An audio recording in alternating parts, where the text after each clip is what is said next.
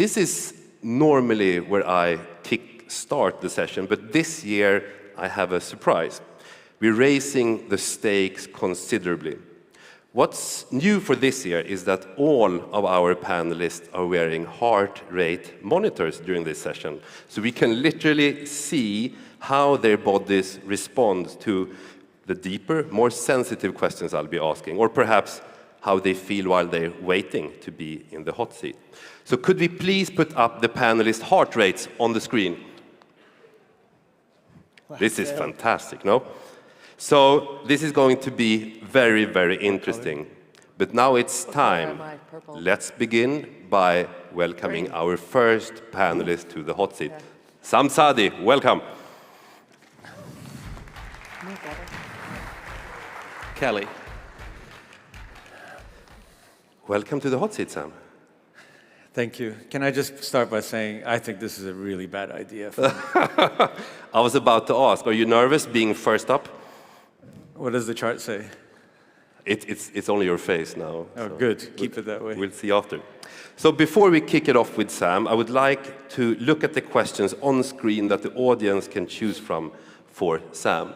So the work-related question for Sam is, what part of your job are you still learning how to do, even though people assume you already mastered it? The more private one, when you're not thinking about markets, matrix, what do you find yourself thinking about the most? What's taking up real space in your head these days, philosophically, politically, or personally?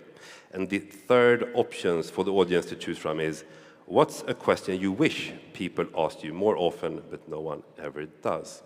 And whilst the audience vote, let's please go ahead and start the timer. Thank you. Sam, this panel has hosted many distinguished guests over the years. Perry Smith, Pontus Lindvall, Alexander Tomic, Maria Perth, David Flynn, Jesper Svensson. The list is very, very long. Every year we always have a proper kick-off call with all the CEOs gathered, but not this time, because for the first time, one CEO did not show up.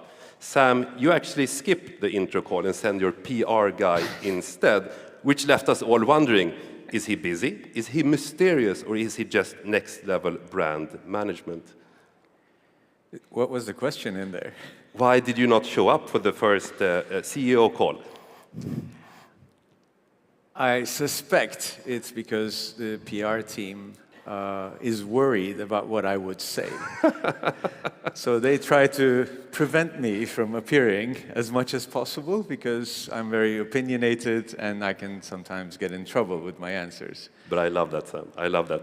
Because when you and I finally had the chat, you told me that you weren't that nervous at all about being on stage, and that calm, I think, is kind of rare. So I'm curious, is there anything in your role that does make you feel nervous, maybe kind of pressure or situation that still gets to you? Oh, every day when I try to convince my C-suite about what needs to be done, when I need to convince my board that we need to invest in a particular area, and I know for a fact that they completely disagree.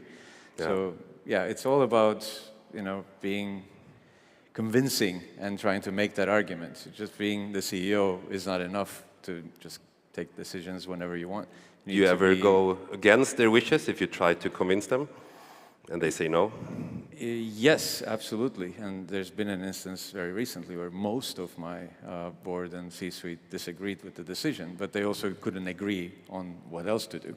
Okay. So sometimes you just have to make the call. And we have a very good team, and they'll come to it and say, okay, well, we can't make a decision, so you got to make the call, and we're all going to disagree.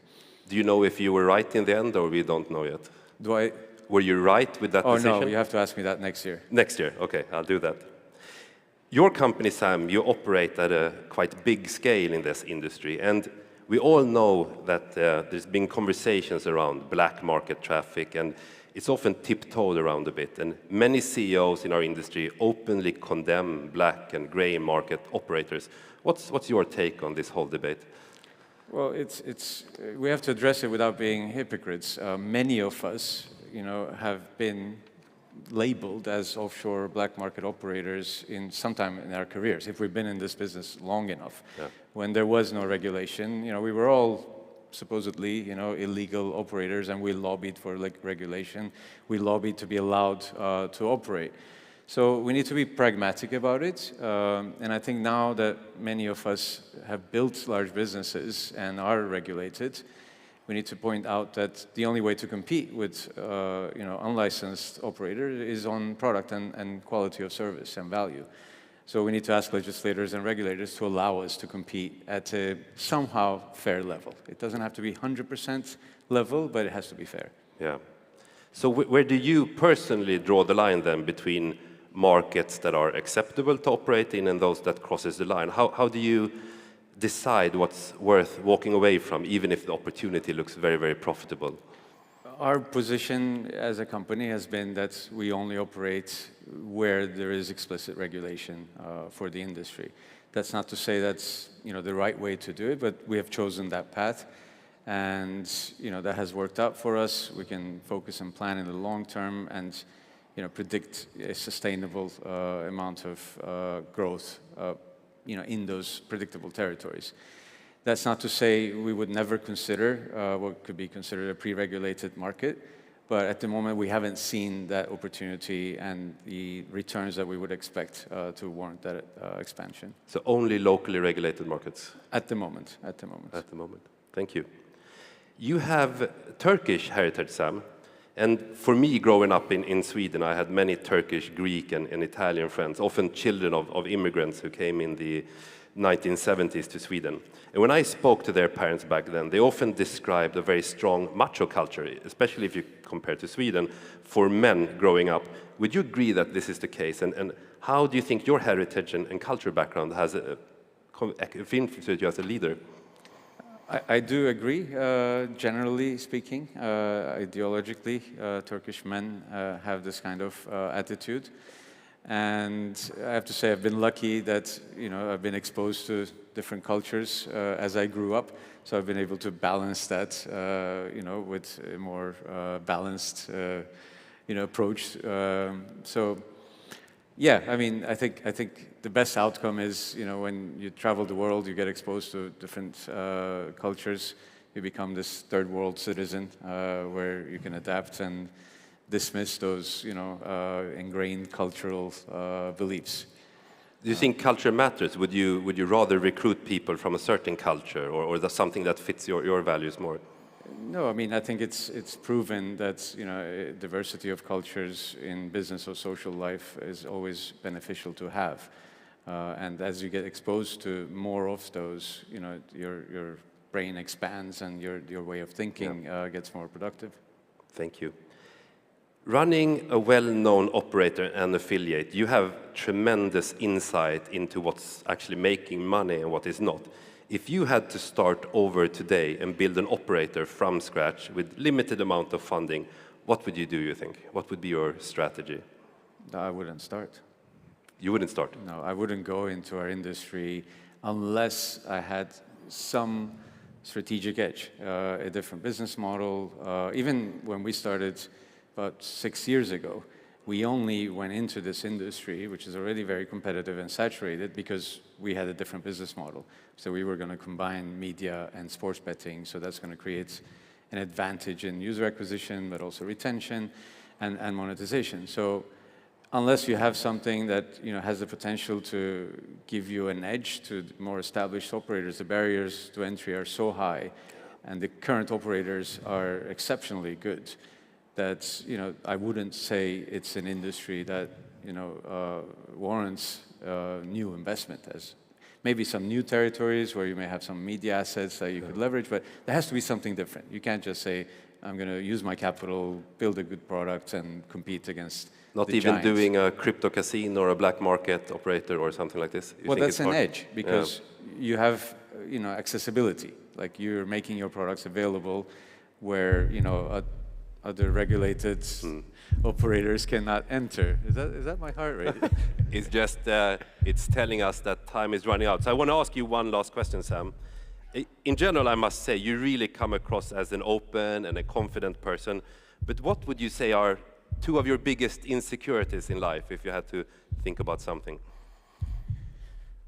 Well, I mean, I'm on this panel, so it may not make sense to people, but I'm an extreme introvert. I had to deal with social phobia most of my life, so the fact that I can stay here and my heart rate, doesn't go up to like, I don't know where it is now, but like to 200 is because I've trained for this. So yeah, I still wonder like how I'm able to do it, but yeah, this is certainly not something I'm comfortable with. That's amazing, Sam. Thank you. Now we're going to have a look at what question the audience picked for you. And they chose number 3. What's a question you wish people asked you more often, but no one ever does? I was hoping this would have been picked. The question I wish people ask me is, how did you come to that decision? Because often I find myself defending decisions and listening to why people disagree with it. But there's never usually an attempt to understand the process that a CEO goes through to make that decision. And there are all sorts of like formulas and methodologies that you can use. But people just assume we take an issue and look at it and have a decision. And they get surprised when we say, well, I need 2-3 days to analyze this. And then you go to these different methodologies and you apply the proper science to it and come back and it's like, this is what I decided. And they just think, that's our gut feeling and bring all the counter arguments, assuming that no methodology has been used to make that decision. No. So I wish they would ask that question a little bit more. How did you get to this decision? And then they probably would not, counter as much. Fantastic. It was a pleasure having you, Sam. Thank you very much. Likewise. Thank you.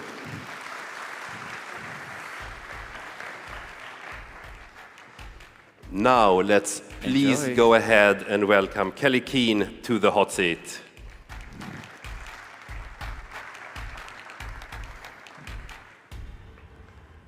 It's an absolute pleasure having you here, Kelly. Thank you. We have a lot of interesting topics to cover, but before we dig into them, could we please put up the questions on screen that the audience can choose from?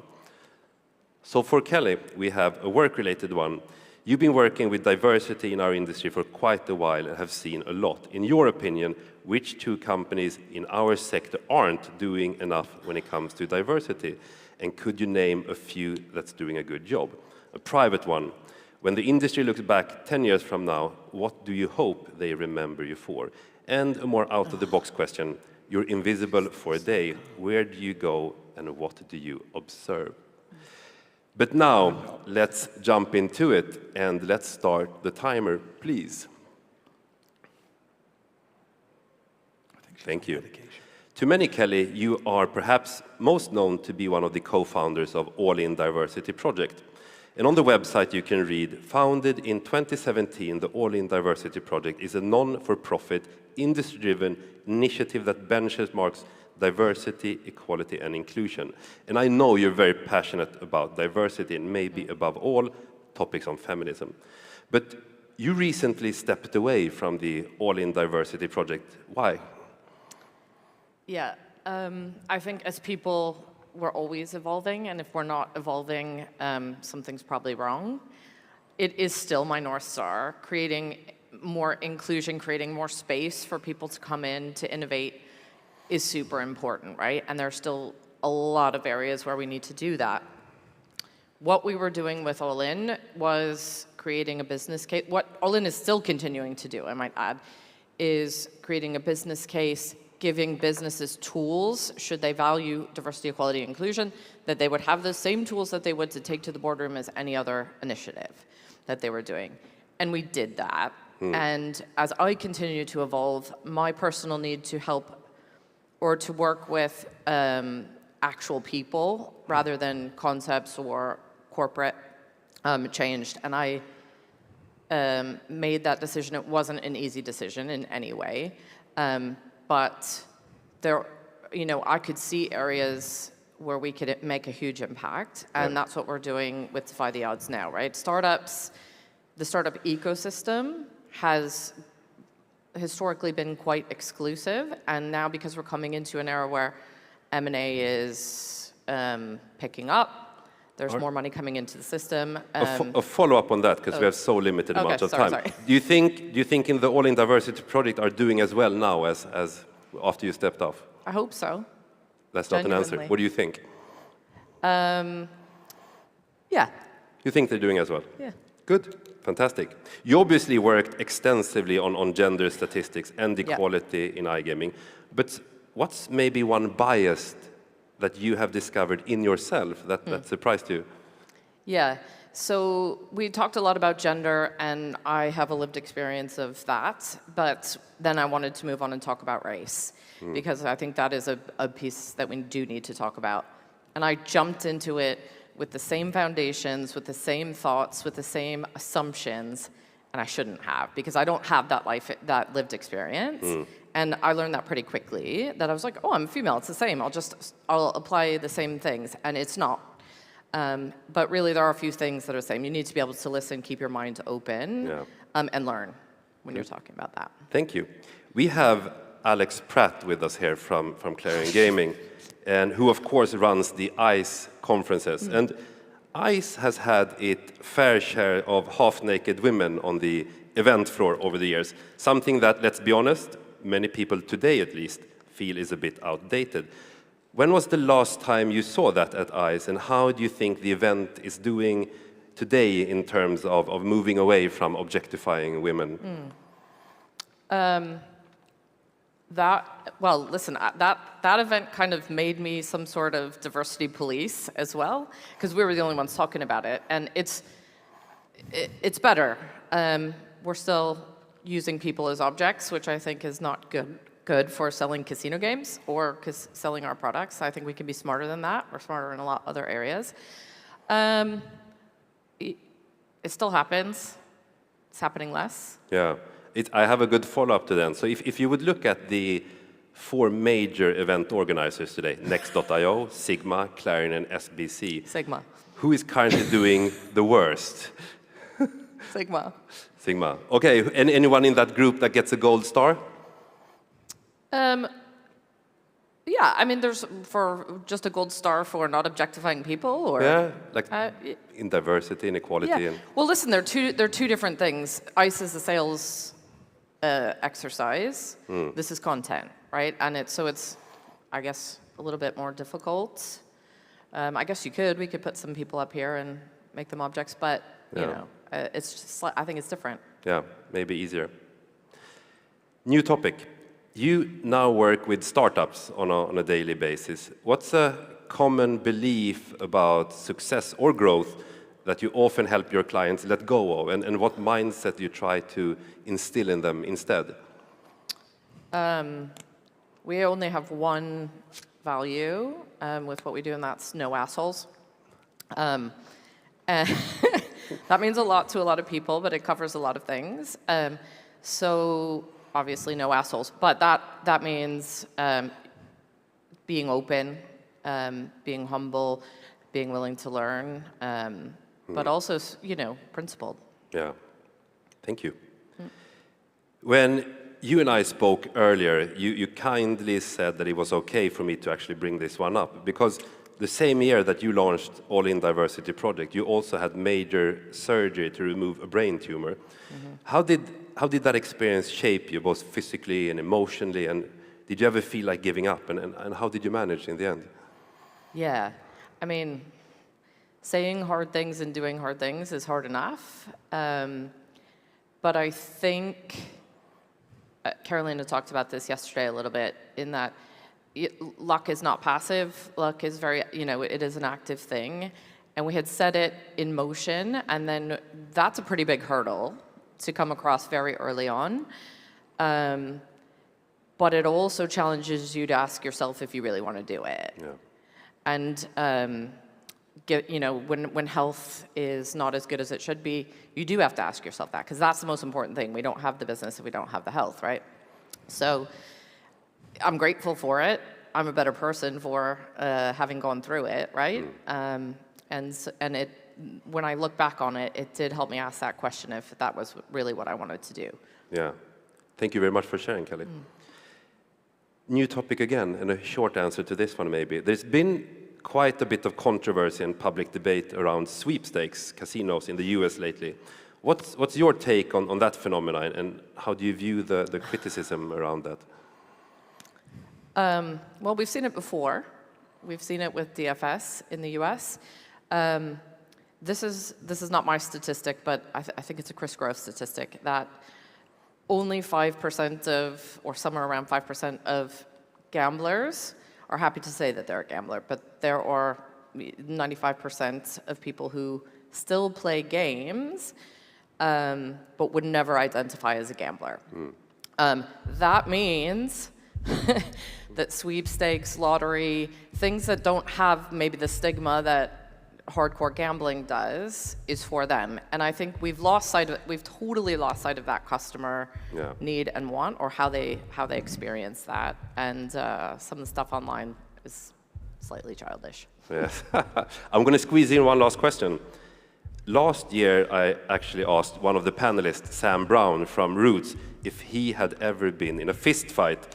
And after our talk about equality, I want to make sure that I'm not only asking those questions to men.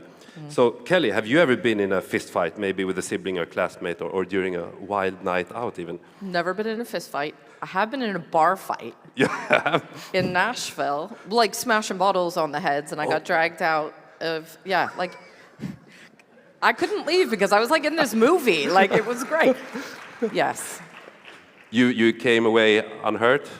I got dragged out by my neck, so. Oh, wow. Yeah. That's an amazing answer to the last question. Thank you very much. It was in a country bar.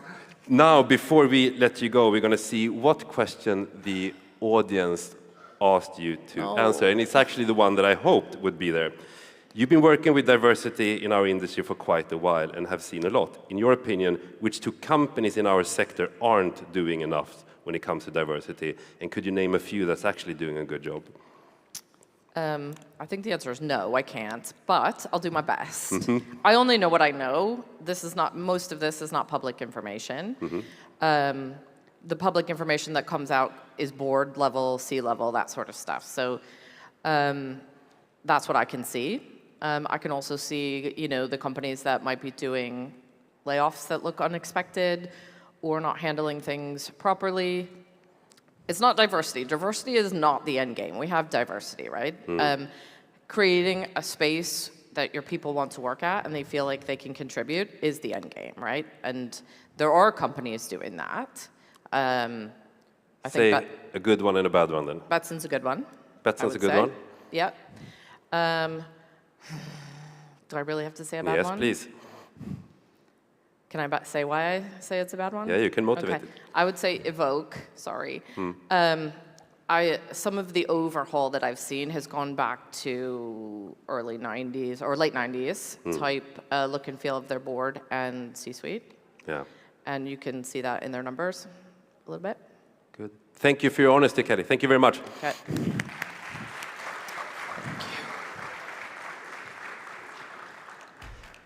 Now, please help me welcome Phil Pearson to the hot seat.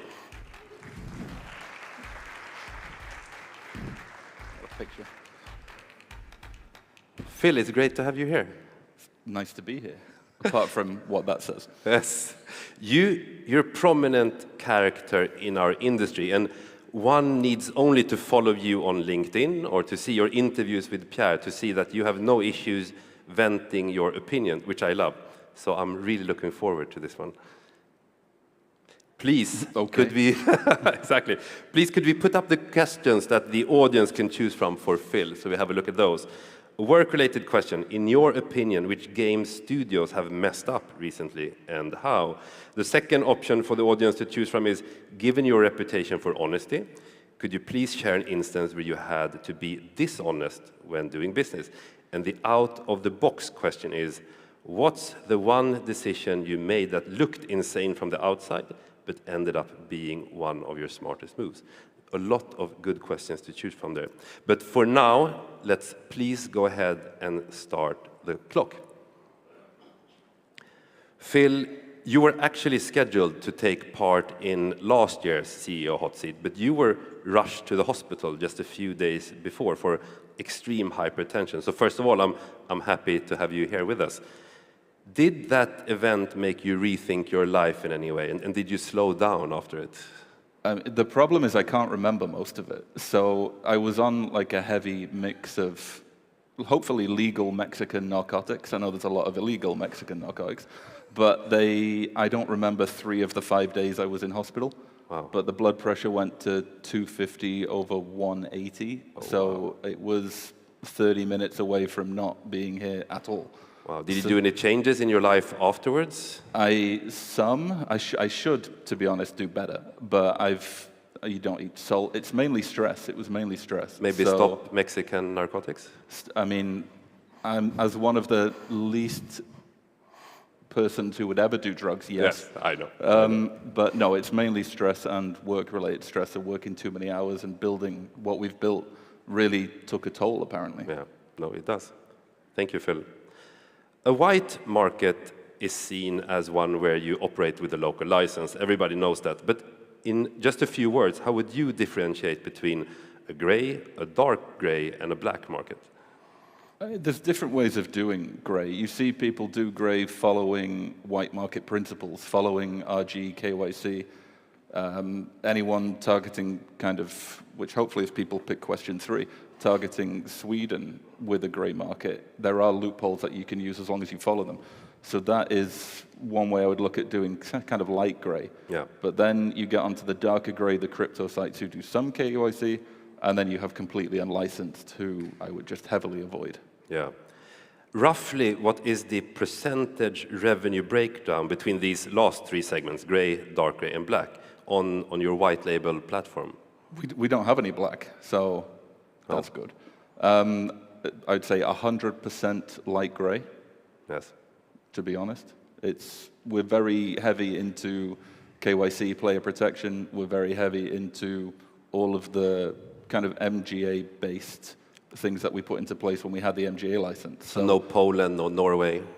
No. No. And do you actually control it? Do you make sure that the operators don't use proxies and try to trick you in any way?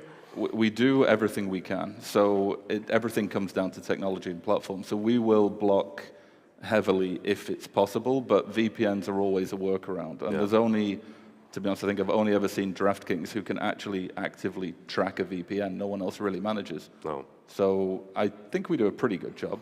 Anyone can do better, but I'm kind of happy. Good. You've been criticized heavily and almost chased by Michael Schmidt on a few blog posts on LinkedIn. And I had a look at his LinkedIn profile, and he has the title Investigative Journalist with Corporate Experience. Could we please put up the screenshot on screen? He quoted you one time, and he says, quote, "Did your platform company just close down your main target market or enforce a migration for you, or block a main market desktop version for your site? If so, come to us."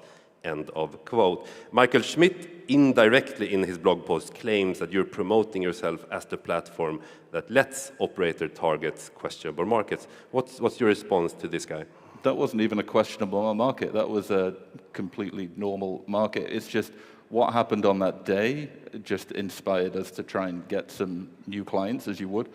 But that wasn't like anyone blocking like Asia or somewhere super great. This was just a normal EU market that used to be handled that no longer was. So we stepped in and tried to do a bit of marketing around it. Why is this guy chasing you so much, do you think? I have a very addictive personality, I think, for him. You have indeed. I attract strong, confident men. You do? So. Okay, change of topics. You supported several charities over the years, including the MSPCA dog shelters, which I think is amazing.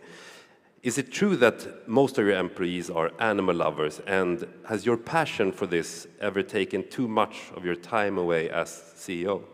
No, I mean, I'm lucky. I have a marketing team who is very, very, very good. So they take a lot of the initiatives on themselves. So the Darbjorn ALS charity, they've done 99.9% of the work. I just post on LinkedIn and, look important. Yeah. They do the work, and especially when it comes to the MSPCA, they organized everything. I just help spearhead it. So it's a whole group company effort. Everybody steps in. People, like, for their birthdays, we do like collections and stuff. They normally end up going to charity. I think I read on your site that you have a lot of animal lovers and you do them. We do. Yeah. There's an office dog which comes in, which I'm fairly sure is just a small cat dressed up as a dog. But people can bring their pets to work. That's fantastic. For the following question, I would like to show the audience a short video clip. Could we please roll that video clip? What? Oh, fuck's sake. Oh my god. Ooh, hello. That was a little creepy one, isn't it? Oh, fuck duck. I'm not enjoying my life right at this second. Oh, this is going to be sponsored by milk. Oh my god. Why? That is... I may have lost the feeling in my lips completely. It's like I've got sunburn in my soul. It's getting worse. Oh. Hey, oh. If I could go back in time, I would not do that. I may need to go home. Good marketing, by the way. That looked very tough. I think I counted like 8 chicken wings each for you guys there. And I think you're doing another one of these later on today.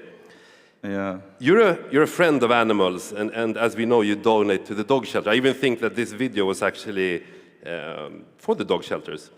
Do you really think one can be an animal lover and still eat animals? In this case, even eat chickens to help dogs? Fucking horrible question. Yes, because chickens don't have souls, so it's okay. I'm not going to clinch you on that, so let's move on. I don't know what to say to that. I mean, it's, yeah. I actually suggested to Pierre that you're going to have the chicken wing eating today. You should do vegan chicken wings to be a bit... Yeah, Alex is vegan, so he's eating vegan Burger King chicken nuggets. Other options are available, but... Will you eat the vegan ones as well? Yeah, sure. Fantastic. Helping the animals. If I'm not mistaken, 70% of your workforce is made out of women, and women holds 66% of the leadership roles. And those are very impressive figures in many ways. So you're clearly not discriminating against women, quite the opposite. But looking at the ratio of men and women available for each role in our industry, some might wonder, are you in fact discriminating against men? Probably. No, we hire talent, and we try and hire people originally from outside gaming, because the thing I've found is a lot of people who have been in gaming for a long time, no offense to the 800 people sat there, do come with some issues sometimes. There's a lot of laid-back attitudes that you might not always need. So we do try and hire outside of gaming, and generally, from what we've found, women tend to interview better. Yeah. So we have a mixed hiring team. It's always 4 different people. It's always 2 men, 2 women, and we just literally hire based on merit. Fantastic.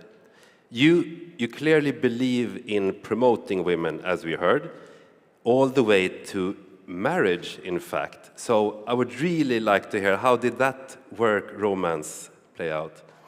What? Did you meet somebody at your work that you got married to? Oh yeah, but this was before work. This was back when they were a partner of ours, a game provider partner. And then during the stage of hiring them, it just naturally developed. Fantastic. Fantastic. For those who haven't been following the industry news lately, and I don't know how much you know about it, could you describe the Evolution and Black Cube saga? Badly, but what was it, 2 years ago it started, or 18 months? I mean, this is really hard for me to describe because I have no part of it, but they found out recently, I think Next, you guys were the first to scoop it, that it was an Israeli think tank that did the work behind the Evolution Black Market report that came out in 2022 or 2023. Exactly, and now they're trying to find out who the client is. Would you dare to speculate who the secret client behind Black Cube is? It's not me, It's but not you. I mean, if it's in Israel, I would start with companies based there. Yeah. I can't name any names, but that would be the logical place to start. I think so, hopefully. Let's see if we have time for another question before we end the clock. I'm hearing that many suppliers today, both platform providers and content creators, are finding ways to separate their white market and black market business in order to tap into this fast-growing, darker side of our industry. It's almost like a sub-ecosystem. Have you heard anything about that? Because you have your ears out. Yeah, I mean, back when Twitch and Kick became a thing, Kick obviously owned by Stake, their marketing and their kind of company is incredible what they built, but it is based around the darker markets that there are. So I think once Amazon stepped out, once everything became, should we say, gray friendly, the whole loopholes you have to jump through, age gating, everything's vanished. Yeah. So accessing that market is just easier than ever before, and players are more interested in it because regulators 90% of the time suck at their jobs. So it's a lot easier for them to play on black market sites. I hear a lot of platform providers are copying their own code, starting subsidiaries and trying to tap into both. I've heard the same. You heard the same.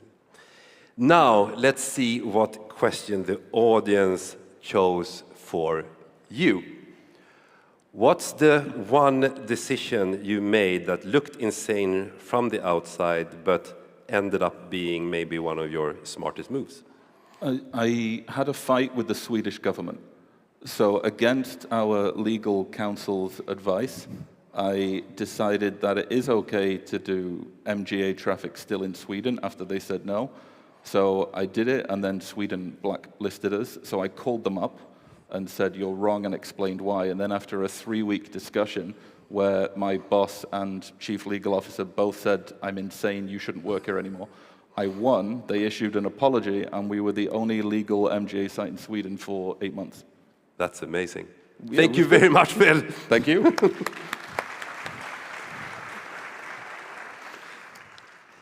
Let's go ahead and welcome our last panelist for the day, Alex Pratt.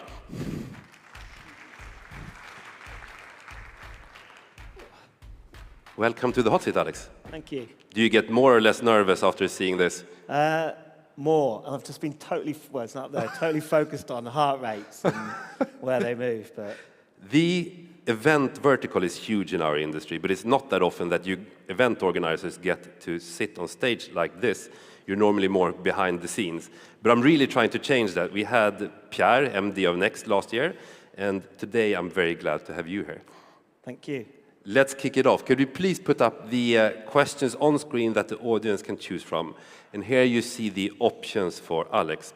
A work-related question. If you were to break down your top competitors in the event space, say Sigma, SBC, and Next, what is one thing each of them does better than ICE? A private question. What's your most irrational fear that still has power over you, even though you know better? And an out-of-the-box question. If your son had full control over your company for one day, what do you think would be his first executive decision? And whilst the audience starts voting, and for the final panelist of the day, let's please go ahead and start the clock. You told me earlier, Alex, that although you have done maybe 1,000 interviews, this is actually your first time on a big stage. So how nervous are you from a scale 1 to 10, would you say? Yeah, probably 9.8. Yeah, terrified. Like, it's always, for a long, long time, I've been terrified of public speaking. I think as your career grows, actually you can't avoid it. So I've had tons of training, weird coping mechanisms I've invented. I even 10 or 15 years ago, went to a hypnotist. But look, I thought I need to get on a stage. If you're not pushing yourself, if you're not out your comfort zone, how are you going to develop? And actually then PR message. And you choose this one to be your first. Yesterday, I think I said to my partner, I was like, why did I choose this? I could have gone on a panel, but no, it's a hot seat. So is it a bit of a strategy for you to be more public now and build your own brand, or is it mostly to challenge yourself as a person? Yeah, mostly. I mean, I wish I see people have personal brand strategy. I wish I had one of those. It's really just to push myself. Yeah, and I think as for the thousands of podcasts I keep appearing on, I say yes too many times. I love talking about ideas and business, whatever I'm in. So any opportunity to do that. Amazing. In short, and I think it's a question that many have asked themselves, is why did you move ICE from London Excel to Barcelona, especially considering that SBC had already held a conference in Barcelona? Look, I think that the move of ICE to Barcelona, to any city, I think it had been bubbling away for actually more than a decade, and certainly in the land-based sector, they'd been talking about it a lot. I think, look, when we look at it from the outside, it had been in London for 90 years. It was fundamentally the number one, the most successful event in the gaming industry. It was growing at kind of double-digit growth every year, so moving it would be like pretty stupid as a business. It would only entertain risk, so we would only do it if we felt it's what the customer wanted.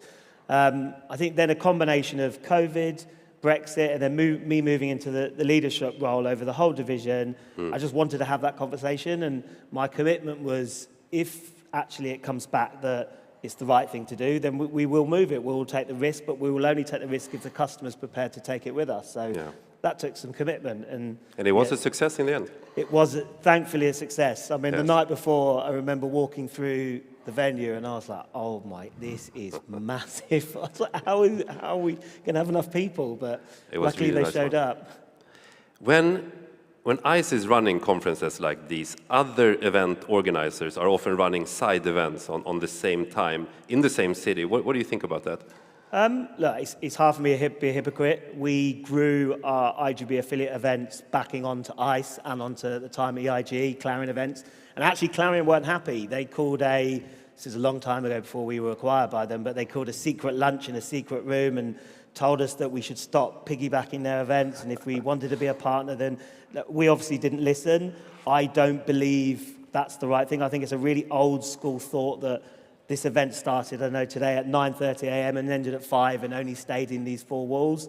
From a customer, your event experience, for me, starts the moment you get on that plane to the moment you get off. And actually, if other organisers or other companies can add value to that experience, whether it's networking or awards or a side conference, and I think that's really good, because the experience will then come back on us as the umbrella event. And IGB Live, we've partnered with EGR, they're running their B2B awards. We've got a new tech conference. I think one of our media partners is running a football event, and look, Pierre's let me speak on his stage. You're here, exactly. Yeah, so it worked.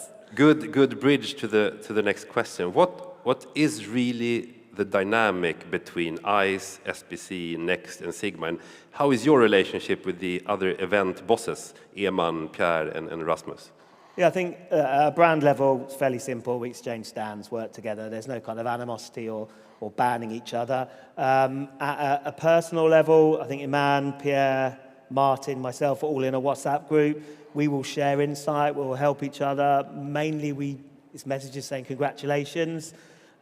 With Raz, I go back a huge amount of time with him before SBC existed, and probably people don't realise that London Baby event they run, the party they run on ICE on Monday these days. It's actually something him and I created together because we wanted to create a party for the iGaming sector at the time. And how is it now? Are we best friends still? No. Is it because we moved ICE to Barcelona? Probably. If I fell off this stage right now and broke my leg, would he call whatever, I don't know what your number is in Europe, 11, whatever it is, should learn it. Would he call it and help me up? I think he probably would. I think in the end, life's short. We've been good friends, and thank you. It's more to business than Thank fights. You. Clarion, you are actively stopping Russian-owned businesses from exhibiting at your events. Why punish Russian entrepreneurs because their political leader has chosen to take their country to war? That was a decision we took just before ICE 23.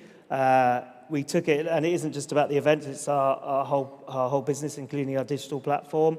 We decided we suspend Belarusian and Russian-owned companies and state entities. It was taken at a time where international sanctions were being rolled out, and it wasn't a political decision. It was something where we spoke to our customers, we spoke to the industry, and we felt it was the right thing for the industry, right thing for our customers, and the right thing for our company. And it's still in place. We still run UBO checks, and it's working, and it's something we'll stand by at the moment. I mean, you're taking a bold stance by blocking Russian-owned companies from exhibiting.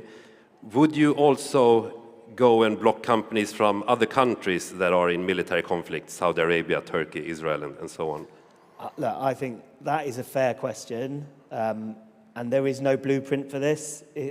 I think the first thing we would do is what's legal? Is this individual sanctions? Then that makes the decision really easy. It's out of our hands. I think secondly, we will continue to talk to our customers. We'll continue to have a dialogue with the industry. We'll talk to or reflect the values of our business and how we go about doing business and make a decision based on that. Will it be the right decision? Will it make everyone happy? Probably not. But all we can do is just keep going back to that position. And actually, if it's right for the sector, then it'll be the decision. Is there sort of risk for ethical greenwashing when you take public stands on one case while turning the blind eye to another? Is that hard? Look, I can see it being seen like that, but I see ourselves as the event, but also a platform that represents the industry. So we would continue to work with the industry and represent, I guess, their values and how we feel as a sector. Certainly, I don't think we should take a political stand or a political opinion on certain subjects. We are. I have a lot of follow-ups on that, but we don't have time, and I want to squeeze in one more question. Yes. In a recent interview that you did with our common friend, Alexander Tomic, who actually was in this hot seat 2 years ago, you mentioned having a bit of street fighter mentality in your earlier days, and that you sometimes wish that you had been kinder to people back then. Do you remember any kind of moment where you felt you didn't treat somebody the way you should have? And how would you treat that situation today? You know, how has it shaped your leadership? Yeah, no, there's one that always comes to my mind because I think about it a lot. It was back in the early days, so when we just launched the affiliate events, so kind of 2007, 2008. I guess our USP is that we didn't charge for affiliates to come to our event. At the time, they were charged. We saw them as the primary audience. We were, I guess, a year and a half in. We had an event in London. We had the event in Barcelona. I was young, ambitious, aggressive. I wanted to own the world. I didn't understand that monopolies aren't necessarily good things. We had one competitor left in Amsterdam called Casino Affiliate Convention, or CAC was its acronym, probably not the wisest name for an event, but we, in my infinite wisdom, decided to hire, and it was in Krasnopolski, which I'm sure some of you know, in Dam Square. We hired the bar on that corner opposite and branded the whole thing affiliates drink free, and then opened it from about 11 a.m. right through to the end of the night. And look, obviously it was an incredible party. Loads of people came out. The following year, we launched IGB Affiliate Amsterdam 4 weeks preceding his event. He got hit by the ash cloud. We were a success. That went on to become Super Show, which then became IGB Live. So, look, when I look back, it was an arsehole thing to do. Like, I could have done it in the evening. I didn't have to do it in the day. I didn't have to actually. The customers weren't even asking me to replace that event. It was totally competitor-led, total ambition. I still believe we need to be ambitious. We need to be aggressive. We need to fight. But there's ethical ways of doing it, and actually, if it's not what your customer wants, you shouldn't be doing it. And actually, that's competitor-led, not customer-led. Try to stay a bit united in the industry. Yeah. But I mean, he went on to do dating events. Everything was okay in the end. Okay. Now, let's see what question the audience picked for you. And it's the one I hope they would pick. If you were to break down your top competitors in the event space, say Sigma, SBC, and Next.io, what's one thing each of them does better than ICE? Interesting. Okay, Sigma, I think they have an incredible... Look, the way Iman goes around doing business, he is so fast, so aggressive. I don't understand when he sleeps. He seems to be in every country at every moment. So his international footprint and connected network of products and events is just like so impressive. I just think like if that's the thing I think they do better than us. SBC, I think their brand around Raz and his historical kind of involvement in the sector, although actually I've been in 20 years, Ian, who actually is 16, we've got a load of that. We're still seen as this PE-backed corporate, no matter how hard we say, look, we're part of the industry. Raz is seen as, look, I grew up from the roots. A bunch of you invested in me. We're part of the sector. And then Pierre with Next, I just think because they have this small startup mentality. They're just incredibly dynamic, and they are able to take risks. Some work, some fail. So I get really jealous of things like his WhatsApp groups, the way he will move on to LinkedIn and run video before anyone else, and then suddenly he moves on to the next thing. And for a company like us, it's yeah, we can move fast and we can test because we have thousands of events and we can put a whole bunch of money, but actually to think dynamically and make those mistakes and take those risks is more difficult. So yeah, I think all of them have their own advantages. Fantastic. What a great ending. Thank you very much for sitting in the hot seat, Alex. Thank you. Unfortunately, that marks the end of this year's CEO Hot Seat, and I really hope you enjoyed it, and I hope you appreciated the openness and honesty our panelists showed us today. So please give our incredible panelists a round of applause, and I hope to see you next year. Now all our heart rates go down.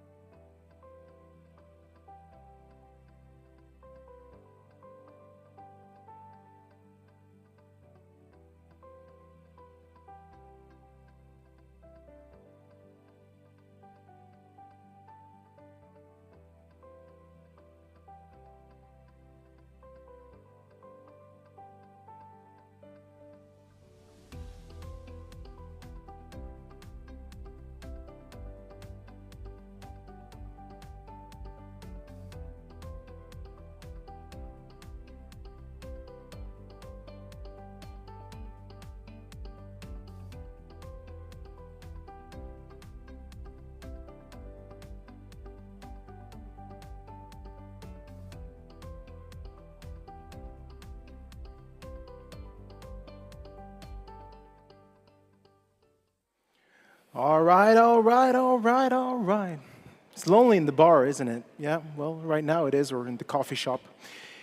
This next session is going to be a really exciting one. We're going to think, I want you to think this as Wall Street Journal meets House of Cards. So we're going to look into the global markets, the power plays, what's hot, what's not, and even who might be lying to their investors. With that said, welcome to the stage for this next session, the moderator, Adam Rosenberg, Senior Advisor, Gaming and Leisure, Blackstone. Let's welcome Adam to the stage with a big round of applause. Thanks, mate.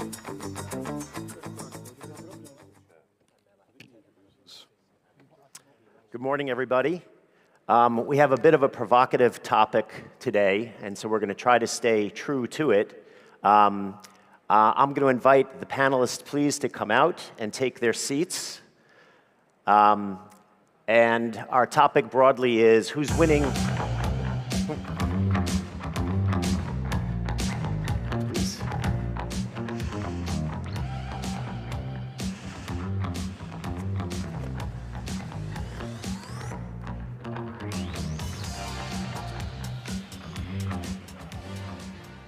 Cool. Hello, everybody. Hello. Nice to see you all again. Again, my name is Adam Rosenberg. You can see our topic up on the screen. And what we're going to do is, first, I'm going to ask each panelist to introduce themselves briefly, not to provide a bio, because you have that information in your materials, but to give a bit of their perspective on how they see the industry, what their companies do in the ecosystem of gaming, online mostly, but some on land as well. And then I'll give a bit of a frame about how we're going to take the discussion. So please, George, why don't you start? George Maradulakis, Campion Gaming. We are a B2C and B2B actually company. So we run our own brands as well as providing technology to entrepreneurs who want to get into the industry. And we are operating across the globe. Excellent. Hey, my name's Kyle Wiltshire. I'm the founder and CEO of Testa, and we do crowd testing. So we have people all over the globe who are able to test gambling websites, apps, all the little itty bits that make them work. So that gives me a good perspective on what's happening globally. Nadia? My name is Nadia. I work for Elantel Gaming. It's a new platform provider and disruptor of the business. And I've been around for many, many years. I've been working on the B2B side, on the suppliers with games, and also on the B2C side. I'm Thomas. I'm CCO of Playtech, which is a slot provider focused on regulated markets lately. And I've been in the industry for 15 years, so my expertise lies mostly on the casino side of the business and slots in particular in the last 8 years. Great. Hi, Adam. Hi, everyone. I'm Dinos Stranomidis. I'm in Altenar, you probably see. B2B sports betting, but not only. We also have a full stack with platform, turnkey solutions. I think we can have a very interesting discussion, Adam. I enjoy that I have space on the couch. Okay, that's me. Terrific. Well, it's a very broad topic, so what I thought we would do is divide it into 4 overlays, which we will step around. The geographic overlay, operational, regulatory, and strategic. And those will intersect with each other as we move through our discussion, but I hope that provides a way to organize our thinking around the question. So, Dinos, why don't we begin with you from the perspective of sports betting. Well, as you look across jurisdictions, how would you answer this question? Who's winning, who's losing, who's getting screwed, most importantly? Was it 30 years ago that Gary Lineker said, a football is 11 aside and always German wins? That's not the case anymore. Okay, so if I have to say to start from who is losing, Germany is, I'm afraid, losing. But what I try to explain to the audience is, we like it or not, in our industry, geopolitics makes a difference. And especially if we see what's happening now, Europe is becoming a little bit more conservative. And I'm afraid that our industry is losing in Europe. And if I say where we can win, winning territory at the moment is Latin America. It looks like a medieval Europe that everyone is getting a boat, going down the sea, and going to find the El Dorado. It is happening at the moment. And the whole story is that how soon it will be regulated properly, the whole story, so we see everyone winning. So I think, personally, is Latin America is a winner. Probably Europe and North America are not winners. They struggle, especially Europe at this moment. Far East is a little bit detached. I'm afraid there's a big war coming that way. Africa, because no one is interested yet, or someone is interested, it's probably a winner, but with small numbers. So if I have to describe it a bit, look the history of Mr. Columbus and make the analog. And you see that unless Europe or the world start regulating properly, I'm afraid only the pirates keep winning. So it's a great geopolitical dissertation you've given us. Who's getting screwed? Well, Germans? Well, I think, I'm afraid the most screwed territory now is the European ones, and especially, I would appreciate to see France getting casino, I would appreciate see Germany make the casino and the whole story properly. I would really think that Italy is such a nice country with such a great business. They don't need to make it so hard.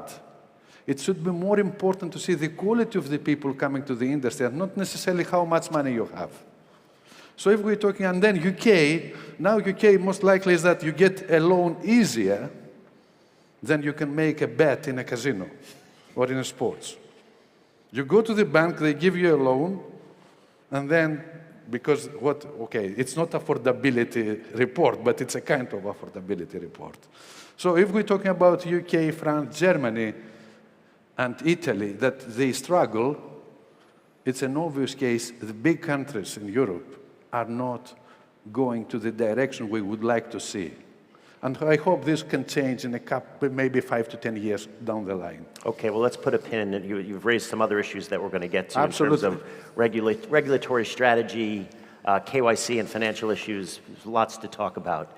Let's change perspectives a bit, Kyle. If I could come to you. Your firm specializes in crowd testing and market optimization strategies, among other things. Step us around the globe and how you characterize the markets you operate in, focusing on what makes them different from one another. So, I mean, there's so many markets, it's hard to kind of pick and choose each one, but the way I kind of organize it in my head is you've got maybe 3 major spectrums. The first is obviously regulated, unregulated, or black. The second is the income level of the country. And I'd say the third is kind of demographics. Is this a growing country? Is it young? Are they getting online or not? And between those 3 type of things, you can kind of see, is this an up-and-comer? Or is this something a little more stagnant, right? You've got markets where the population is older, maybe a little less growth. If there's a gaming market to be had, it's already kind of been cracked and now it's declining. Maybe they're using more desktop, they're not in on the mobile spree. So those are kind of the ways that I organize the markets in my head. I think what happens with regulation, of course, is when a market is going regulated, then everybody gate crashes. And that's a natural thing to do, but with that gate crashing, you sometimes forget, is this an old market? Is it a young market? Do we actually have a competitive advantage here? Or are we all just going to run at it because it's regulated? So I think with countries like Brazil, of course everybody's going for it, but is there actually something in the company's DNA that's going to make it compete and be better than the market leaders there? So I think that's going to be, with Brazil as an example, that's there's going to be a top 3 or 4, and then the tail is going to come down quite steeply, kind of maybe like the US. Great. Thomas, as a game studio company, Kyle touched upon a few demographic things, population trends, wealth density, etc. As a game studio company, how do you approach distribution in a different way from market to market? Which are easy, which are hard, and why? I mean, each market has their own specifics, right? So it's not very easy to give a generic answer to that. But what is really, really important is to understand the geo that you're going into and then to localize. Like, first and foremost, players need a seamless experience, right? And for them to have a seamless experience, your backend has to be spot on. Players don't want to wait 20 seconds for loading the game. They don't want 2 seconds in a spin. So it's very important that you bring a seamless experience in this regard. And then how you do that, whether it's your server locations, whether it's your tech behind, whether it's local infrastructure that you're specialized in, differs by market. But this is a key point. Players need to get the players ASAP, right? Like, from YouTube, we went to TikTok. The attention span of the player is very, very short. So for you to capture that, you'll be able to give this seamless experience. And something that other B2Bs don't really talk about is promotional tools as well. If you're able to give a big promotional suite and you're able to localize that, you don't want to sell or your promotional tools to all of the markets. You have to figure out what, for example, Brazilian players like. And then you have to cater your offering based on what the players want. And you have to talk to your operating partners, you have to talk to the local guys, and you have to figure out what exactly it is that the player in that geo wants. I would like to comment on this Please. as well, coming from the supplier side, like with games providers. It's very complicated to enter certain markets as well. So there are some markets which makes it seamless. There are some markets which make it fair, and there are some markets which make it really complex, like for example, Portugal.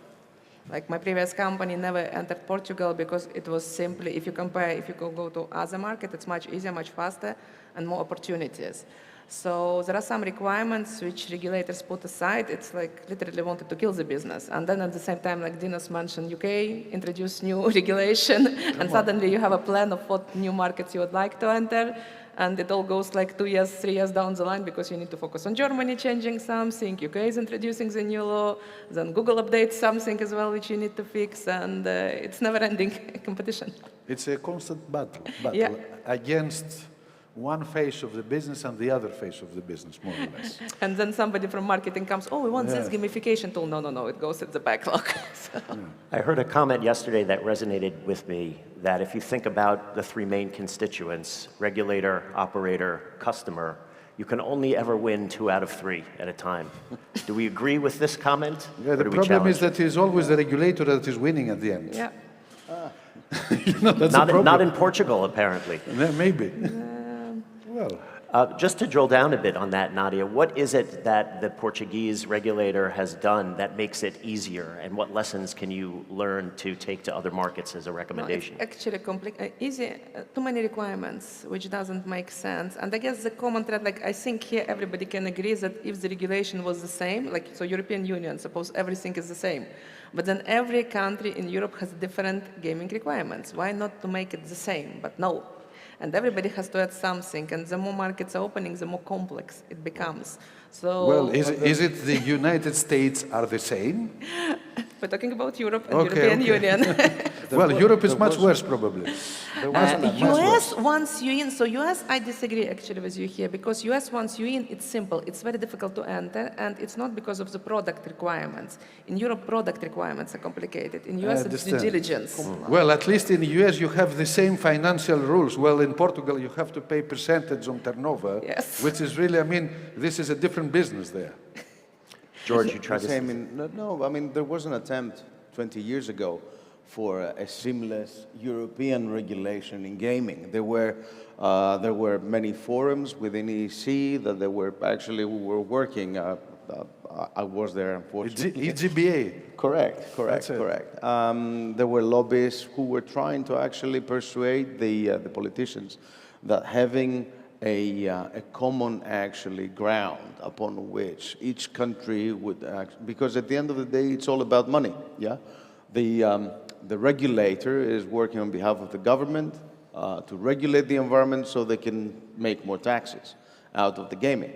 So now I think the regulators and the governments are losing because of what they do. They exaggerated with regards to compliance measures. They're trying to restrict operators.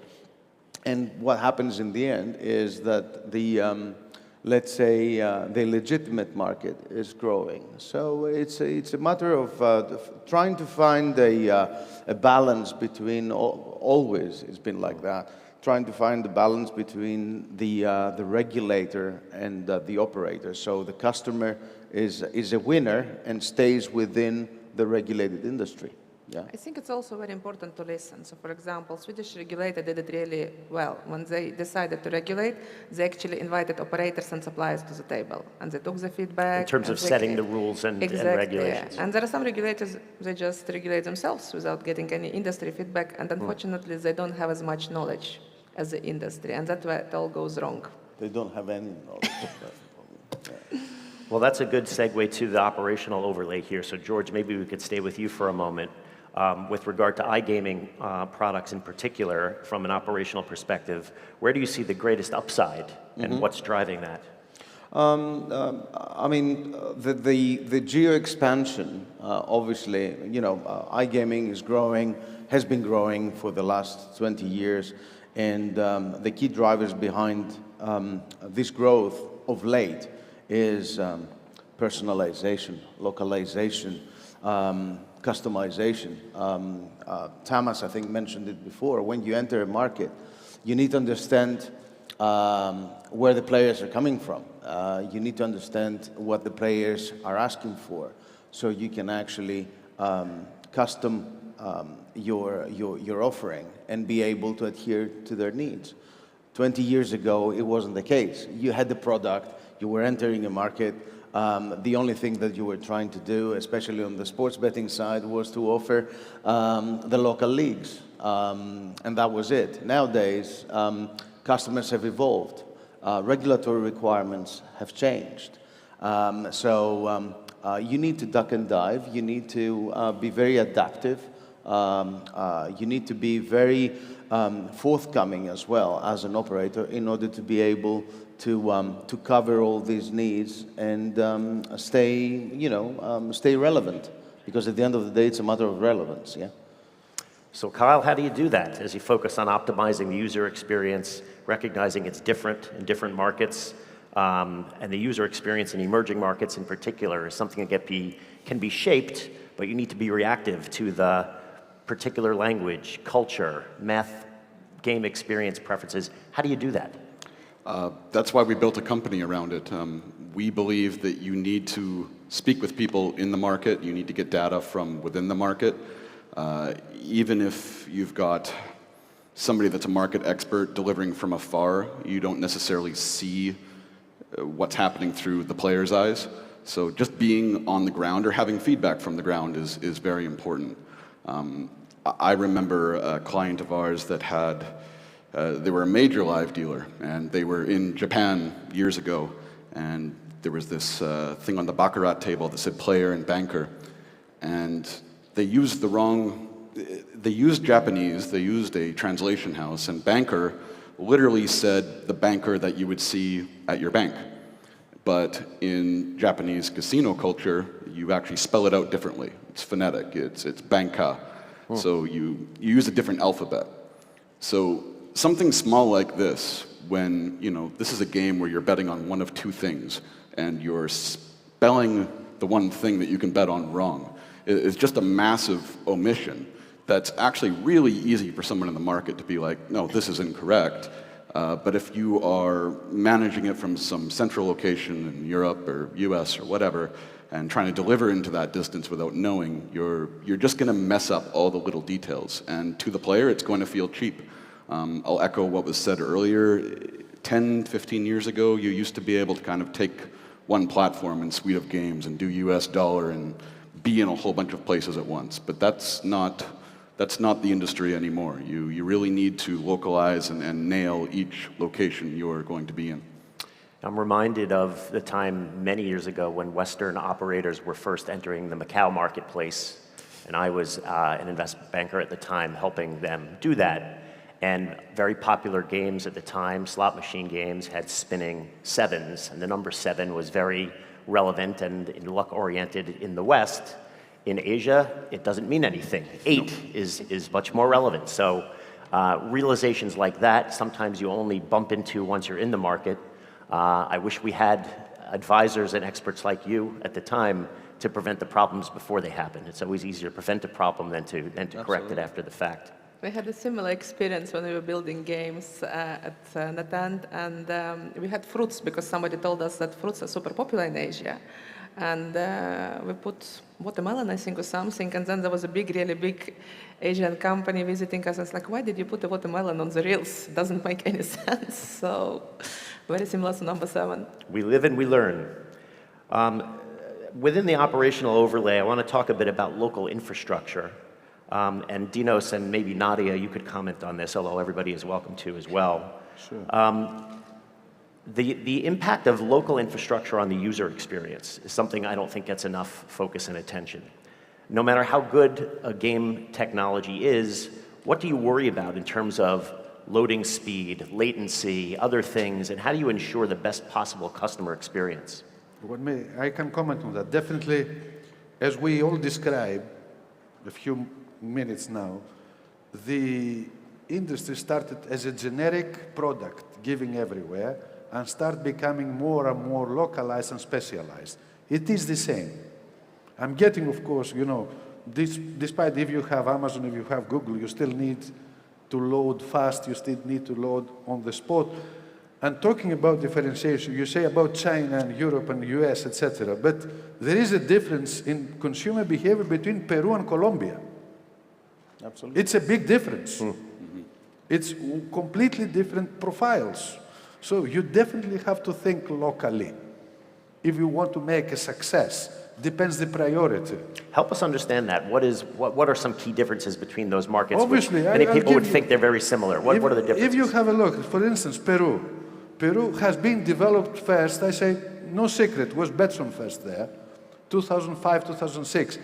They got a lot of North European likes in the first product they used, and that's how they start developing. When in Colombia, it's completely even different layout you have to use because they think of the local coupon, a little bit of a traditional long list of games that was more on the likes of England, if you ask me, in early 90s.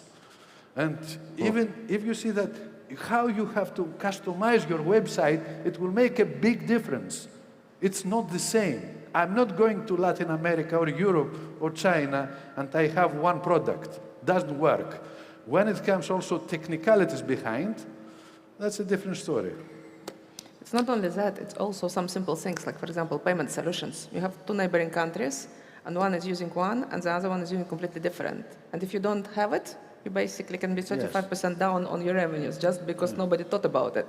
Or we have Visa, we have all standard things, and then there is something really local, like Argentina, and that's it. And maybe what I'm thinking, but we can keep it at the end of the panel, who is going ultimately to win? Well, you're going to keep us all in suspense. I'm not answering now. We'll save that one till I'm the not end. answering now. A bit of, the heartbeat. Let's have the heartbeat. Well, just on the point of payment processors, last night somebody told me that if you want to get a good picture of how many gray markets or darker than gray markets operators are in, ask them how many payment processors they have. It's a good proxy. Well, is how many pirates? Okay. There you go. Well, let's shift to the regulatory overlay, although we've started to bump into it a bit already. And Thomas, maybe I'll start with you. As a B2B provider, you have a view into lots of different types of operators across markets. In your opinion, does an operator need to choose between full regulation and unregulated as binary outcomes? What's the right strategy? And should operators specialize along those lines? Well, I believe each part of the food chain has to find their niche and be very, very good in that niche, because that's how you'll really understand your customer. That's how you, we see large companies that do regulated and .com markets as well, for instance. But ultimately, the winners, in LATAM we see this as well, are the people who have the local knowledge. And this is extremely important for the operator especially to understand, that it doesn't happen overnight that you will be an expert of the market. On the B2B side, it's a little bit simpler in the sense that, that we are able to renew our offering every single time. We release a new game, we release a new tool, and we can adopt a lot more. But operators who started off, they will have a very, very difficult time to adopt later on. So they will have to get their segment right in the first place. And then like I don't remember if it was Tim or Robin who said that there will be this massive separation of .com and gray markets and regulated markets. It's the essence, because in the gray markets you can focus a lot more on the player experience, because you're not burdened with so many limitations.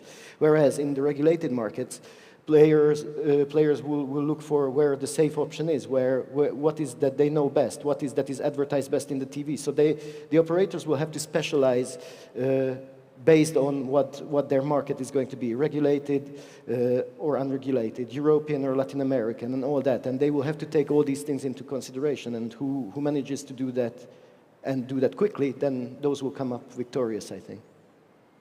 Anybody want to add to that? I'd like to add as well on this one. It's very separated, and the separation is becoming bigger. So the big tier ones, the publicly listed companies, the serious guys, they're mostly focusing on regulated. They're not mostly. They are focusing only on regulated markets or pre-regulated, like Brazil was when it was .com.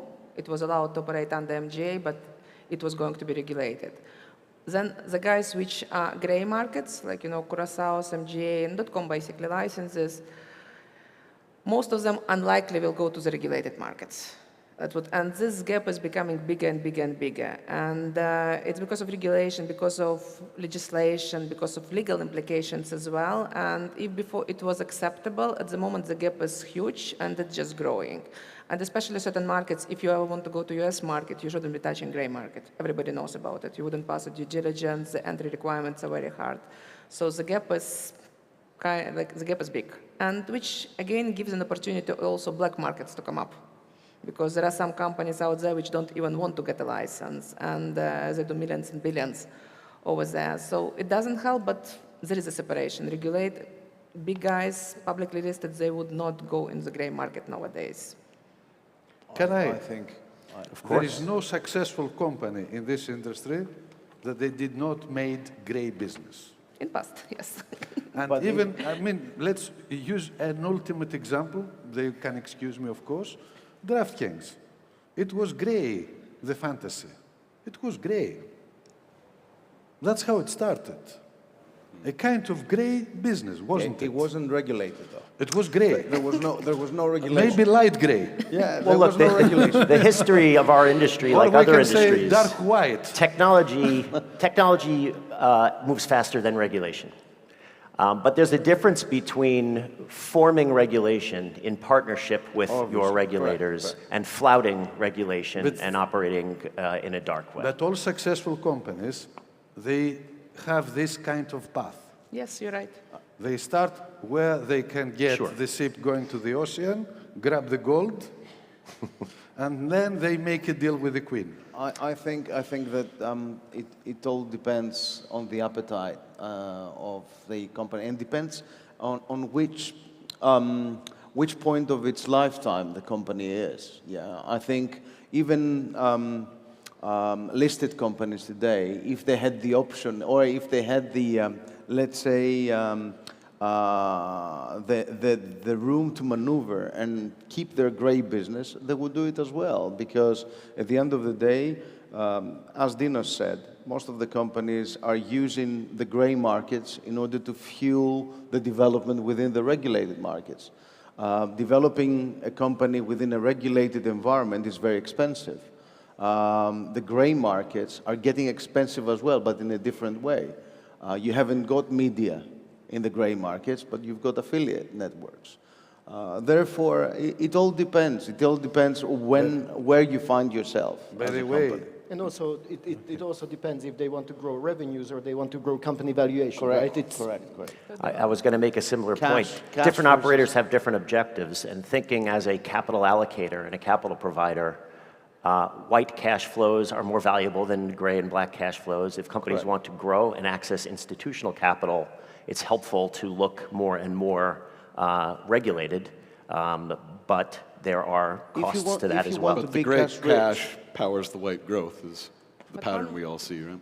One has to remember that a few years ago it was much easier. 5-10 years ago it was no-brainer. Nowadays it's very complex. The bank is going to ask you if you have like the deposit of 1,000 euro in the bank is going to ask you where the money is coming from.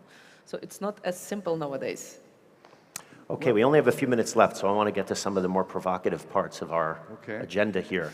Staying within the category of regulation, who's about to implode as a result of the changing regulatory landscape? And this can be an operator, it could be a jurisdiction, it could be anything you'd like. Who would like to answer that? Who is the ultimate winner, you mean? No, who's the ultimate loser? Oh, Mr. Trump, Mr. Putin. Oh, no, okay. Okay, don't go that way. Who is the ultimate loser? Germany's an easy one. Germany. As you mentioned. I'm afraid so. Sorry for the Germans. I think the player is losing at the end. Exactly. Huh? The player. The player. The player is a European player. Yes, UK players, German players. Guys, let's not be naive. The players are not, are not losing the players. You think so? The players find their way around. They are not getting paid. You know, right? The players find their ways around. I think the governments, the local governments are the losers. Probably. Because at the end of the day, instead of optimizing their revenues by offering the customer base and the operators the right environment to operate legally, and the customers the ability to choose amongst operators in the right way, At the end of the day, they don't make the money, they don't put in their coffers the taxes that they could. So I think the big losers are the government. And the problem with regulator, the problem with the regulators is where they give you moving targets, right? Some of the regulation, when it starts and it keeps to that way, then the market and the players and the players on the market will adopt, and then they will understand what they are required to do, and they will try to do their best to do so. And then players will probably have a lesser experience, but they'll get used to it. But then there's a huge number of regulations, which every 6 months there's a new rule. You just adopt it as an operator, as a provider, and even as a player, like, okay, well, I will have to suffer these 2-second spins, but they got used, and then they change it again. This is what makes everyone's life very difficult. For as long as it's logical, and for as long as it's keeping the time, like taking the time, then it's fine. But. So let's use the limited time we have left to shift to strategy a bit, and I think this is a good segue to what you were just saying, which is, as you look across companies that you would describe as disruptors today, or change agents, what strategies do you see as most disruptive to the incumbent players? If I have to answer with one word, we have only 40 seconds. The ones who will get the risk will win, regardless, and this will be the operator. Must get the risk. If you don't get the risk, you will never make it. You mean solve the risk problem? Get the risk, sort it out, make an extra step, don't go too hard against the rules. But you need to have a tech which supports it as well. Say, don't go too hard against the rules. I would say alternative marketing channels, yeah? Influencing marketing, influencers, agencies, affiliate networks, definitely. I think these guys are actually the winners. Why? Because of the shift towards the gray markets. So the regulations getting tight, people are getting tired with regulation, they're moving to gray markets, therefore they are looking for alternative ways to market their products. And I think these channels, the alternative channels, are the winners. I would say crypto casinos and prediction markets as well. And for me, the tech companies who are outside of the regular food chain, and they can think more outside of the box. So the ones that give added services to the existing food chain, because operators, very full market, B2B providers, very full market, platform, very full market. So people who come up with solving an actual problem of one of the players in the food chain, whether it's the player, the operator, or the B2B, doesn't matter, but who helps solve their problems outside of this ecosystem, that can be a big winner. Excellent. Well, we'll have to make that the last word. Thank you all. Please join me in thanking this austere group. Thanks, man. Thank you. Stuff. Thank you. Nice job. Thanks a lot, mate. Excellent. Really good job. Excellent job.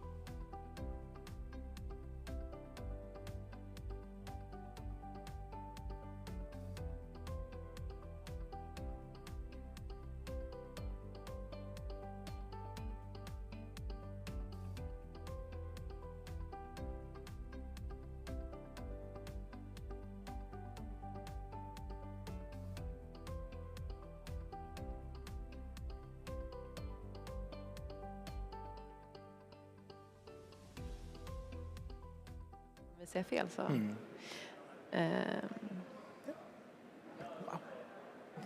Är vi på? Okidoki! It's time. It's time for the much anticipated Xanada pitch contest. So welcome to the final of the Startup Battle. Xanada pitch contest is organized by Xanada Investments, and this contest, it's here to empower rising stars in iGaming that deserves to grow, basically. How many applications were submitted this year? Over 100. Wow. Yeah, over 100 really good ones have participated in this, but the cool thing is now that there has been a selection of five startup companies that have the great chance and opportunity to stand here mid-stage and doing their thing. The pressure is on. Yeah, the pressure is super on. The cool and amazing thing is that they're right now competing for $50,000 of investment and also mentorship from no other than the Vladimir Malakchi from the CEO and the managing partner of Xanada Investments. So it's really I'm getting sweaty palms. A bit sweaty. It's a great prize. And at the end of today's battle, we will also announce another winner, the Public Choice Award. That is right. Who will also receive amazing prizes from their partners. We have Next.io, a name that needs no introduction in this room. There's Lilith PR Agency. It's a fresh blood agency, but still a leading PR agency. 15-Minute Mastery, which is an educational project led by one of the judges, Dmitry Belyanin, that introduces us to industry stars through powerful podcast episodes. And then there's also AFPAPA, who's a partner, which is a well-known, respected iGaming directory that connects affiliates and operators. Yeah. So those are the partners. But let's invite the judges, shall we? There are empty seats over there. The judges need to take the stage. And guys, I hope you give them a big round of applause as they are entering one by one. So get ready, buckle up for safety. It's going to be speed, it's going to be hard, it's going to go deep, and it's going to be hot. Yes. So, first of all, let's introduce to the stage a name that basically all four don't need an introduction, but we'll do it anyways. So, from one of these amazing people who has a lot of business experience starting or developing startups, great experience, well known to the entire industry around the globe, we'll start with no other than Pierre Lind, the co-founder and the managing director of Next.io. There we go. Oh, good. Yeah. Hi, guys. First, you sit over there. You sit over there. Number two, Dmitry Belyanin, CEO and founder of Belyanin. Let's go. Welcome, welcome. Third up, Justin Paul Anastasi, CEO of VentureMax. Great. You're getting a fist bump here. There we go. And finally, we have Vladimir Malakchi, CEO and managing partner of Xanada Investments. Big round of applause. Take to the stage. Are you taking the... Oh, that's nice. There we go. Enjoy. Okay, guys, you're settled. You have water. Do you need something? Oh, you need something? Just let us know. Coke, maybe Red Bull? Let's continue. Let's start by inviting the finalists on stage. So just a reminder, every startup has 3 minutes to pitch to the judges, and then another 3 minutes to answer questions from the judges. Are we ready? Ready to go? I think we are ready. First up, to pitch to the judges is Journey, AI-powered UX insights to boost digital experiences. Welcome to the stage, it's CEO Fraser Dunk. Welcome. Hello.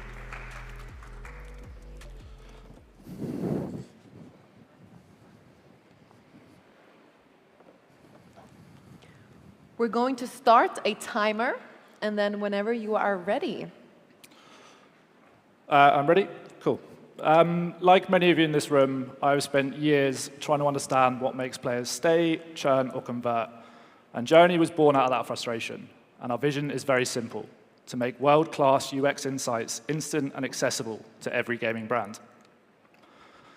Journey is an AI-powered UX platform that's already changing how iGaming companies measure and improve their user experiences. Now, I have personally led UX teams for global operators, and I know firsthand how businesses are spending hundreds of thousands of pounds and months of time on manual research efforts, trying to understand what players are doing and feeling as they navigate through your digital products. Traditional research, it's slow, it's expensive, and it's outdated. So we have built the solution. To put it simply, Journey AI automates UX analysis. Within the platform, operators can benchmark over 400 industry-specific data points against any competitors of their choice. And within the platform, you can see the scores for 4 key UX categories, the end-to-end journeys of your platform experience, and most importantly, identify pain points and receive actionable recommendations that boost conversion, drive engagement, and increase your lifetime value. And it really is as simple as typing in the URL of the brands you wish to be analyzed and pressing Go. Our vertical AI agents mimic the experience of a user in a selected geo. They visit your sites and conduct a task-based analysis of your key customer journeys. We can authenticate, we can deposit, we can assess the experience in the same way a manual human researcher would. And all this happens within minutes. And that's our USP. We conduct the same level of analysis as a human researcher, but what takes them months, we can do instantly. And what that also means is not only we can run the analysis every day, every week, every month, meaning not only can we close the loop by measuring the impact of the changes our platform recommends, but we can also track competitor changes at a regional level. Skybet launch a new feature, William Hill launch a new promotional campaign. We store this data and can notify our clients of these changes in real time. So we're conducting a phased launch, with gaming being our first market, as it's a market we know well and one where UX is a core competitive advantage. And since Q1 this year, we've grown to over 22,000 in monthly recurring revenue, with over 300,000 in booked revenue. However, our platform works for any brands with a digital presence, so this is really just the start. And the opportunity is huge. We're positioned in a large, fast-growing market worth nearly $1 billion a year. And so far, we've raised 235,000, and today we're seeking that additional 50,000 to move into our scale phase. The funds will be used to kick off our GTM strategy, advance our product capabilities, and scale with our key agency partners. Bottom line, Journey exists to help businesses make faster, smarter, more profitable decisions without the guesswork. And with your investment, we can help the entire industry win by turning every data point into a decision in minutes, not months. Brilliant. I'll start with the first question. Well done. Gustav, so interesting data that the software spits out. How do you validate that this data is actually useful and the recommendations it spits out will actually improve the UX? So 2 ways. The data that we're benchmarking is based off of standard web digital best practice tailored towards the gaming industry, based off of 15 years experience in that industry. The second way is that we use the competitive benchmarking to validate our recommendations. So we can say like 80% of brands in Brazil have 15 fields in their registration form. If it's of that weight, we can make an assumption that it is best practice, and therefore those impact the recommendations that we make. So it's industry best practice plus UX best practice. What requires to enter the other niches? What kind of data research investments, let's say, required to go to e-commerce or fintech afterwards? Yeah, so we're looking at this as a kind of phased launch, as I said. Gaming is going to be our first market, and it will mean that we can understand our unit economics, how much it costs to acquire, what's our margin, all of these kind of informations. The plan in the next year is to then go for a much larger raise with the understanding of this is what's happening in gaming, this is what we want to apply to other industries. And that's the kind of sequencing we have in our mind.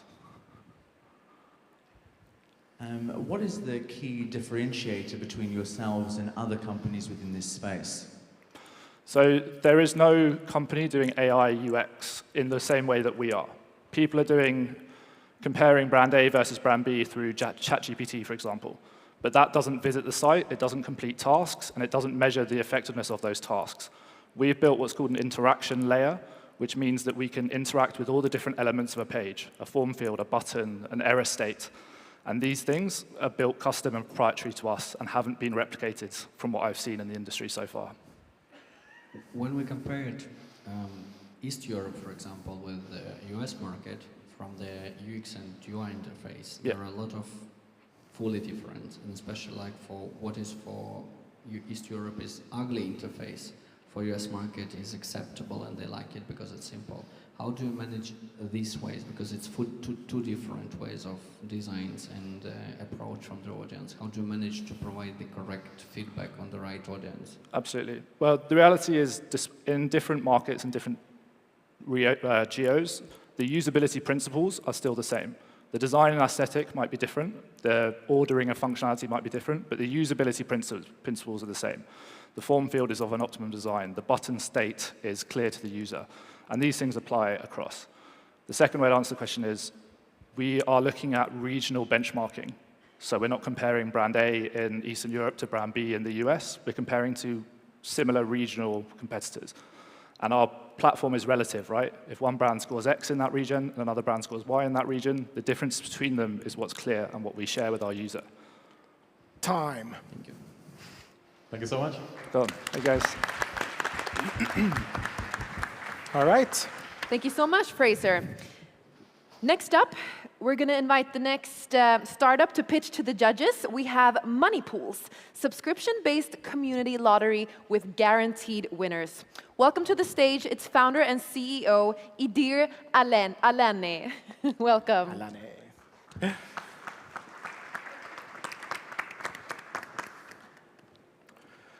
Traditional lotteries have relied on the same promise for decades, life-changing jackpots. But with odds starting at 1 in 140 million and payouts that only happen when you pick the exact numbers, players often end up frustrated. And no wonder.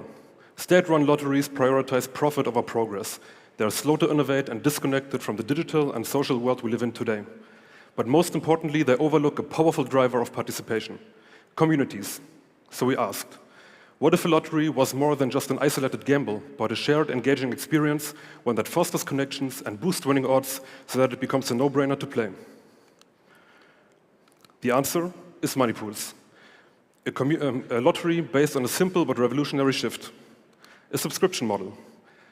By turning passive ticket sales into predictable revenue, we unlock something no lottery has ever done before, a winner for every single draw guaranteed. But beyond better odds, Money Pools is built to be social, shareable, and globally connecting, making the experience more engaging and especially more viral. And here's how it works. Players subscribe for $13.99. Of that, €10 fund 10 automatic draws. Players are then sorted into betting pools of up to 1 million players each. For every new million, a new pool begins. Then, every 3 days, out of every pool, one player wins the jackpot equal to the number of players in euros. So, for example, in a 250,000 player pool, one player wins 250,000 euros every 3 days, guaranteed. And that same pool would generate 1 million in revenue even before in-app purchases.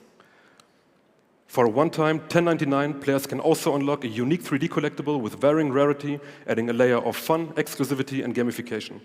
This also unlocks powerful community features so players can connect with friends, form betting syndicates, or give tickets to each other, boosting their odds by up to 10x. We're entering a 20 billion global lottery market with a bold and modern twist, because we're blending a proven subscription model with lottery's excitement and a viral growth engine. We'll market by constantly showcasing our high volume of winners, which creates a strong social proof, and amplified by affiliates, referrals, and community-led marketing. Backed by top-tier legal partners and MGA-compliant developers, we're building a platform that is secure, scalable, and ready for global expansion. And with low ongoing maintenance costs, Money Pools is built to be sustainable, and Money Pools is positioned for sustainable and long-term growth. We're raising $880,000 at an $8 million valuation. The funds will go into platform development, licensing, marketing, and a lean 2-year runway. We're set to launch with 50,000 players in Q1 2026 and scale that up to 1 million over the next 3 years, generating over 180 million in revenue. Money Pools is built to be the next, designed to become the Netflix of lotteries. Time. Yes.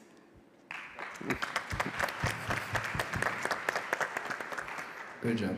Thanks. Can you tell us a few words about your team? Why you think that your team exactly can realize? Because lottery market is pretty difficult, and it's mostly part of like 60 years old guys, old school things, and they're not accepting a lot of like new boys in the industry.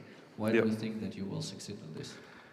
We spent the last half year building really good partnerships with top-tier legal partners and written down a complete project scope to ensure that everything is compliant, especially in the global lottery market. And my team, I have a background in engineering, so I know that a good foundation is the most important thing to build a company for long-term success. The lottery market is obviously very competitive, so what is going to be your approach to acquire and then retain those players that's different maybe to other people in this space? Yes, especially branding. Subscription-based, that is also, with a strong branding, connecting players to the platform through the 3D collectibles and especially through the community features. Players love to connect and engage together, so we think we've built the perfect product for that. What about regulation? Like what kind of markets you guys willing to enter and what kind of license will be required for you to run this product? We'll start with an MGA license, and from there on we'll target all the markets we can acquire through that, and afterwards we'll expand through more license of, for example, Cyprus, Gibraltar, and everything, all the licenses we need to acquire to enter more markets. So creating engaging communities over time is incredibly difficult to get people back into your app every day. Why should the lottery subscribers come back to your app every day? What will pull them back into the app? How are you thinking about the community building aspect in general? Especially through betting syndicates and gifting tickets to each other. But our COO, Eric, he has built a community of over 35,000 players over half a year in the crypto space, and we think we can replicate that also in the lottery market. But the crypto space is quite unique in that sense, right? That the community is driving that whole vertical. That doesn't seem to be the case in other industries or niches, perhaps. Do you think the lottery space will be a similar way to create an engaging community to crypto?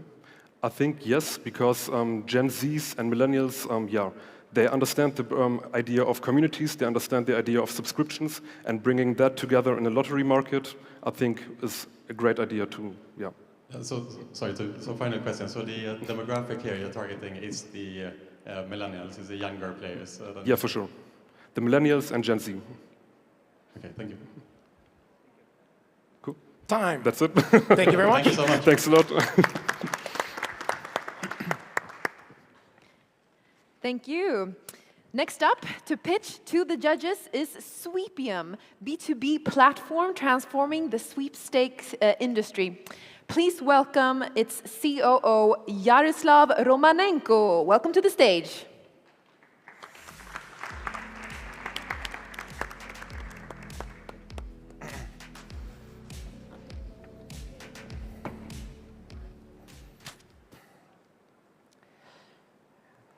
My name is Yaroslav Romanenko. I am a CEO in Sweepium, a social sweepstakes platform and a game aggregator.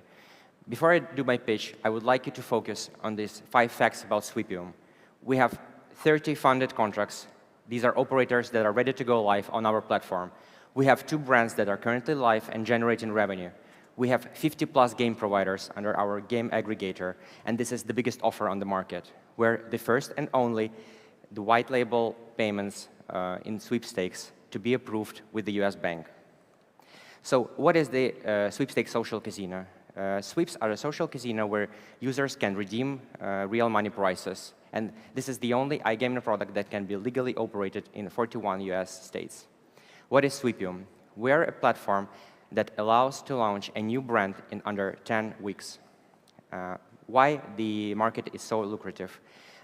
Only 100 operators on the market, and the market is growing by 50% yearly, estimated to reach 11 billion by end of 2025. And who are our clients? These are affiliate groups, iGaming holdings, land-based casinos, and social casinos want to go into the sweeps. So why do they choose Sweepium as their platform provider? We make it crazy easy for the new operator to enter the market. And this is how we do it. We take care of the full operational and tech cycle whilst our clients are focusing on what they do best, on the marketing and traffic. Payments are the biggest limiting factor in the US, making it extremely difficult for any startup to enter the market. Banks are acting as regulators in the US, and we are the only platform on the market to get approval from the bank in the United States. Of course, there is competition, but most of them are focused on the turnkey rather than the white label. If you go with them, your brand will be live in anything between 6 to 8 months minimum. We will get you live in 10 weeks with the payments. Our business model, or how we make money. We offer 2 models of operation, white label and turnkey. We charge % of GGR with a minimum monthly fee. Let's talk traction. We have 30+ funded contracts, brands that are ready to go live. 2 brands currently live on the market and generating revenue. We have 50 game providers integrated into our platform, into our game aggregator that is generating profit right now. We are already making money. In our first year of existence, we made $300K a year in revenue. We're projected to make $9.5 million by end of 2025 and $15.5 million by end of 2026. So why you can't skip this opportunity? Invest into Sweepium today, and you have a chance to get a share, not just in a company. You're getting a share in the market of the US sweepstakes. Just imagine 30+ operators under Sweepium out of 100 existence on the market. Over 50 game providers. Ding, ding, ding, ding. The biggest aggregation on the market. And 2 operators live and generating revenue. The only platform in the US to have white label payments approved by the US bank. And I haven't even started pitching our amazing and talented team who make all of this happen. Thank you. Thank you so much. Okay, so the sweepstakes space is obviously extremely volatile, just like, say, the affiliate space is quite volatile. How do you think about multiples when you think about your valuation in the company? Considering that in the affiliate space, the multiples are very low, and in the sweepstakes space, you would imagine that, I see that you are predicting only 1 year forward, because it's very difficult. I mean, we're a startup, happen. you know? Like, how do you think about valuations and multiples in the future for a sweepstakes company? It's very easy. I mean, we can compare sweepstakes to the fantasy sports. It has been unregulated some time ago, and it went into the regulated space, and essentially, I think this is what is going to happen to the sweepstakes. We as a company play by the playbook. I mean, we're approved by the US bank, and I think that whenever the regulation is going to come into the market, we are going to be ready, and we are going to be one of the first ones to get the license. So. Yeah, but still on the multiple side, so say that you're raising capital, how do you put a valuation on the company? Say, are you raising money based on a valuation based on revenues? Obviously, and like the valuation must be pretty low in comparison to your revenues, just because it's still a volatile space in the eyes of the investors, right? So right now we're raising based on the revenue, of course, because we're not profitable yet. We haven't done the break even yet. We've just launched the 2 operators, but yeah, we're going to be raising based on the revenue. It seems like the demand to launch a sweepstake product is all-time highest these days. How fast you can onboard, let's say, 30, 50 clients simultaneously? So you mentioned that you can go live within like 10 weeks or something, but let's say if you have 30 requests to launch an operator right now, will you be able to satisfy the same 10 weeks kind of a benchmark you said? So right now we have a certain queue, so we really have the 30 clients signed, and these contracts are funded. So these are the guys who are going live soon. Right now we're ready to launch 3 to 5 operators per month, and of course we're expanding the team. Like, we just don't want to go too crazy with the speed, because we don't want to lose in the quality.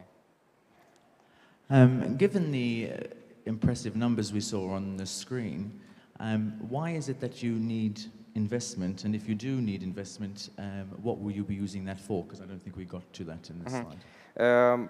Honestly, we're at the point where we don't really need the investment, because I think that will be self-sustainable in a couple of months. But talking about the current situation, we're working on the version 2 of our back office. So we're going to hire more developers, more engineers that will help us automate more processes and eventually launch more projects per month and operate them more efficiently. So the money that we're talking about, the 50K, would go into the production on the version 2 of the back office that we're currently working on. I'm unlucky. No time for question. But you already mentioned a lot of things.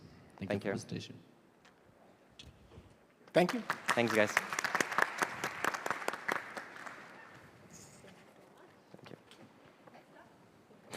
Next up to pitch to the judges is BetRace, decentralized betting platform for sports analysts and influencers. Welcome to the stage, its CEO, Dimitru Hanselo. Welcome.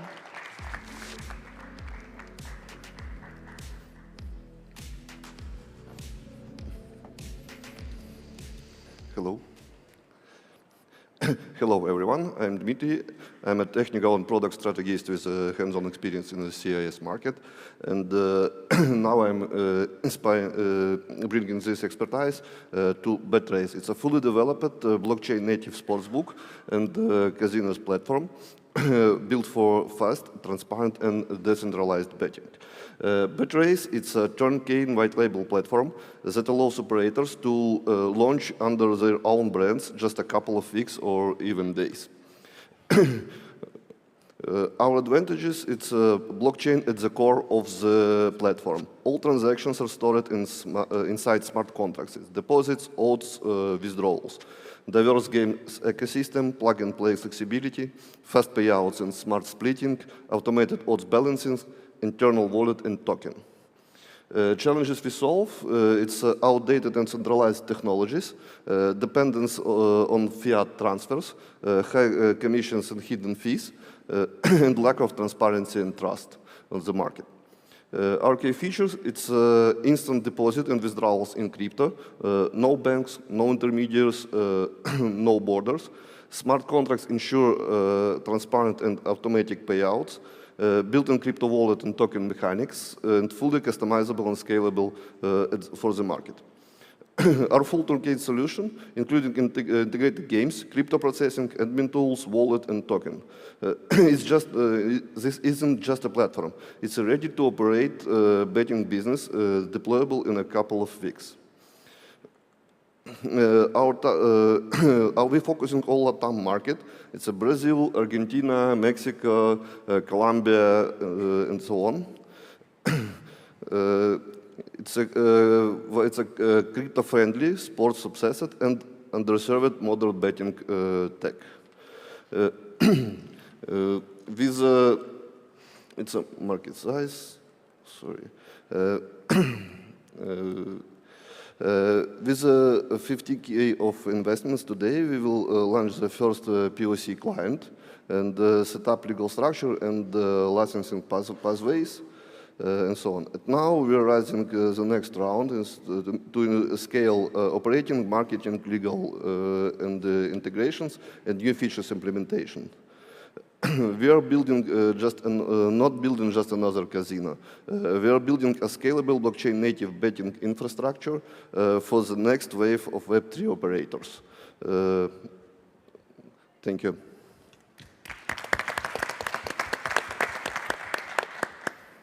Can you explain how did you choose the markets? Why did you start from Latin America? And do you have the team that have experience there, especially if we're talking like Brazil? It's a very tough market now and very expensive to jump in. We choose it because it's a lack of technologies. It's not have many.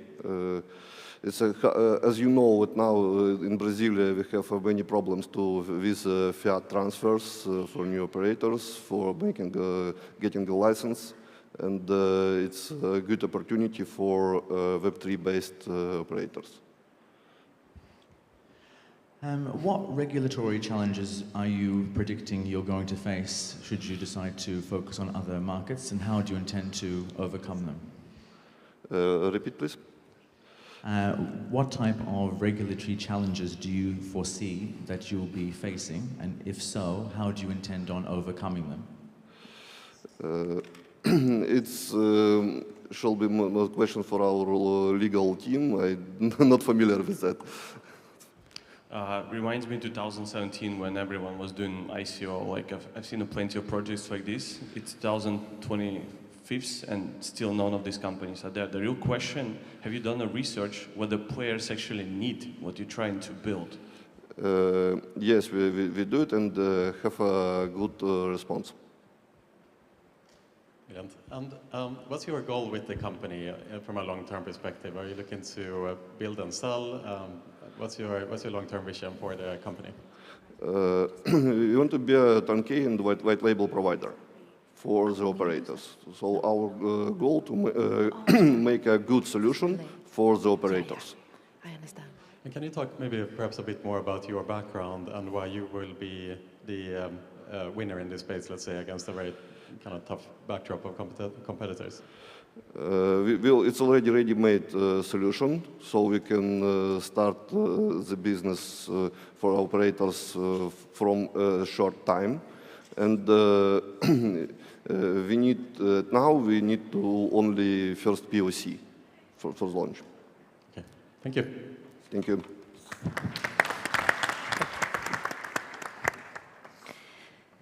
Next up to pitch to the judges is StatsDrone, B2B analytics tool to track affiliate sales and manage data.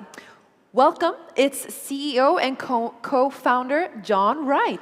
Welcome to the stage. Oh, you're already here, I didn't even see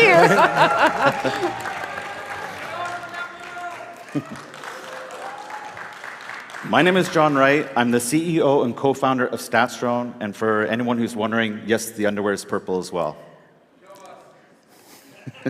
And it says next. So I want to talk about the future of affiliate marketing, and let's first address the big $100 billion a year elephant in the room. Our industry is powered by spreadsheets, and our mission is to automate and optimize affiliate marketing and fix this. 15 years ago, I used to be an affiliate manager, and trying to get affiliates to update welcome bonuses was painful. To this day, affiliate managers still have the same problem. Revenue leak caused by closed brands, expired offers, and broken tracking links costs money to every person in this room, from affiliates to affiliate managers and even game providers. So how do we help affiliates make better decisions when it comes to promoting the right brands in each geo while avoiding revenue leak? We're building the self-driving car of affiliate marketing. Actually, I've got the wrong slides, I think. Yeah. There we go. So we're building the self-driving car of affiliate marketing. We update all the welcome bonuses for all of affiliates, for not just one affiliate, but for thousands of affiliates and affiliate networks at scale. So now you can have a data-driven affiliate site as powerful as Ask Gamblers at the fraction of a cost as a subscription. This is our no-code solution, and this is what we're building, and we're halfway there. Our business model is a SaaS subscription, but our customers are one click away from joining the affiliate network model. So investors have asked, John, how big could this get? And we believe with our solutions, we can unlock at least 20% more revenue for affiliates. This is the power of automation and optimization. So what is our go-to-market, or what's our unfair advantage? We built a tool to find gambling affiliates linking to operators using a tracking link. So now we can find affiliates with expired offers, and we can also share this tool with affiliate managers. So we already have paying customers and growing revenue, and with your investment, we can grow this together. So I'm blessed with this amazing team, and I have a co-founder that ensures we get shit done. So we are raising $500,000 for growth at a $7.5 million valuation. I think I'm the easiest person to find in this conference. So if you want to have a conversation, let's chat. We have some amazing investors on our cap table, including Dimitri, and we have a rock star of an advisor in Jeffrey Haas.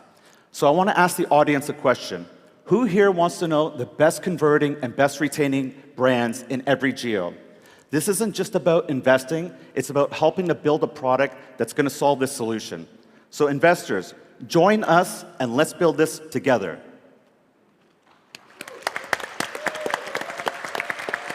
Brilliant, thank you, John. What a great fan club you have. The idea seems solid, John, obviously. But in a SaaS landscape like you are playing in, eventually customers seem to gravitate towards the market leader. You do have some quite tough competition. Why will you win eventually against your competitors? Ooh, that's a really tough question. We're trying to make sure that we have not just the trust of affiliates, but we're also trying to see if we can help affiliate managers as well. When we have a tool that helps us find our affiliates, if we share this with affiliate managers, we want to make sure that we get in the databases of all the affiliate programs. So I know if we were to go head-to-head against a company like Better Collective, that's going to be brutally tough. But we want to go take it a step higher and go, can we build analytics tools that not only help affiliates, but can we clone them for operators? If we're the best friends of affiliate managers and the operators, we think this could be our unfair advantage if we have to compete against the giants. So you mentioned a shaving element in one of your slides. It seems to be like one of the hidden and the most afraid to talk about topics in our niche. How do you guys willing to fight shaving, whether it's possible or not? Yeah, I think shaving is going to find a weird way to solve itself. So we don't quite have streaming of affiliate data yet. There are a couple companies and software platforms like Affilios that do it. I know Partners.io is looking to do this. So I think when we get to streaming of data, it's going to be very difficult for someone to say, hey, we've waited 24 hours to get you your data and we had a chance to manipulate it. At least when data is getting updated, it's going to be done for the right reasons, which is like, fraud and different types of CPA fraud. That we expect to get corrected, but when you got streaming of data, you can't really hide from it. So it's not us that's going to solve it. This is just going to happen, in my opinion, in the next 2 years. How do you plan to scale to be able to meet the demands of much larger affiliate networks? Very tough question. We're already getting a lot of demand for companies that want us to take our stats aggregation tool and actually power affiliate networks. So we've always built our architecture with this idea of scale. Like from day one, we basically said, we told our entire programming team, we need to be able to power tens of thousands of websites and as well as thousands of customers. We think we're capable of doing it, and our stats app currently is basically built to scale. And we already have some bigger customers that I can't mention on board. Basically, we built an on-premise version of the app that the only way the bigger customers would use us is to say, we need to make sure this is ring-fenced so you could use us. And that whole system is built for not just one affiliate. We could probably power 10,000 affiliates if we needed to. You're not the first year in the industry. Your project is working. You have a lot of network, and you're still not having a huge amount of revenue. What is the bottleneck? What the main issue, and what are you going to solve with money or additional round? Yeah. One thing that we realized, we built a tool called Dynamic Variables. It's not an original concept. It's been around technically for 20 years. And we've realized in order to get this in the hands of affiliates, what is getting in the way? We've had this available since July. We've built an amazing demo, and customers are telling us, they're like, we want to pay you for this, but we don't know how to onboard this. Like, they don't want to get involved in using volume. Well, they want volume, but they're like, volume, link tracking tools, Google Tag Manager, that's too much. So it's kind of like, we're building the next part of it, which is the link management tools to make it super easy. And if they also want to connect with volume because they're advanced, we're not going to say it's only us. Good? Thank you very much. Thank you. Yes. Thank you. Please go ahead. All right. Judges are writing a little bit. But they're not getting off the hook, though. So while you guys finalize your scores there, we're going to have someone collect them as well. Yes. We have some questions for you guys, don't we? Yeah, we do. Yeah, why not? Hot questions for the panel, for the judges. All right, let's back up, rewind to when it all started. Young entrepreneurs, just seeing the horizon. I want to hear from two of you. If you would have done it again, would you have done it exactly the same? Justin? I would say yes, mainly because I think we're subjects or we're the result of our failures. So a lot of those mistakes tend to have been the ones that were driving forces for a lot of what we did. So for me, the answer would be very simple. I wouldn't change a thing. Good. Great. Dimitri? I think I would have been more active, more aggressive, and ask more questions. Wow, good one. You had a... Yeah, building a business, it's not easy. What was your biggest failure, Vladimir? Love the smile there. Trust that every person is in the same interest that I am in building this business. At the end of the day, even if it's your business partners, and they have some other priorities, and you don't need to, you even couldn't expect them to be on the same sacrifice level as you are, and this is my main mistake, and I'm repeating this sometimes. Should we jump the question to Yeah, Pierre? I can mention too.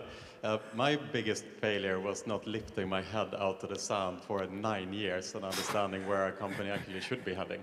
So we've been building our company for 12 years, but Next, as we see today, started in 2019, and it only became bigger 3 years ago. Yeah. We were doing event management for the first 9 years, not kind of jumping from one event to the other without building any value in our company. But it only took COVID that kind of erased all our revenues in our business and stopped our entire business for us to actually lift our head out of the sand and realize where our business should have been heading all along. I should have done that much earlier. Yeah, okay. One sentence, guys, I want to hear from each and every one of you. What is, for everybody who's out there, one sentence, what is the best advice that you can give to entrepreneurs, startups? We'll start over, we'll start with Pierre. All finish right. off with Vladimir. You got to be delusional. Okay. You have to be delusional. Yeah. Good one. Good one. The road ahead is near impossible. Like, you have to beat the odds.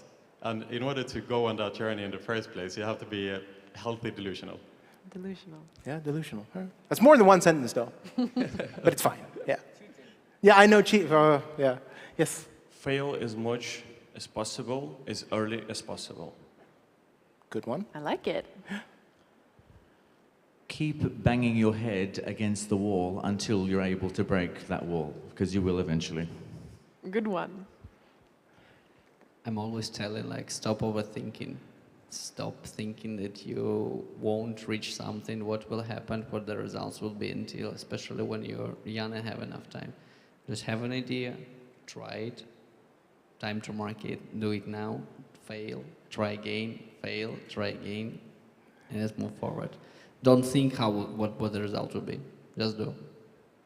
That is 4 solid advices to anybody who's in a startup entrepreneurship. And maybe if they follow those advices, one day they will be sitting here in that chair. Amazing. Thank you so much. We have results, and we have the final result. Yes. First of all, we're going to start off with the public choice winner, who gathered the most online votes during the online voting and gets the pack of amazing strategic prizes from the proud sponsors, which is Next.io, Lilith PR, AFPAPA, 15 Minutes Mastery, and Amazon. And the winner is... Who's the winner? The drum roll. A big round of applause to Journey. Yay!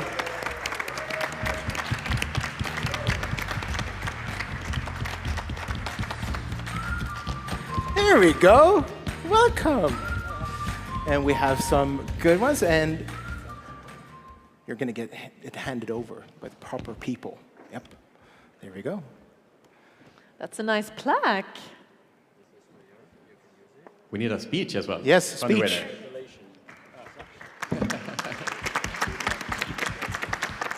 winner.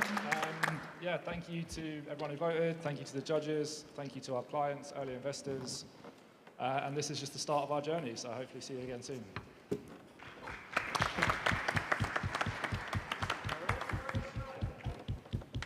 Okie dokie. Time to announce the main winner, who based on today's pitch has amazed the judges and got the biggest number of scores from the judges, and will take home the 50K prize and the title Best Startup of 2025. Do we have a drum roll?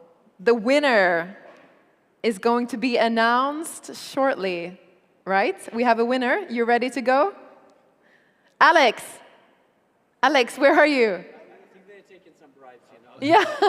Alex has some Swedish candy in the background. You can't get him out of there now. The winner is 2, 1. Okay. Sweepium. There we go. Thank you Sweepium. so much. Yay! Congratulations, Sweepium.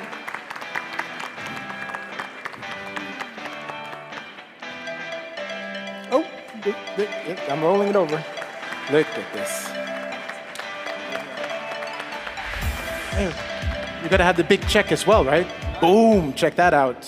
Where do I pick up cash? Yeah, I don't know. Here we go. No cash, just check. You want to hear? You want me to hold something? Help you? No, you got it. You get you up. I'll leave you alone. So where do I pick up cash? Oh, at the bank. You can leave the check at the bank. All right. They'll check it. Thank you so much for the opportunity to pitch today. And yeah, I mean, I would be really delighted if you can share some feedback with us on the things that we can make better, and Sweepium as the company, as a startup. Thank you so much. Thanks. Thank you very much. Thank you. Thank you very much. And now the judges are sitting here. Yeah, you want photo up? Yes, photo, group photo. All right. Yep. Cool. We're doing a photo op, yes, as well. We're doing group photos, so please.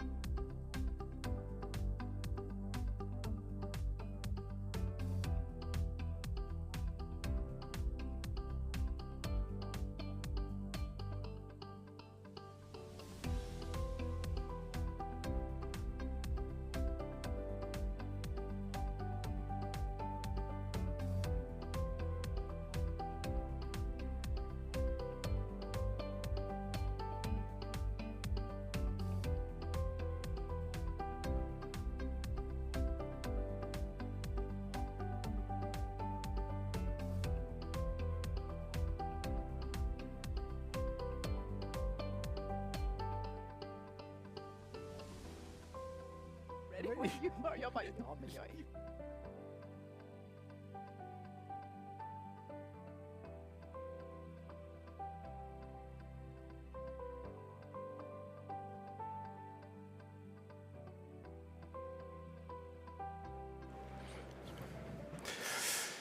Yes, let's do a little bit of sweepity swap. Swap some PowerPoints to some podcasts. Sounds good? Thank you for the response. Awesome. Cool. Again, welcome to our coffee shop. Now we will introduce Shahar Atias, the CEO of Hybrid Interaction Ltd.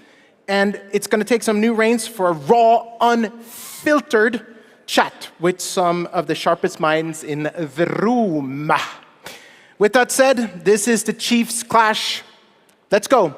You ready? Big round of applause. Shahar.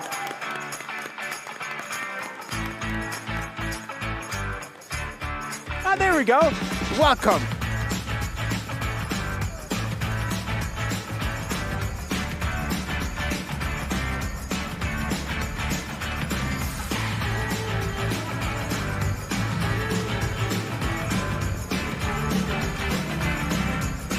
You're sitting over there. We got a whole space. Hi, everyone. They fucking let me do it. Welcome, everybody, on stage and down in the peasants area to a live episode of Chiefs Clash. Guys, please be seated. Thank you. And today we have with us, maybe you've heard Alex, Alea. I'm Alex. Yeah, unlike the other two, is the Alex. I'm the founder of Alea. Thank you. Vale, with Profit Matches. Hello. Hey, babe. And with me. Hi. Hi. Who are you? Who are you?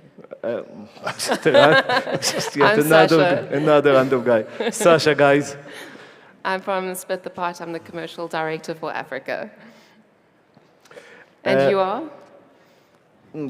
Chachar. So, how I present usually the company, we do stuff.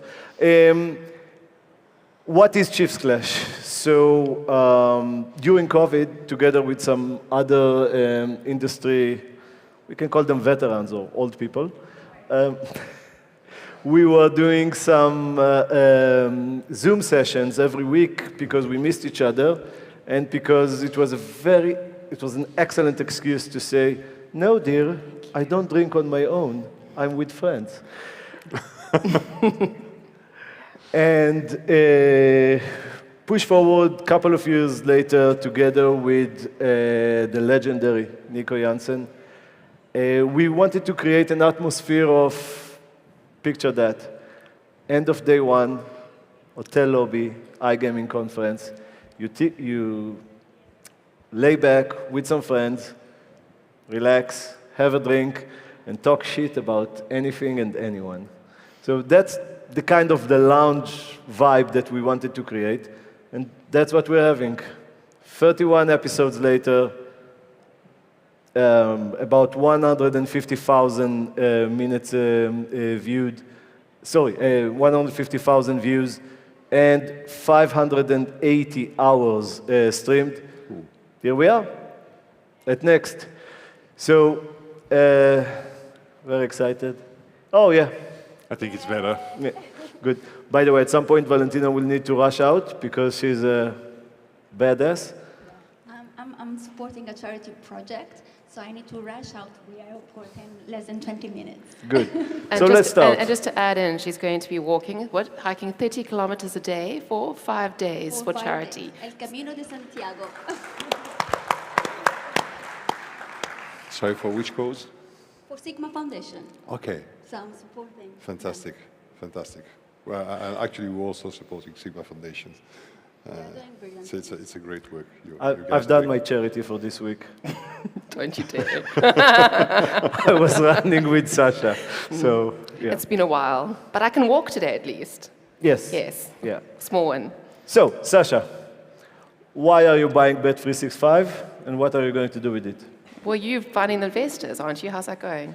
What? Aren't you buying the investors? Finding investors? No, we'll split. I'll split with everything that I have on me. No, so seriously, guys, what do you think about this potential sale of Bet365?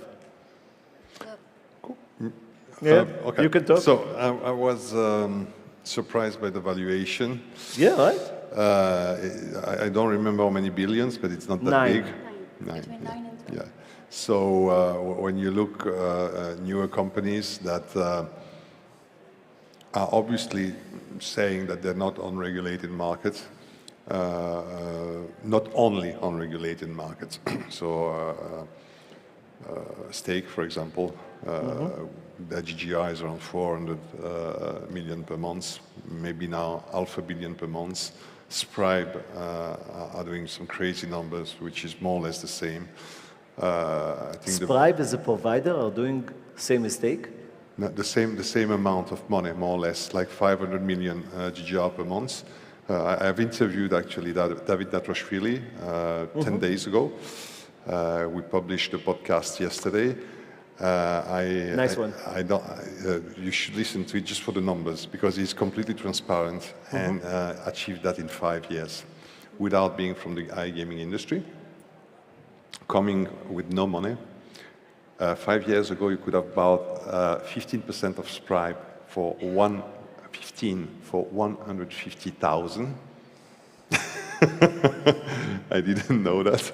And he explained his journey. And now when you see how much the company is making, I think his valuation is more or less the same than Bet365. So when I saw the valuation of Bet365, and after doing the interview with David, putting that into context, and see these two very different companies from old money. Diane Coates didn't create Bet365. She took over a business that her father built, if I'm not mistaken. And David creating it from scratch 5 years ago with zero money. He didn't have money to buy an iPad to go at ICE in 2020. And we have similar valuations. It shows you how this industry gives opportunity to people that are bold. And the most interesting thing, what David says, he didn't invent anything. I mean, Crash Games, I had Crash Games on my casino in 2004. SmartSoft created Jetix 1 year before Scribe created Aviator. And in 5 years, we have a multi-billion company valuation. And that's amazing. Okay, but take it back to Bet365. You're saying that valuation is probably flawed. Why? Because if companies, yes, way bigger, but still in the same area, such as FanDuel, are valued between 30 and 40. So, what's the catch? Bet365 is not a quarter of it. Yes, exactly. Yeah. So what's the catch? Well, that's they are trying to hide something. Exactly. What is it you know I don't know? I think the question is... I don't know, Sasha is buying, not me. Thanks. I think the question is questions around the valuation. How was it done? How was it measured? Otherwise, what is under the bonnet of the car that we're not seeing? It raises questions like, is there things that we don't know? It could be that there's a little bit of financial engineering strategy here. Okay. In the sense that, okay, first of all, as we speak, I think there are a lot of American bankers fighting to actually get advisor to actually work on these deals. But apart from that, I think they might think about more of private equity, say, in order to actually increase the value of the company. What I mean is that they will perhaps, okay, I'm just predicting and maybe it's bullshit, but I think there will be... It's okay, as I keep saying, it's a LinkedIn video, nobody's watching. Feel free to. They will go on the path of actually closing a deal with the private equity firms to actually then kind of recoup, okay, the money that the private equity firm will actually ask for loan in order to repay with the current cash flow and profit in order in 5 years to actually increase the value of the company. There's something I'm not following, and I have, much more binary thinking, or they're doing black markets and we don't know it, and they value that... they were exiting China, which was always the So we have a 3-time EBITDA valuation instead of 10 or 15 time EBITDA valuation, or it's the other way around. When I talk with a company that are regulated, especially in UK, they make a little money. I mean, when we see the gray companies doing 3 or 4 or 500 million GGR per month, these guys are making, I'm not talking about Bet365, so I'm talking just about the regulated casino in the UK. When they make 10 million GGR per month, it's like, wow, 10 million GGR. Let's say, okay, 20 million GGR. The other one are making 300, 400, 500 million GGR per month. So it's one or the other. They're regulated. They don't make money, and the margin is very small. I forgot to say that the margin is extremely small. It's not 20%. It's more closer to between 5 and 10%. Or they're doing black markets, and the EBITDA multiplier is smaller. I would go personally for more the first one. And now maybe there's something that you've said. Makes sense. They're selling the black assets on the side. Good. True, that makes sense. Okay, next. No pun intended. I'll throw some buzzwords, each one with your own specialty or what keeps you ticking, and let's chat about it. It's what, like already 1:30? Somebody should say AI. So, Vale, what's going on? AI, iGaming, one sentence you need to run.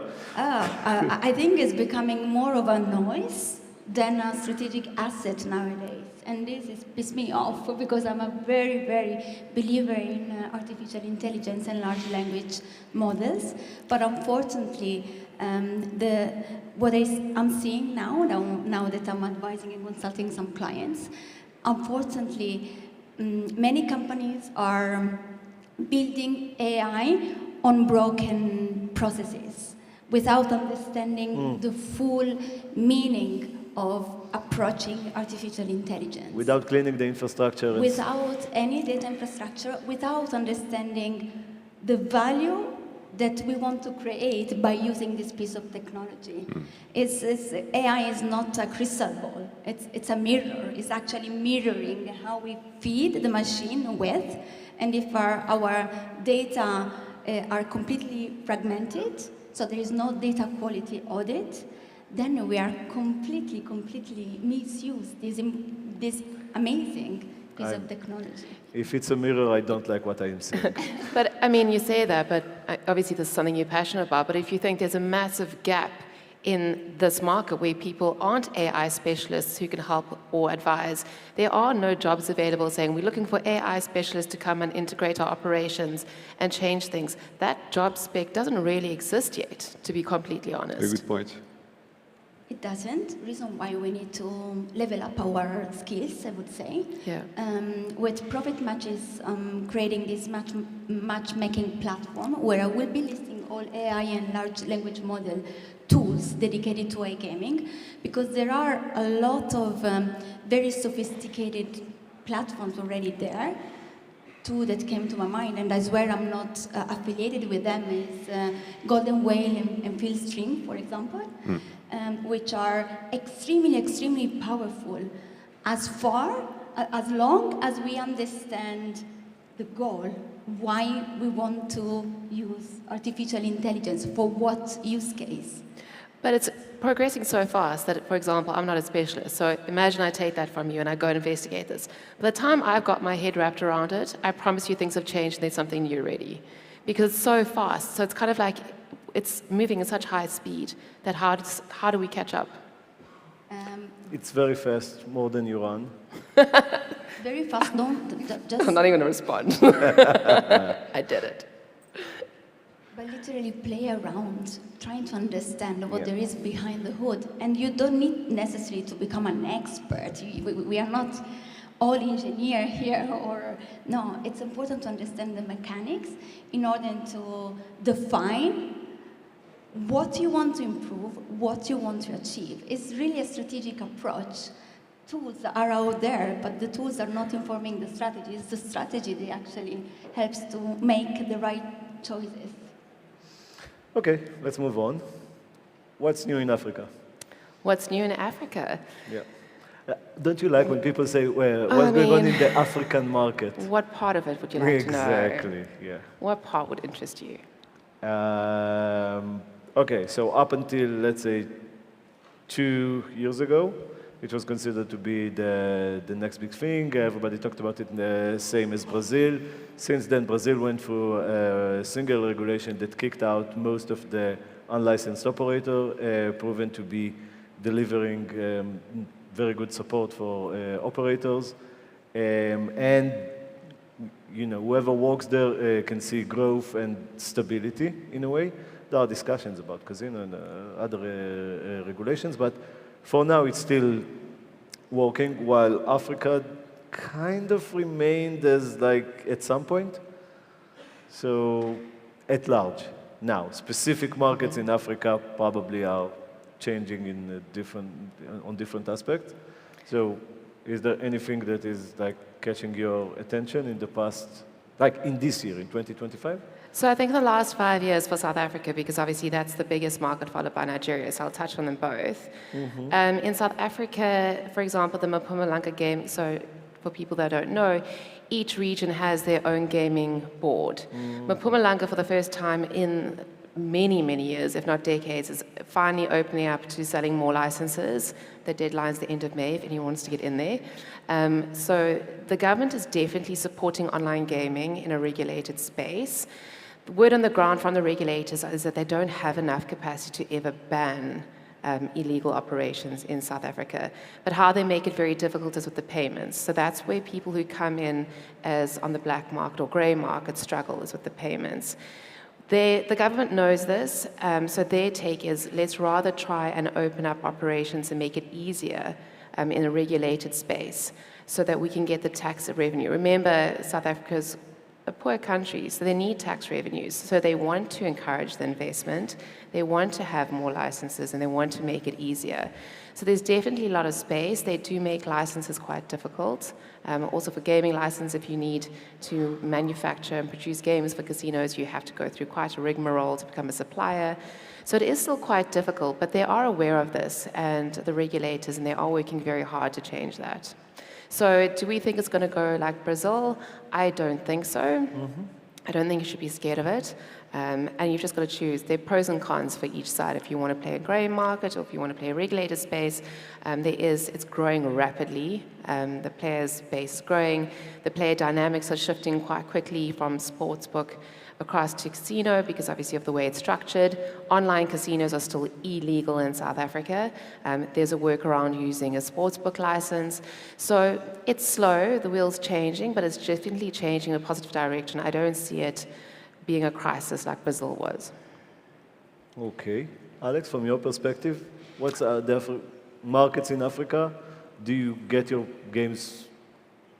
I think the market's not ready yet. There's a little money for the moment, but this was the case in LATAM a couple of years ago, so Africa is following LATAM probably. We've been there a couple of weeks ago. I think we were the main sponsor of Sigma in Cape Town. I don't see anything really significant there. I don't want to bore the audience. It's not my focus of expertise. I think Sasha knows better about this market than I do.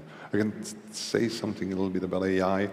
We use AI in Alea to test the APIs, but what a lot of companies are talking about AI, they don't really use AI. What they use is chatbots, okay? So what we need to start using are agents. AI agents which are completely autonomous and interact with each other. So let's say you will have an SEO agent, you will have a content writer agent, you will have a PR agent, you have a backlink agent. I'm just talking about SEO here. So the backlink agent will go and contact all the websites that you could trade backlink with. The content agent will be able to do the content. You will have a content reviewer agent, which will be like a manager. One agent will write the content, the other agent will review the content, and other agents will translate the content, and other agents will review the translated content, okay?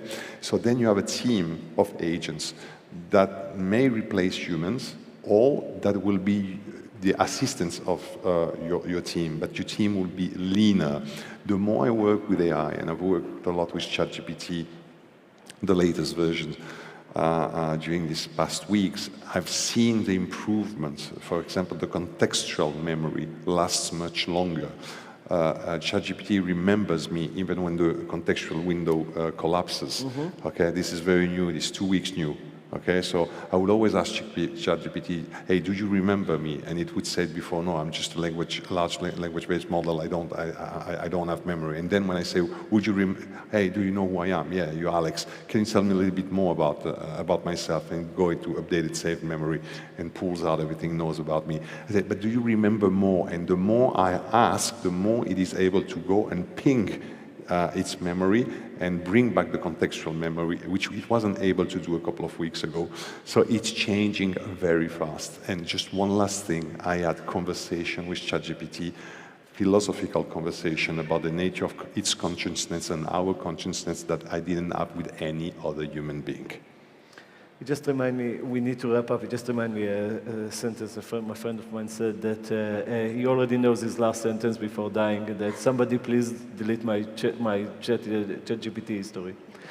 I love that, Mark. I think you touch base on a very important point. There is a misconception between bots, agents, and automations. And I love the fact that Alea is actually embracing the agentic era, and it's not a matter of replacing the human being, it's assisting and having co-pilots that could actually take a goal, make an action, and repeat at a much, much faster pace.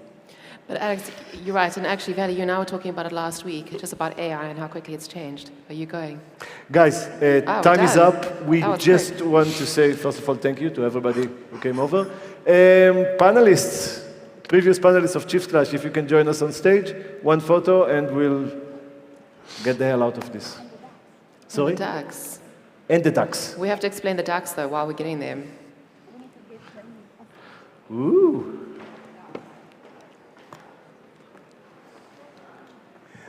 Da-da-da. Yeah, Chiefs Clash is all about ducks. Hey. Why, Sasha? Because they're awesome. Because they're awesome. Hello, how are you? Hey. Hey. Yeah, we can. Hello. It's a group reunion. Nice. Yes. Okay. Good stuff. Guys?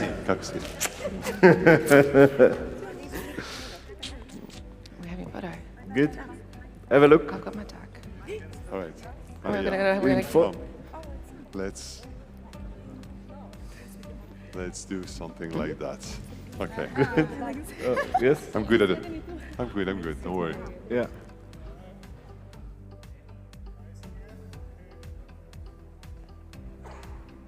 Thank you. Bye. Thank you, Valentina. Thank you, everybody.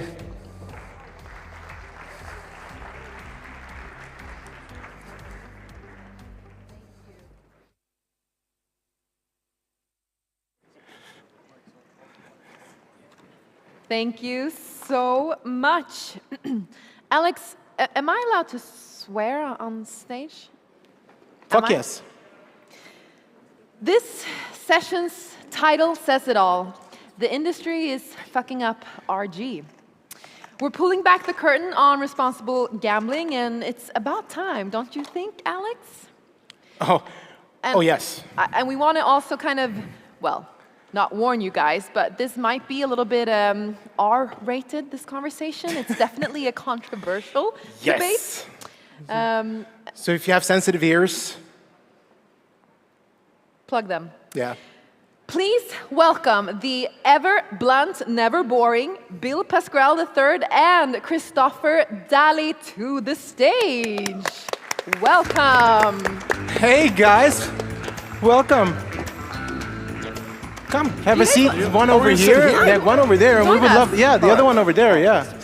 All right, I'll sit here. Yeah, can we get you I wanna something go to behind drink? a bar.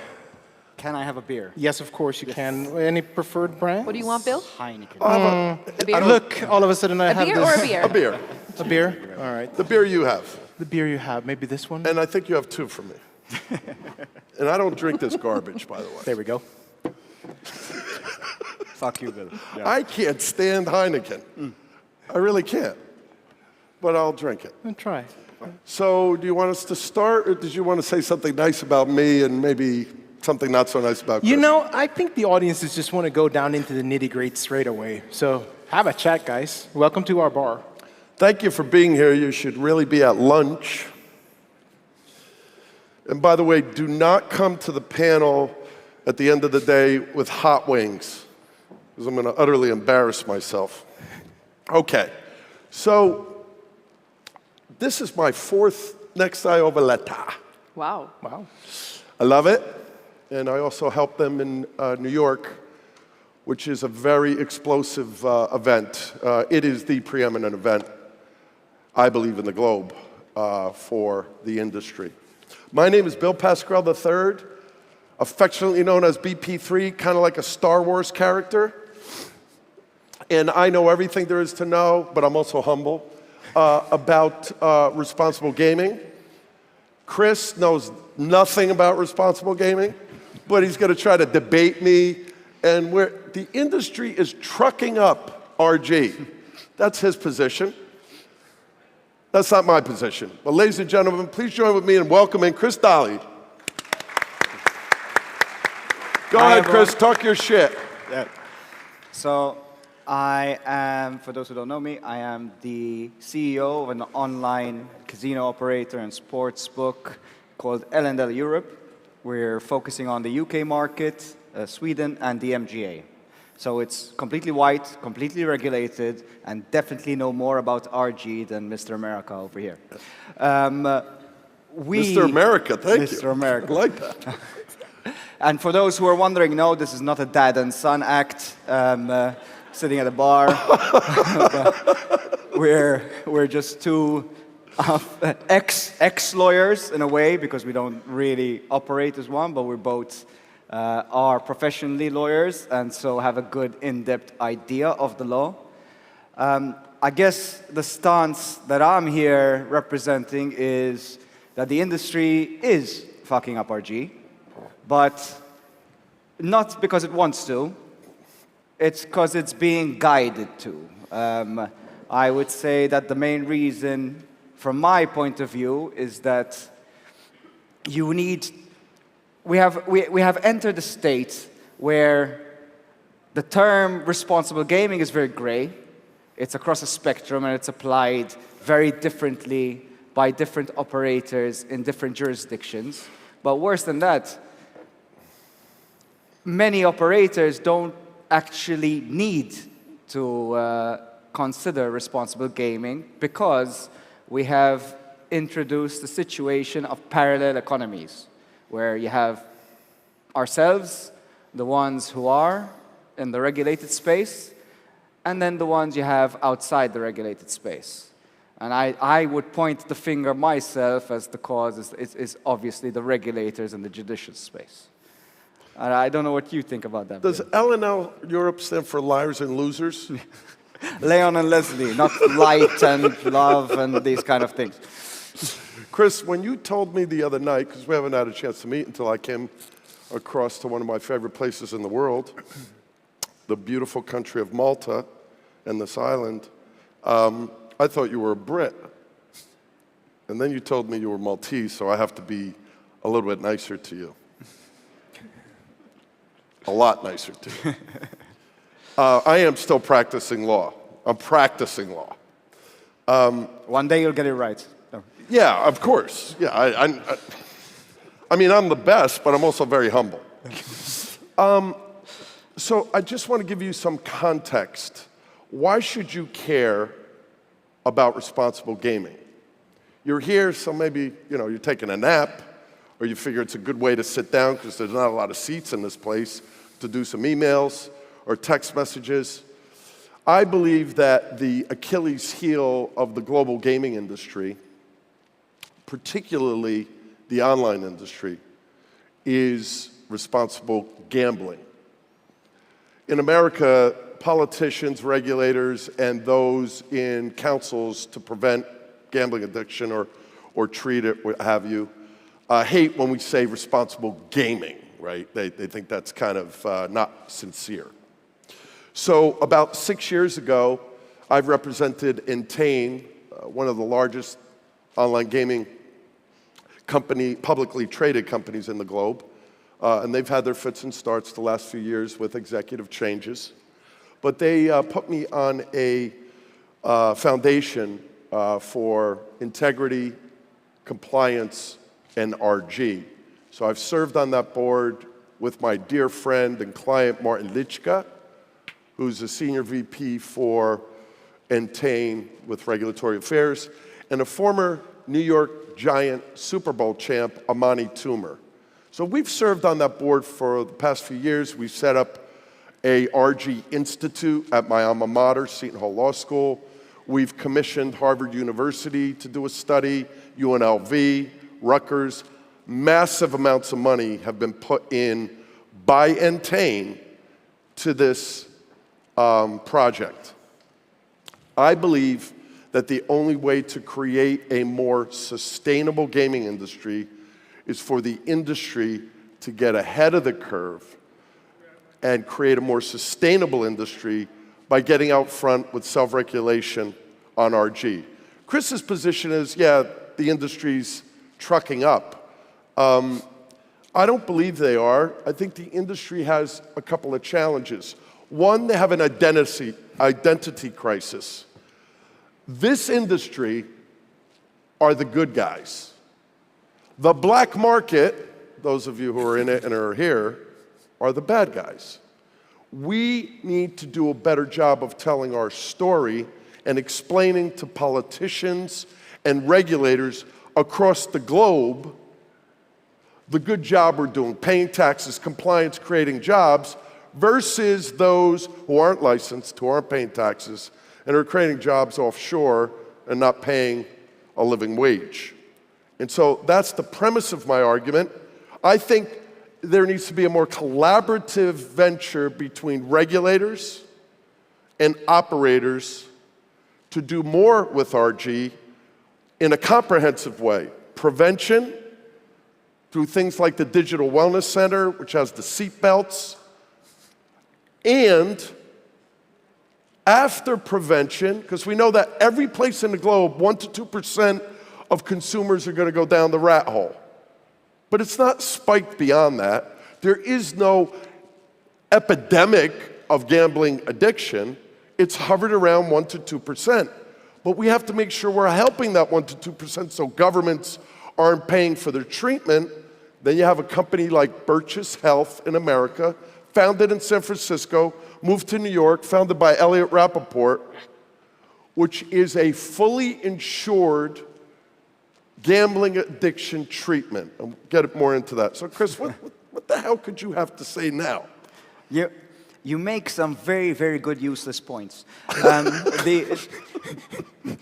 It's all well and good that very big regulated white operators throw money at the problem and regulators scream win whenever they introduce a new responsible gaming initiative, and they are supported and backed up by the biggest industries who have the biggest media power and leverage to show that.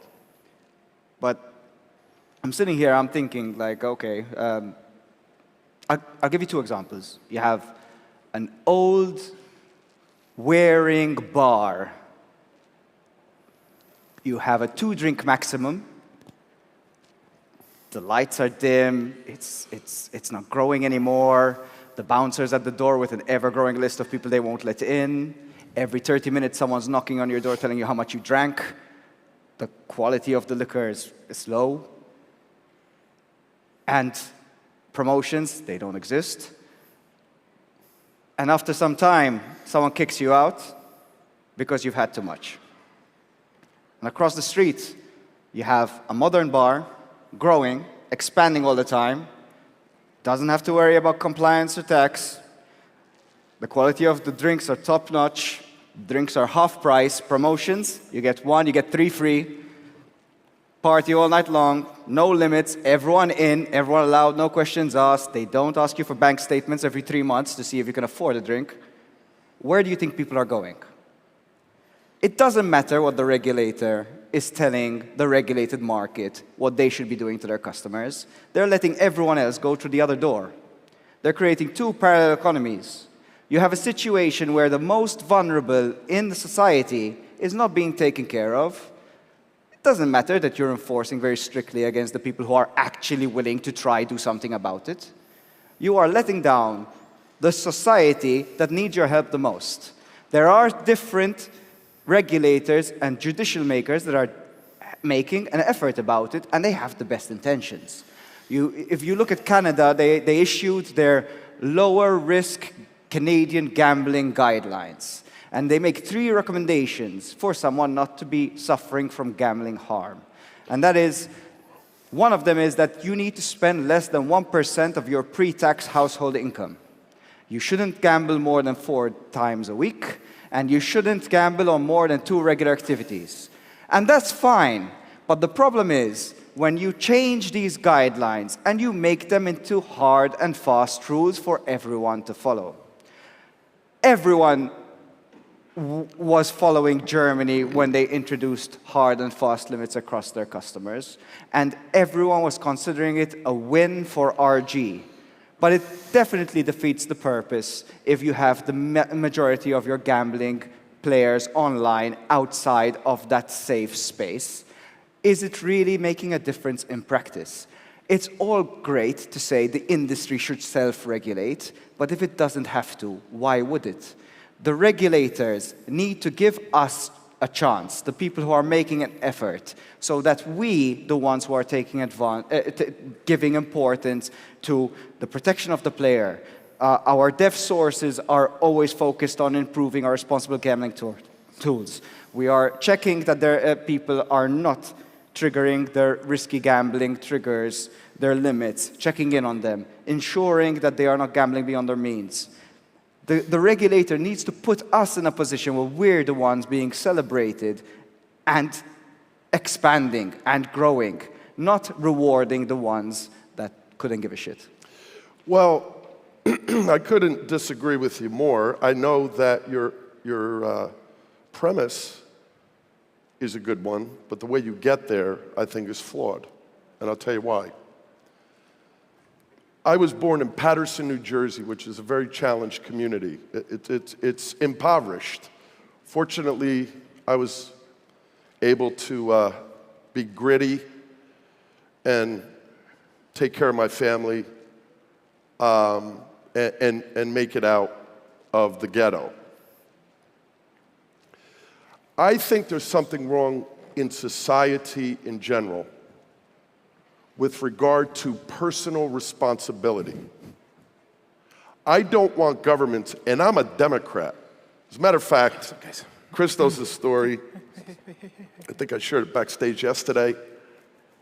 When I flew in, I came in through Frankfurt and I put a yellow Post-it on my passport. My wife was like terrified that I did that. She said, "You're going to get in trouble." And I put on the yellow sticky Post-it on my passport when I handed it to Border Control, "Don't blame me, ... I didn't vote for him." And the German border security looked at it, and I said, "Shit, I should have put it in German." And he looked, and he got this scowl, and then he looked up and he smiled. He said, "You can come on in." And then, so you shouldn't screw around with Border Patrol. Maybe that was not the most responsible thing to do. But where do we have governments that educate the populace on personal responsibility? Number one. Number two, take the example of the dive bar and the upscale bar. That's very similar to a point I want to make to you. I knew nothing at all about the online gaming industry until 2009. Many of you will laugh. Perhaps half of you weren't even born in 2009. I was a brick and mortar lawyer, lobbyist, regulatory affairs counsel for many years, for all the big properties across the country, including Trump's 3 properties in Atlantic City. Boy, was he a peach to work for. The brick and mortar casino industry treated the gambling addicted customer as a VIP. Oh, you're going down a rat hole. Well, you know this clown, he dumps off 10, 20 grand a week. Let's just give him another marker, another bonus bet, another free bet. I believe the industry is moving in a good way to putting more guardrails in and working with companies that I just mentioned before. I'm not here to promote, but I'm just here to try to impart some knowledge. When you get a chance, if you care at all about responsible gambling, and I know Chris does, we just have a different way of getting there. Go online and look at New Jersey Governor Responsible Gambling Task Force. The report just came out in early April. It's got some good ideas and bad ideas. But Chris's point that you can't require the operators to do something, I don't think is right.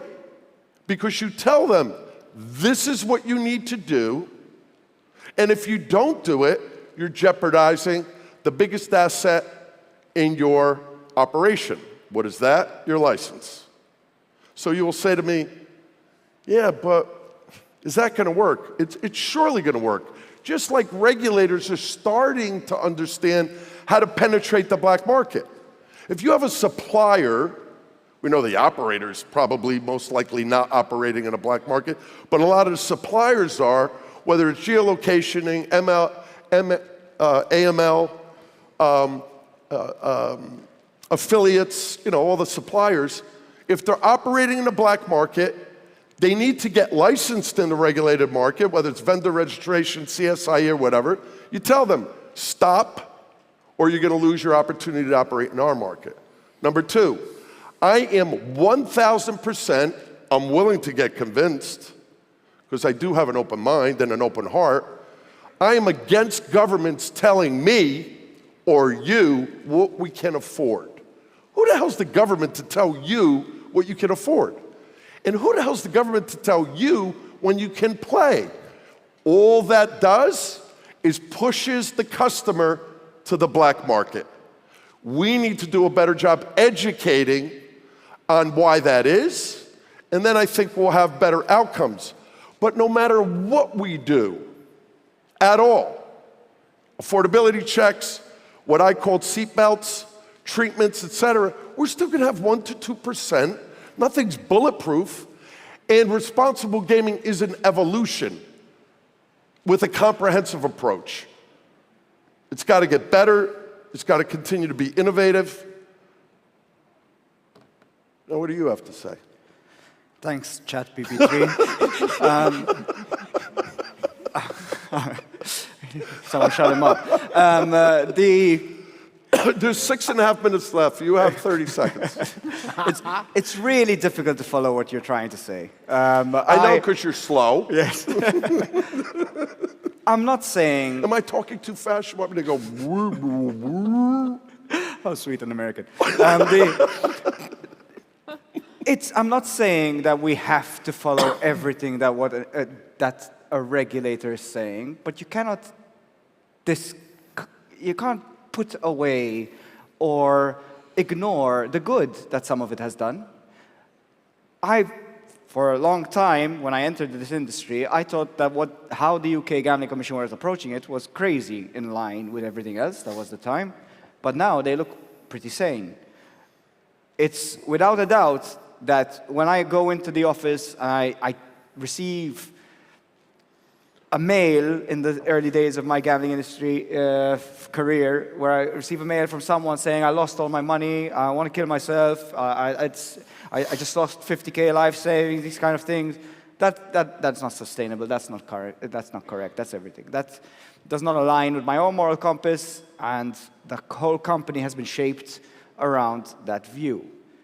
Slowly, we have found a very good understanding, and probably led to our commercial success as well, with the UK jurisdiction, because at the end of the day, the good intentions behind what they are proposing are there. They want to reduce the harm caused by gambling I agree with that. to people. I agree with that. The problem with that is that if they are not being treated uniformly across the industry, then of course half the industry is fucking up RG. Because half the industry doesn't care about the RG. And is it a half? It's even bigger than that nowadays. When the conditions set are not in line with a person's innate need, you're going back down to the 1920s prohibition.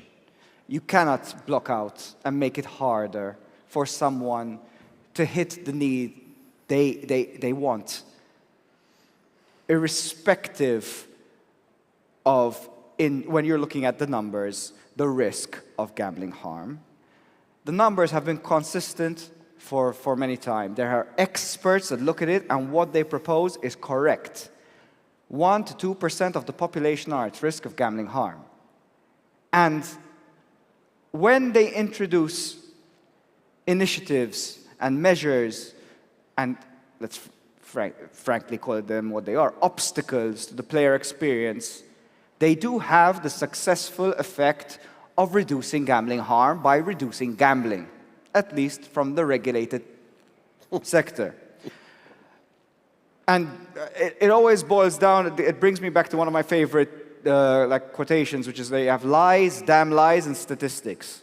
And statistics can paint any picture you want, whenever you want it. If someone is at higher risk of gambling harm by playing for 2 hours than by playing for 1 hour, he's going to be at lower risk. But it's completely missing the picture if you are allowing that same individual to lose all his life savings next door at the Modern Bar. So I do think that it has gone too far, like what you're saying. It shouldn't be that the regulator is telling me, I need to be checking what the affordability is. But maybe it has been needed because of the past of what we've done. I don't believe in self-regulation. Self-regulation is not a thing. It's a fantasy. It's something that lawmakers say might be a reason they give as to why this law was brought about. But no one self-regulates. Everyone operates within the law that is set. And that is how it should be. Well, let me give you Exhibit A on why that statement's wrong. Have you heard of Entain's ARC? No. Access, Responsibility, and Care. It was created by an Israeli developer. It's got 89 markers of harm. The regulators that require to do that, MGM, BetMGM, the partnership between Entain and MGM, are doing it. So as you have this data, because in the online space, we know what's going on with the customer, unlike in the retail space. We don't know. We check their ID, they come in the casino and give them a marker because they lost their shirt so they could keep gambling. That's different in the online space. And you leave this room feeling proud about yourself if you're in the regulated industry because you are a part of the good guys, the white hats. The problem is that the industry needs to do a better job of educating regulators that if you want to provide solutions to RG, it's not by creating more barriers to entry. It's by going after the black market and monitoring what's going on in the regulated market. Black market, no taxes, no compliance, no license, no real jobs created in the jurisdiction that they're operating in. So every regulation that comes forward that's a burden to a licensed operator pushes their customers to the black market. And there is one thing that Chris and I agree on, which is there's 1 to 2% of any population that's going to have problem gambling. Shouldn't we be focused on treating those folks and providing prevention mechanisms as opposed to coming up with what we believe are regulatory requirements that are only going to push those people off the cliff sooner when they get off the license sites and start to move to the Bovatos, Bodogs, and Five Dimes? And real quickly, I believe that the industry is not fucking up RG. The black market is fucking up RG, and the regulators are going to come to know this because the operators are going to be required to do a better job of educating before they advocate. Chris? I'm sorry, guys, but I think both of you are having enough now. Oh, we had enough? I think we need to cut you off here. What? I know, guys. Oh, because of what we have backstage? Yeah, but the thing is that you have had a really intriguing discussion. Did you guys enjoy this? So with that said, thank you so much for your insights. Chris, BP3, give them a round of applause. Thank you. Thank you, guys. for your Have a good insights. afternoon. Thank you. And it's time for us to welcome the next one. You want something to go? Yeah? Yep, something to go. Maybe, oh, there, we'll see you soon, you and I. Yeah, Maybe we'll see some you soon. popcorn? That would be great. Yeah, you need something after the beer. Yeah, there we go. Thank you. Ciao. All right, guys. With that said, we are not gonna stay lazy. We're gonna make sure that this coffee shop is running its order. That means that if you like your industry insights with a little bit of sass, this next session is definitely for you. It's a fast-paced, it's no-holds-barred innovation showdown, meaning that we're gonna welcome to the stage no other than Emma, the moderator, Emma Blaylock, CEO of Pretty Technical. Round of applause. Welcome. Welcome. There you are. Welcome.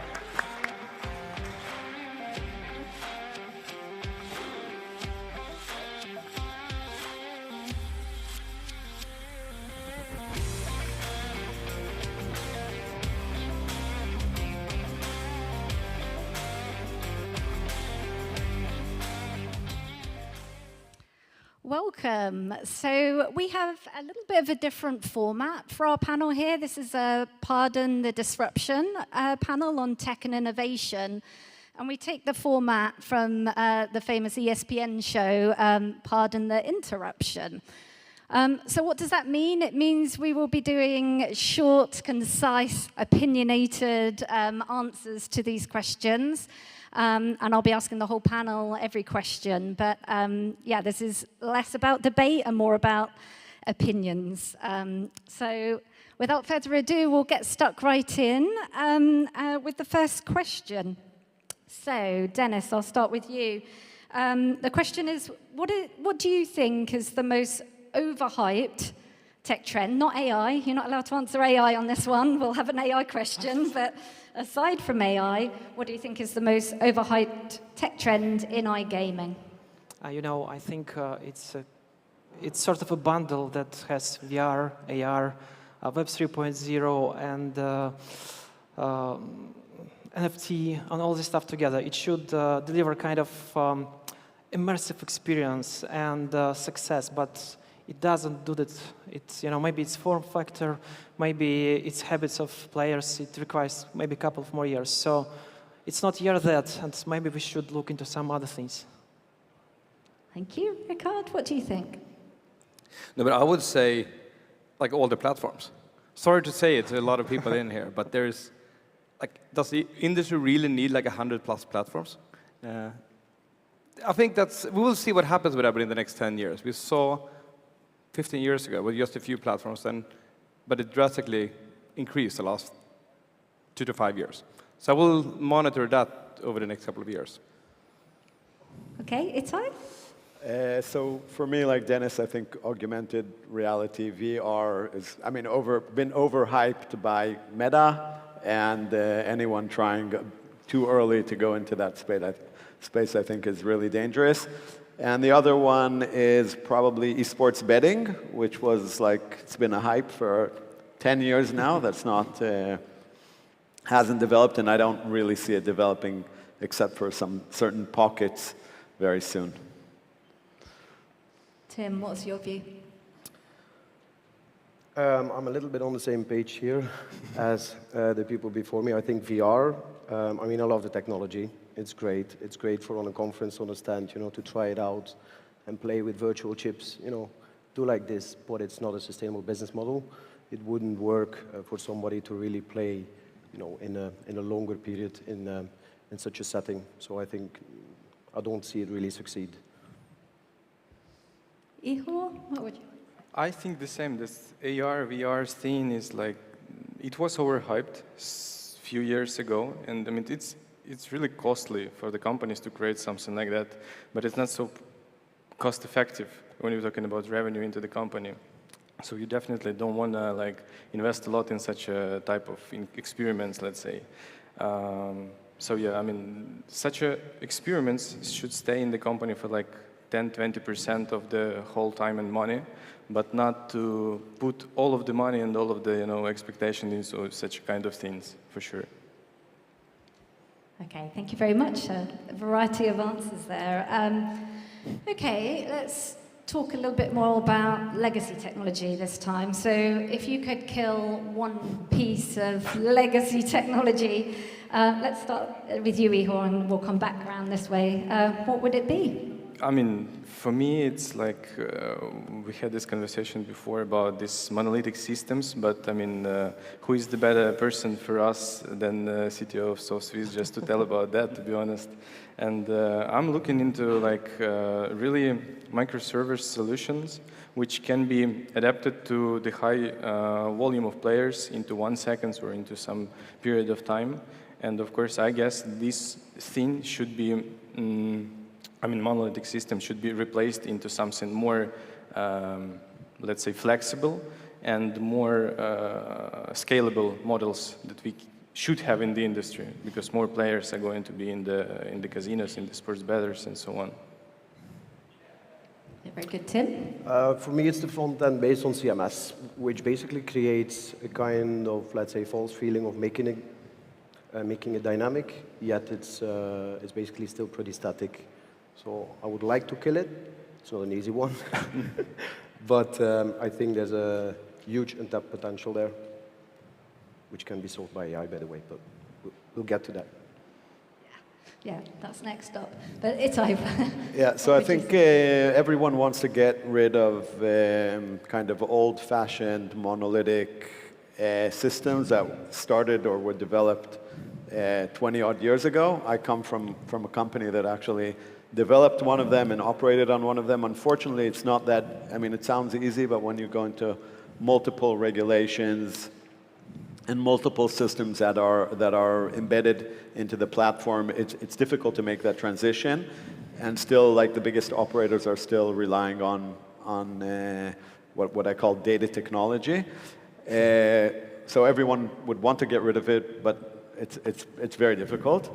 Bonusing systems, I think, like the industry's bonusing systems are not consumer friendly at all, and I think they can be improved a lot. And for me, a personal one is how sports betting is displayed. It's still like an Excel sheet with a lot of odds on it. So for newcomers, like the industry is just so used to it. But if you're speaking about kind of disruption, doing something much more user-friendly, much more intuitive, like we're doing in gaming, then I think that would be a massive disruption for the mass market sports betting category. Yeah, so overhauling the user experience, that sounds great. Ricard, what would you say? No, but I would say it's not a legacy tech, but it is a tech, and it's Kubernetes. It's something that everyone thinks if you go from a monolithic system to a modular, you need to go that route. But I've seen so many companies that just try to force that in, and it just costs a lot of money and make no difference to the value, and it just costs 5 times as much. So I would say Kubernetes and the big hyperscalers pricing models. 2 things, but especially Kubernetes and these new techs that just should solve something, but it just creates more problems. Thank you. Dennis? Yeah, guys, I'll try to be a bit different. I would really love to kill this kind of flow for user registration and first-time deposit that we very often have on the websites. And the players really suffer that you have to, to enter a lot of personal information, then you forward to a third-party website, you have to return successfully, right, not make a mistake there, and then you only can start to play. It should be absolutely seamless, like, you tap one button on your smartphone, you get through some kind of automated KYC, and you start to play. That's it. Maybe you choose €5 and you start to play. So it should be much simpler, and we should be there. Oh, may I add something? We were talking a lot about how we cooperating with players, but what I see that mostly, let's say, providers or suppliers, they're not cooperating in a proper way with the casinos as well. I mean, transferring the documents, transferring the all of the animations, all of the stuff around the games, all of the game sheets and so on. It should be like really, we should start the legacy for all of the other companies and all of the other people for really transparent and simple transition of all of the assets that you are providing for casinos as well, like client areas, affiliate client areas, every kind of stuff that you can simplify, you have to do that as well. Because, I mean, just explaining why I was thinking about that a lot, because what did we do before? We just sent the Excel file, all of the zip files from one to another, and we can just really miss it. I mean, you have to create like a stable solution where the casino will have the opportunity to find everything that they have in one click, easily. Click, download, and put it into the system, as easy as it can be. Okay, thank you very much. We're going to switch topics again. I know this is fast-paced, moving between these topics, but okay, it's time to talk about AI now. So, what would you say? How would you say AI is truly transforming the gaming industry, or is it automation? Buzzwords. Like, what's your take, Dennis? Let's go this way again. Okay.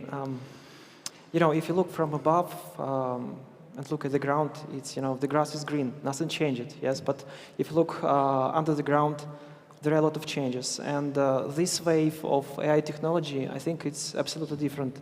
The adoption is very high, and it's because of these large language models, because of this, generative models, and then it's this RAG technology, then agentic systems. So all this really leads to high adoption. It's very easy, it's cheap, and I see, for example, in SoftSuite that all of my engineers, they use like 3 or 4 tools. This Cursor, Windsurf, Copilot, like 5, 7 different models. They use all of it. And then I go to support departments, and they already build in agentic systems that, a couple of agents pass through the workflow and check it and then send something to the client. It's already working. And I see that business people start to use analytical systems, and you cannot stop it. So, and somehow it will burst through, and we will see it very soon, maybe a matter of months. Totally agree. Rickard? No, but yes, it's dressing up automation, but what I think we'll see is a lot of more slots. That's because the cost of building a slot will go down from maybe 30K to maybe 3K. And then you can just blast out a lot of slots. Not just niche for one country, but let's say one region in a country like Sweden. One for Gothenburg, one for Stockholm, one from an even smaller part of it, one for Gusu, which it maybe need a slot as well. Because you can't do that now, because it's just economically viable, and then really target that slot for those players, which I will be happy to follow the next years as well. So that automation. Itai? Yeah, so it's definitely spreading fast, and I think if we sit here next year, it's going to be like an ancient historical question. It's going to be everywhere. It's going to touch everything in the operations, but it's definitely starting to be integrated, into customer support. I'd like to see more usage already very soon, kind of in segmentation, CRM, responsible gaming. These are very quick and easy use cases for operators, and I think the ones who won't adapt in the next 6 months, 12 months, won't last for long, but I think adaptation is going to be super fast. Interesting. Tim, what's your view? I basically share the opinion. I think it has already transformed the industry, first of all. So it's not, is it going to transform? I believe it has already transformed. Not only on the user experience, like the RG models or churn prevention models or whatsoever we already have, but also the employee experience. Imagine like one employee that is not yet using AI in its daily in the daily operations. It won't happen anymore. So it has already transformed. I think the next step is agentic AI, which will be the next transformation, I believe. And indeed, in 1 year, we'll speak about how has agentic AI transformed again the industry. But not only us, I think worldwide. it's going to be a huge impact for us as employers, as employees, and as people in general. Ihor, what's your view? Yeah, I have an opinion about slots creation, let's say, when we're talking about like, less price for creation a slot, of course, but you definitely can just throw away the person who created a slot, who looking into the audience for whom they created it, and the passion that they put into the slots and so on. I mean, it's just the human being for human being, and it will be the same. I mean, you definitely can do that without any human at all. And of course, AI will help and helping us right now with personalization, segmentation a lot, but which is, I can say, really interesting and really important for the industry is fraud detection. And I mean, it will help a lot with that as well. Just to something that person can see with their eyes, the program will see for sure. So, and the patterns, all of the stuff which is going on around frauds, fraud detection systems will help a lot with that as well, based on AI, I mean.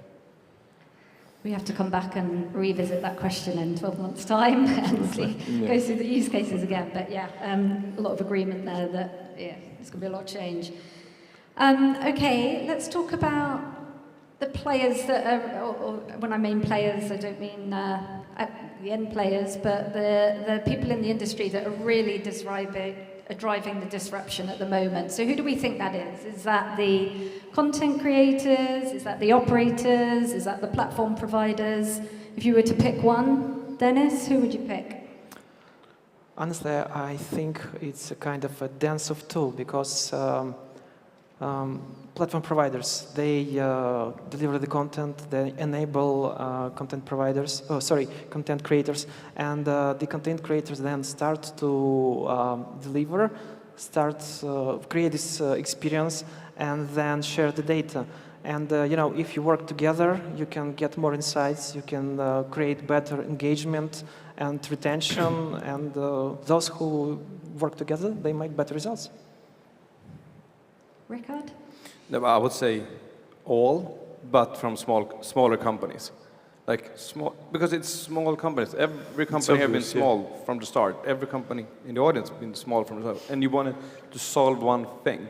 So focus on the things you want to solve and do that really efficiently as a smaller company. And that's what's going to drive the disruption.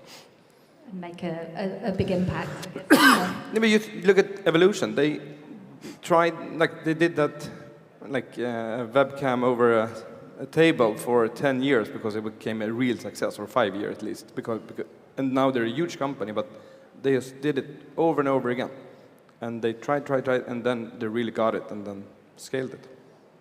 Ito, what's your view? Do you have a different Yeah, I think platforms aren't that innovative. They're mostly replicating the same thing, and on the edges, improving things. To me, what I see as like the most disruptive category is what actually the crypto operators have been doing. Not from, I'm putting aside like the payment method through cryptocurrencies and the whole regulatory debate around it.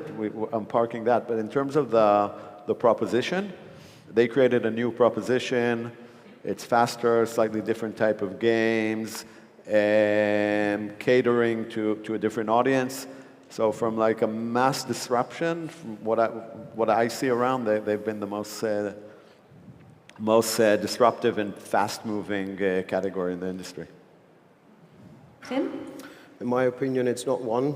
I'm also a big fan of open innovation, which means that basically every actor of the value chain needs to work together. I don't think it's really happening yet enough in our industry. I do believe that we're pretty isolated. I mean, I'm looking at it from our side as an operator. Obviously, we have conversations with providers, but the real collaboration, the real sharing of insights and data and how we can innovate together is not really happening yet. I believe, I mean, if we would do that, we would get more output. We would get faster disruption, I believe. So I think it's a call for all of us. And Ihor, do you want to take that one? Yeah, of course. I mean, I can With celebrate. a quick answer as well. 'Cause the Quick time is answers. ticking Okay, off. so I mean, content creators in big collaboration with operators and providers is going to be a huge innovation. Not going to be, but it is an innovation right now, because what I see, it's not the success of just the dance of two, just the success of dance of three. What I see, this triangle, let's say, yeah, really, because affiliates, they bring the audience, operators trying to work with this audience, and providers bring the content for this audience. And obviously, this is the dance of three. Yeah. So, I mean, this is kind of what I'm trying to put into industry, just this understanding that we have to work together with each of the part of the industry. Very good, thank you. Okay, just in the interest of time, we're going to skip the longer questions and we're going to do a very short, quick-fire round. So I'm going to ask each of you one question. I want a one-word answer. And we've got 5 questions on this. So, Dennis, Kalshi, sports betting or not? Yes, I think so. Let's go along the line. Nope. Sports betting in disguise, sorry. Not yet. Yes, but not as we know it. Okay. There's a lot of payment providers in the industry. We see lots of those. Do we need them all, Dennis? So far, yes. Rickard? Not at all. For gray markets, yes. Not for regulated markets. Yes. Yes. Very good. When does AI become better than bookmakers and kill sports books? Never, never. 5 years. Why not? Why not? One word answer. Sorry. Next time. Never. 5 years. When you start to think like a player, not like a model of something, I mean, it's Very good. mostly never. One thing iGaming should steal from big tech. I would say hyper-personalization. Be able to keep employees on scale together. Obsessive customer experience. Full media obsession for data. User obsession. Okay, last question. One thing it absolutely shouldn't take from big tech. I call it over-engagement of users, like doom scrolling. You just have too much people, because that's what big tech has. It just has too many people. Hating gambling. The surveillance mode. Yeah, I mean, the size of the companies. I agree with Rickard as well. Like, it's a huge ones. You don't need to have so many people to do the great things. Amazing.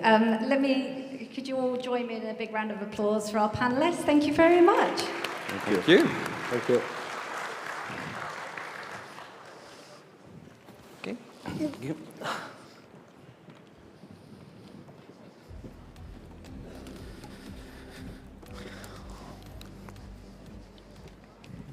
It was not. Ja, varsågod.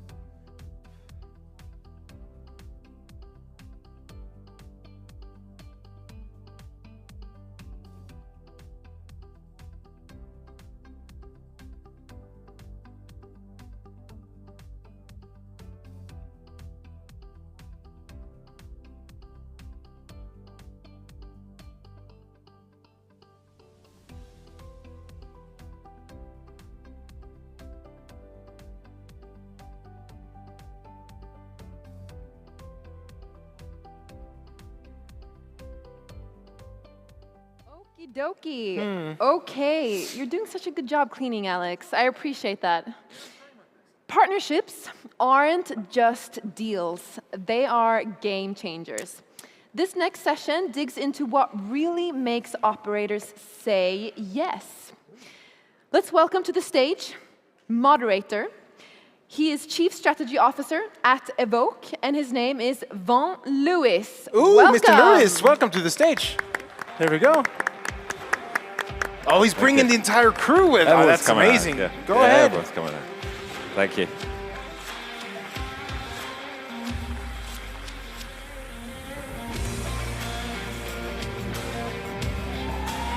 Oh, there we go. Oh, I like that.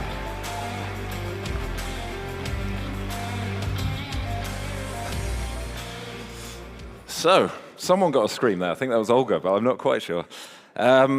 This session's all about partnerships, the art of the partnership. So we're going to be talking about, what good looks like, how to avoid the pitfalls, how to bring things into action and make sure that both sides are getting the most out of the possible partnership. Before we delve into that, we're going to have a 15, 30 seconds each from the people to introduce themselves. They're not going to say who they are because you've got their bios in the pack and you can see who they work for, but they're going to give a 15, 30 seconds on what's their best ever partnership to sort of set the flow going. I'm going to start with that. I'm Vaughan. I'm from Evoke. I would say I've done hundreds or even thousands of partnerships, but probably the best ever one is a joint venture that we created to target the African market. So we call it 888 Africa. And that brought together the sort of big business capabilities, knowledge systems from Evoke and from 888 with a really entrepreneurial startup culture team from our partners, our joint venture partners, and that's created an amazing joint venture that's already #1 in one market in Africa and top 5 in another 5 markets after just 3 years from foundation. So that's that. I'm Vaughan. I'll hand over. Intro and best partnership. So I'm Enrico, Chief Growth Officer at Relax Gaming. And the most successful partnership that I have been a part of is actually Relax and the partnership with Kindred that started on the poker product, evolved into slot games that became really big titles. And the latest addition is, of course, the aggregation side to the Relax business. And the partnership led Kindred Group to acquire 100% of Relax, and that's where we are today. Dimitri. Yeah, my name is Dimitri. I am CEO of Event Gaming.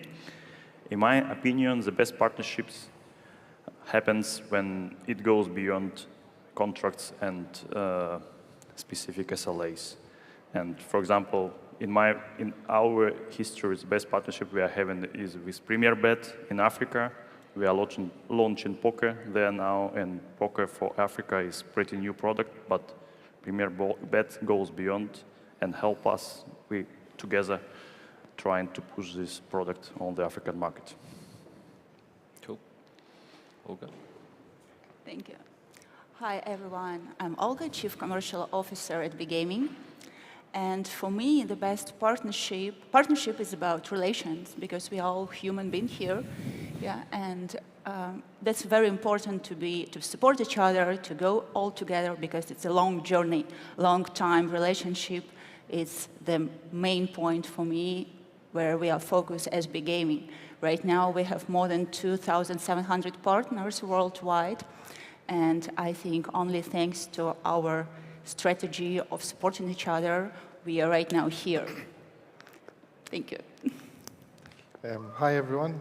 My name is Adam. I'm the Business Development Director for Soft Construct here in Malta.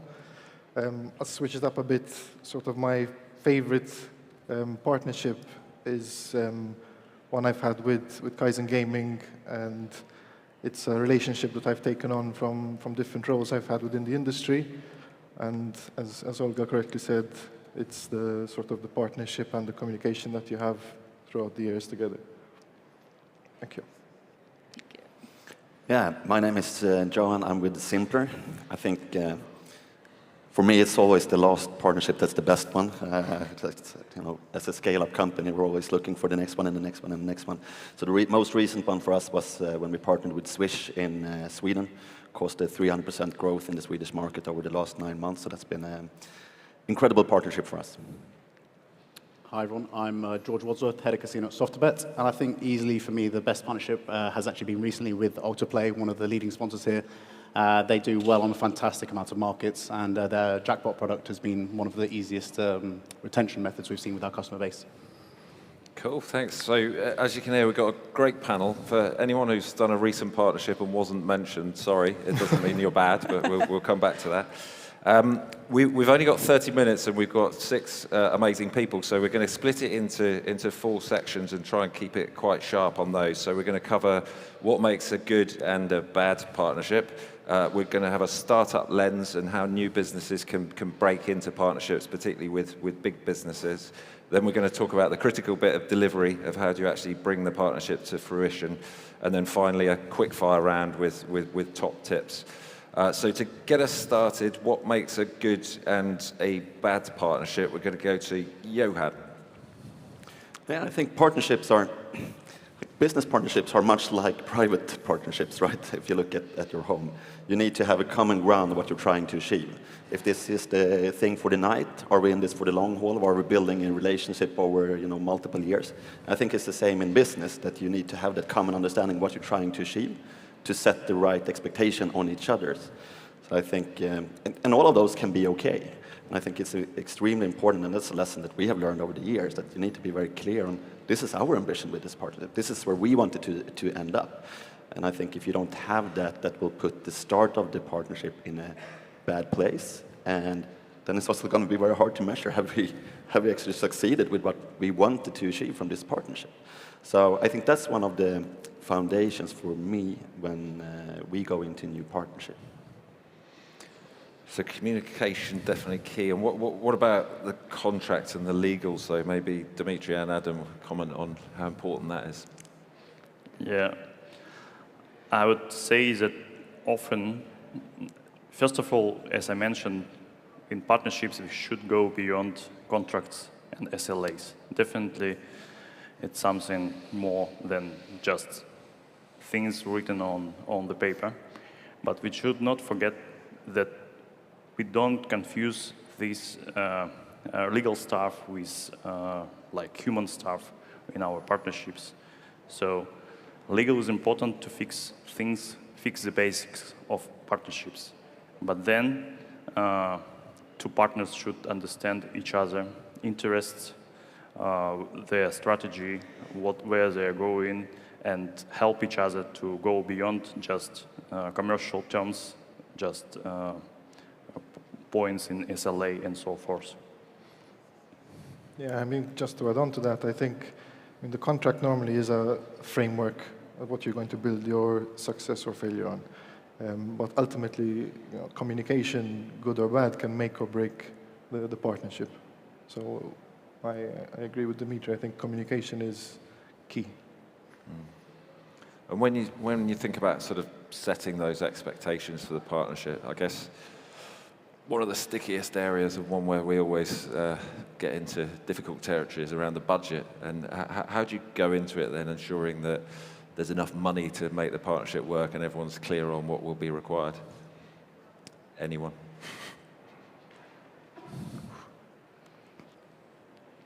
I mean, I think it comes back to what I started with saying, like, you start from the beginning to be very clear on what is it that we're going to achieve. And also, I think, have an understanding in a partnership, like who does what and who is the expert in what area. I think when we started at Simpler, I think we, naive, you're a startup, you think you know everything. I remember one of the first campaign we did, this was a former product, we were more of a wallet, PayPal solutions. We wanted to draw end users to our payment product. So we did a partnership, this was in 2016, with Vera and John in the Swedish market. And we were like, we're going to have a raffle thing. When you pay with us, you're going to get a raffle ticket and you can win a trip to New York. And nothing happened. The volume was just dead. And then the person that won the trip came to us and said, like, can I get the money instead? Like, I don't really want to go. And then we talked with Vera and John, like, what's happening here? Well, our end users are not really the people that see themselves in Manhattan, then see themselves at the 24-hour cruise over to Finland and being drunk. Okay, so we did a campaign with that instead, and the volumes, skyrocketed. So it taught us, like, okay, we know payments really well, but you know your end users and your customers. So we need to be clear in the partnership, like, what do we bring to the table, and what do you bring to the table, and then set up the partnership to get the most out of it.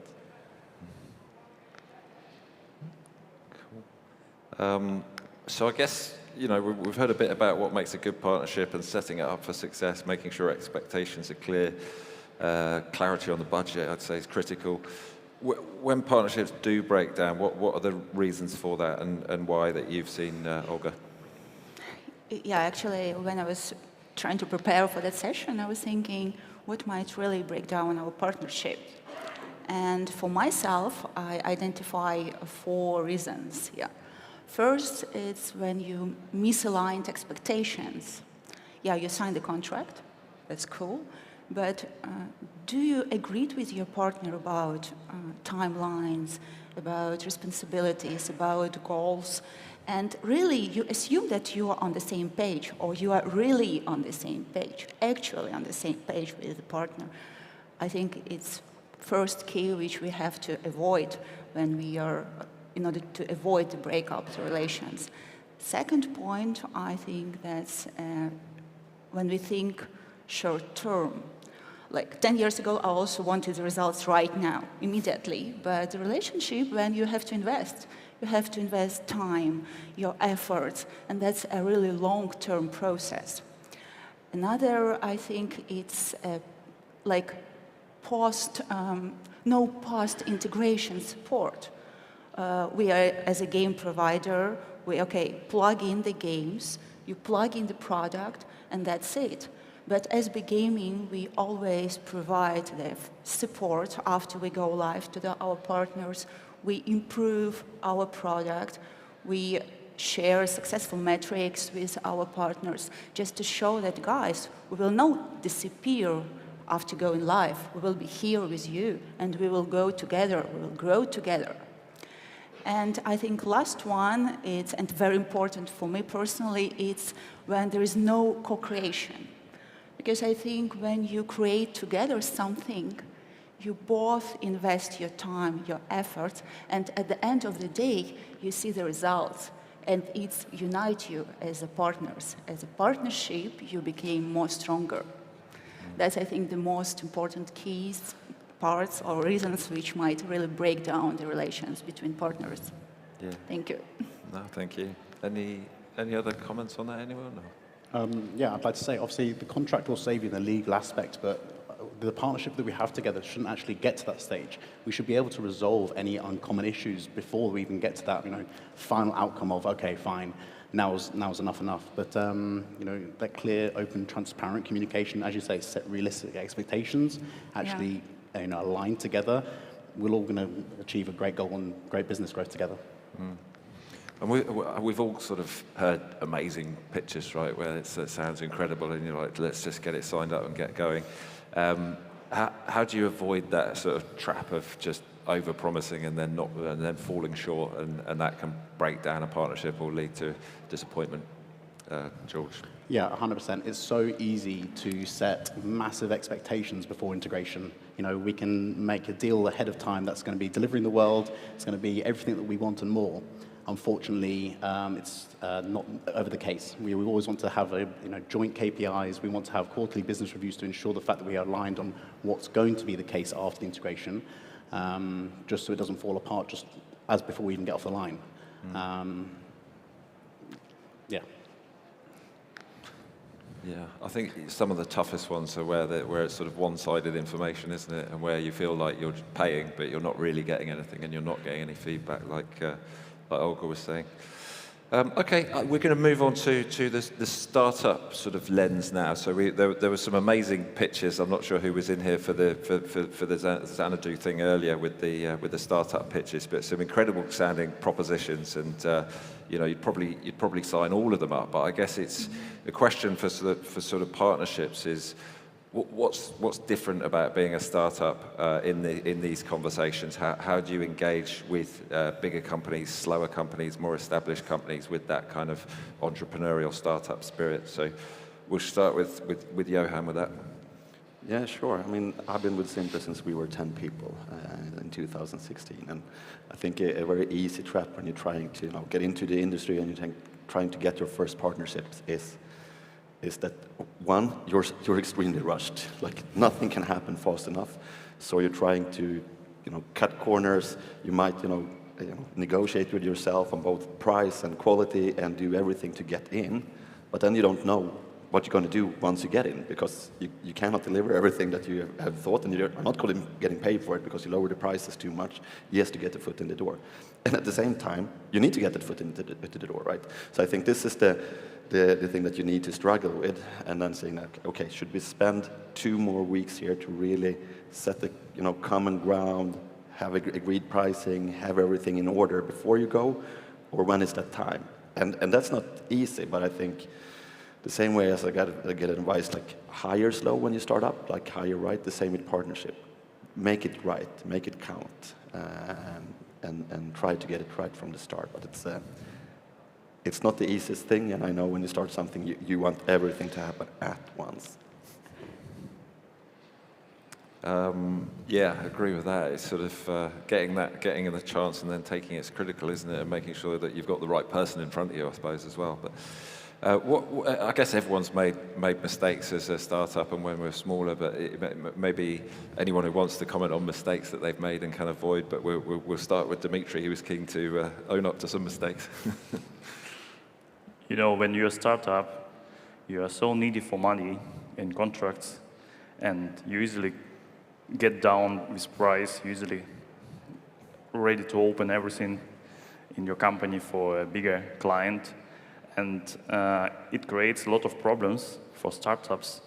First, you break the market. Second, you give some promises which you are not able to deliver. And the third problem is that in a few years, you are not a startup anymore. You are a big company, but you are still serving clients with the same conditions, and you can't change it. So to avoid this, in my opinion, all these mistakes, I have done these mistakes a lot. And right now, I think that to avoid these mistakes, it's important to understand your market proposition. What's your product? And set it clearly how you differentiate from others for your clients. And then, with this understanding of your value, you can much easier and much more persistently set on your own conditions when you discuss partnership with bigger clients. And yeah. I would add, especially when you're a startup, it's really the first partnership, the most important partnership, is the one that you have with your co-founders. And if that is not solid, then it undermines where the company will go, especially in those early years, especially if you do not encounter the success right away with your plan A. Let's put it like this. Yeah, I agree. Any other mistakes?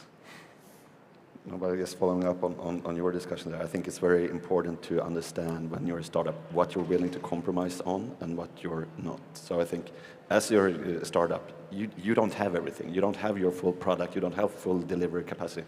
That's fine, and everyone will know that. But you need to be very clear on what you can compromise on and what you cannot, because otherwise, your customer's roadmap will become your roadmap, and that might not be the plan that you have set out. So a year down the line, you will see that you're a place that you didn't want to go to.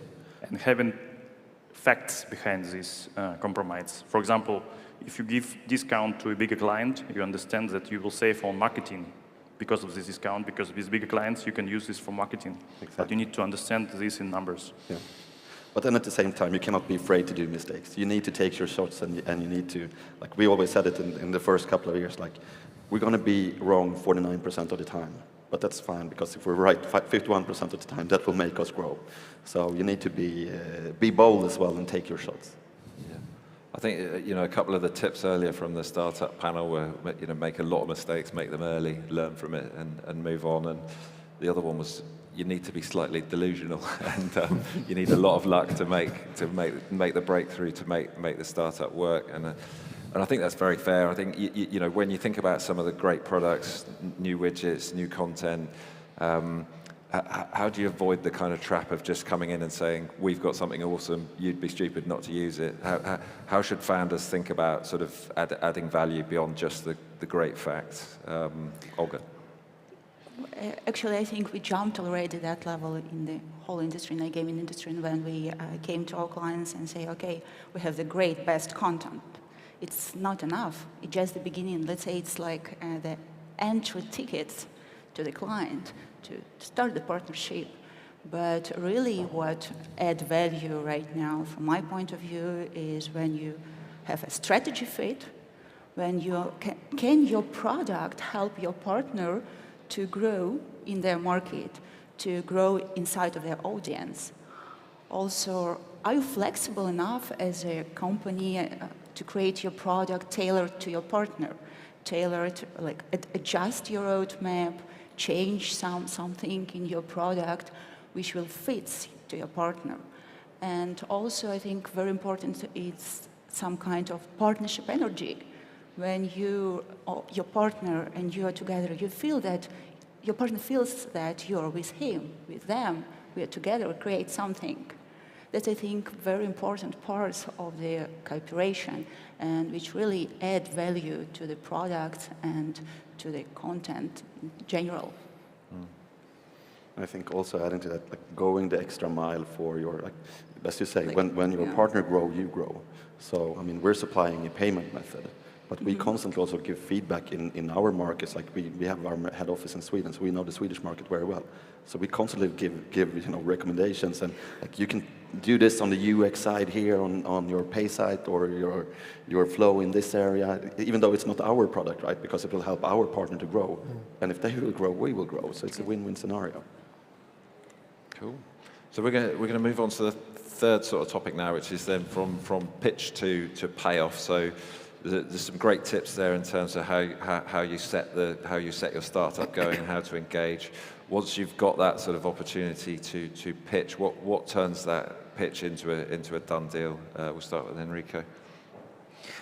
Yeah, I think we mentioned already a few of those elements, but we all love salespeople, and salespeople are over-optimistic, and we love them for that. So I think the most effective salesperson in a B2B partnership context is one that pitches it right, that doesn't overpromise so that it stresses the organization and disappoints the customer. So it's very much about keeping it real.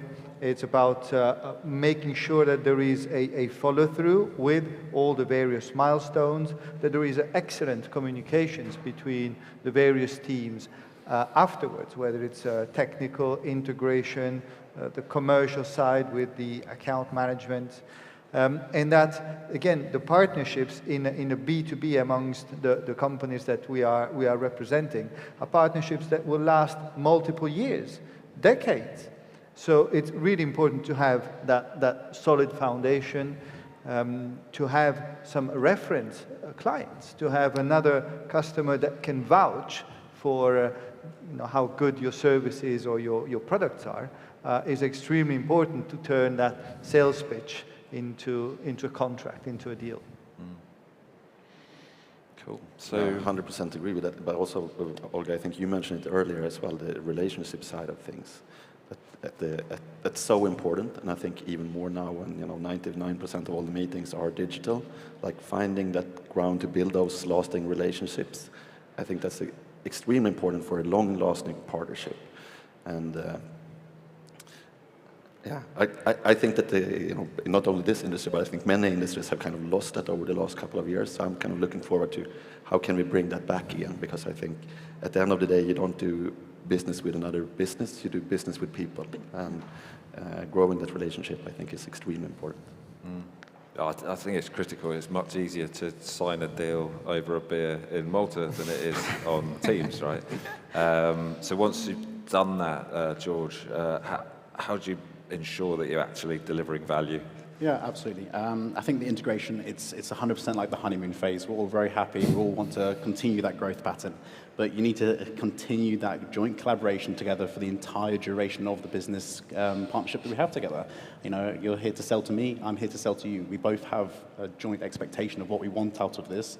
But at the same time, you can't just expect to go live and then be successful. That's not going to happen. I think you all know that.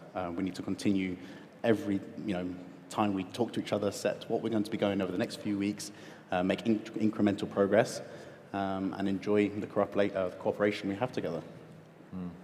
So you sort of talked again about setting expectations and the communication. So for Adam, I guess, how do you go about that? Is it very specific item by item? Is it more broad? Is it just let's just meet up and make sure it's working? Or do you set a Gantt chart? How do you go about setting those expectations to avoid misalignment? I think it's a mix of all of the things you mentioned. I mean, meeting personally, as Johan said, is fantastic when compared to doing it online and having a Teams call. But expectations are what they are. So you know what you're setting yourself out to. So then it's important to not just the following up on what you're doing, but having clear milestones. And I remember when I used to work with Enrico a few years ago, we used to have quarterly business reviews that were extremely valuable, not just for us, but also for the partnership itself, so that you can see exactly where you're tracking your expectations. No, that sounds good. I guess, as a sort of customer, if you know exactly what you're getting when and what it's going to cost, and then it's delivered, it's really easy, right?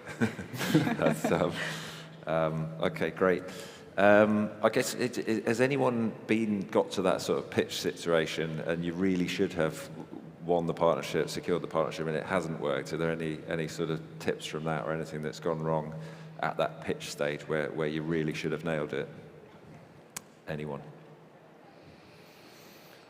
I don't know about the pitch date, but to your comment, George, about the integration phase being the honeymoon, I think where we have failed sometimes is that continue to work. It's like I said in the beginning, like a partnership is like a human relationship. You need to continuously work on that relationship and check in with each other. Is everything going okay? Are we delivering what we should?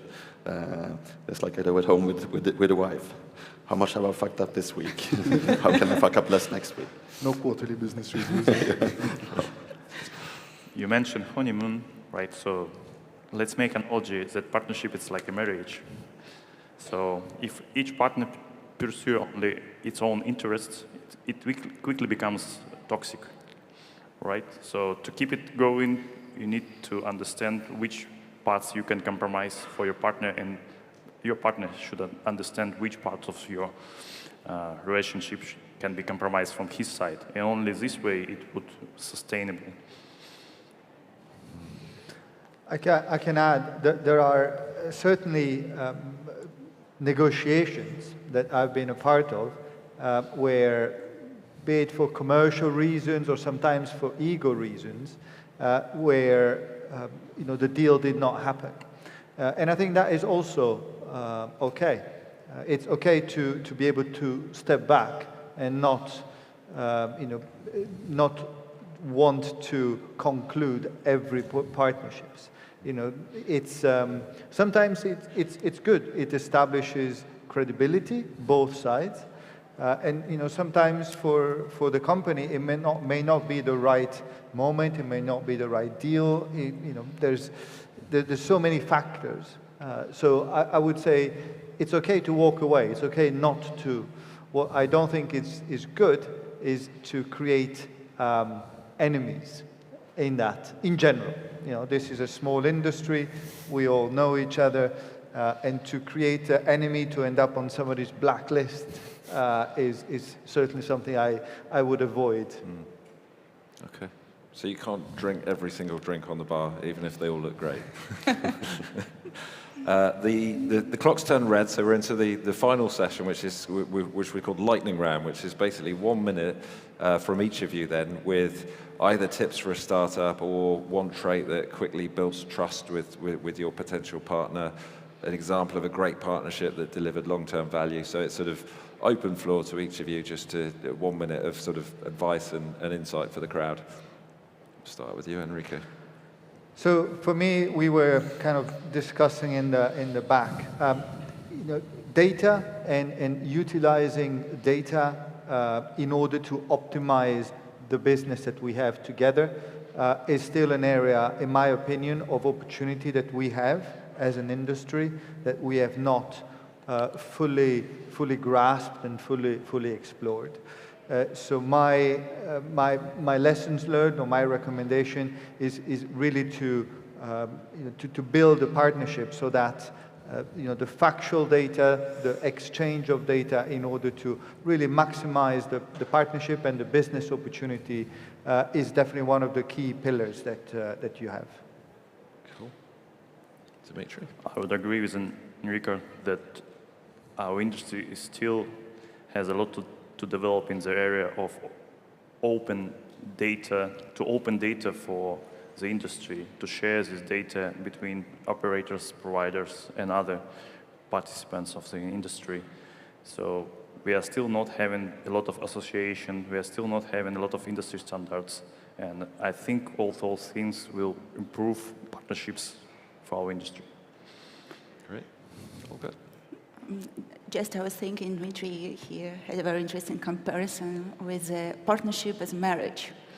And for me, it's also like a path. Partnership is a path where you have to walk together, and it really takes time to build the long relationship with your partner. As iGaming, we had a really very interesting case. We built that for many years. It's our cooperation with Casino Roulette. For many years, over years, we created the custom games for them, and we really built trust. And one day, they came to us and say, okay, guys, what do you think about creating the slot game with a celebrity? I hope everyone knows Snoop Dogg. And it helps us to boost our brand, to boost our both brands. And only thanks to that trust, to that cooperation for many years, it was successful for both of us, for both sides. Cool. Did you meet Snoop? Yeah. Actually, we didn't meet him personally, but he recorded the voice for the game, and he was personally involved in the game. Yeah. It was a very interesting experience for us. Cool. Yep. Adam? I think for startups and at Soft Construct, we see a lot of startups obviously initiating conversations with us, and it's a crowded space, and studios are still popping up every year. So I think the most important thing for startups would be to try and identify gaps, because that's what we appreciate when somebody has sort of done their research, can spot a gap within our own offering, and that doesn't just add value, but it creates something where the both of you stand to gain a lot out of the eventual partnership there. I think connecting to what Enrico said before about saying no to some partnership, I think it might sound passive or negative, but find yourself walk-away power, because actually saying no to something is saying yes to something else, right? So you can actually focus on the partnership that drives that growth and are meaningful for you. It's like your, once again, personal life. Like you have this relationship or partnership that drain your energy and bring you down. Say no to those, and then you invest on the partnership that help you grow, get your energy up, and deliver on those that matters. But saying no to sales managers is so easy. And I want to go back to the sales manager topic earlier. I think so many people go in with such a strong pitch nowadays in conferences. Hi, I'm a new gaming studio. Okay, what's your USP? What's your actual grab for me to want to take your content? And for me, get to learn what I am as a business, get to learn what we require in terms of our player base, our markets. And then you'll have such an easier route to market than just coming up and saying, hi, I'm new in this industry. Okay, so is everyone else in this room. And that does it for me. Cool. So I think, we've covered quite a lot of ground. I think this session was called the art of the partnership, not the science, probably quite deliberately, because what you've heard from the team there is it's all about communication, transparency, those personal relationships, doing things in the right manner and ensuring that everyone knows exactly what they're delivering and when. saying no to things, not trying to be all things to all people. So some great content in there. I think, you know, as most of us know, in most partnerships, you're generally kind of crossing your fingers and winging it a bit and just hoping you get somewhere near the business plan that's been agreed, right? But I guess from our end as an operator, it's sort of the really critical bit is around that delivery and just being totally clear on what you're going to deliver, when, how it helps us, and then for anything that starts going off course, communicating that really early and trying to work together to create a solution. I think that's probably all we've got time for. So I'd just like to thank the team there for all those excellent insights, and please join me in giving them a round of applause.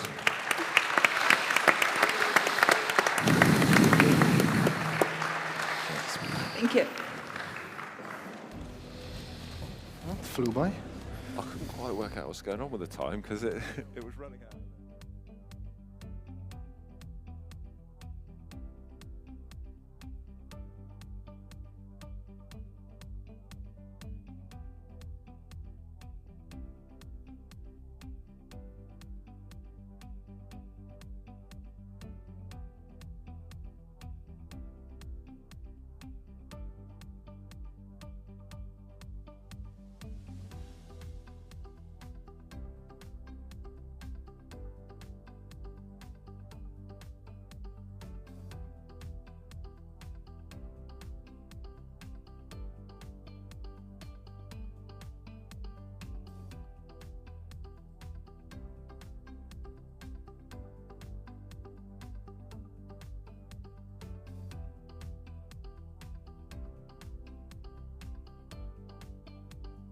No. Not yet.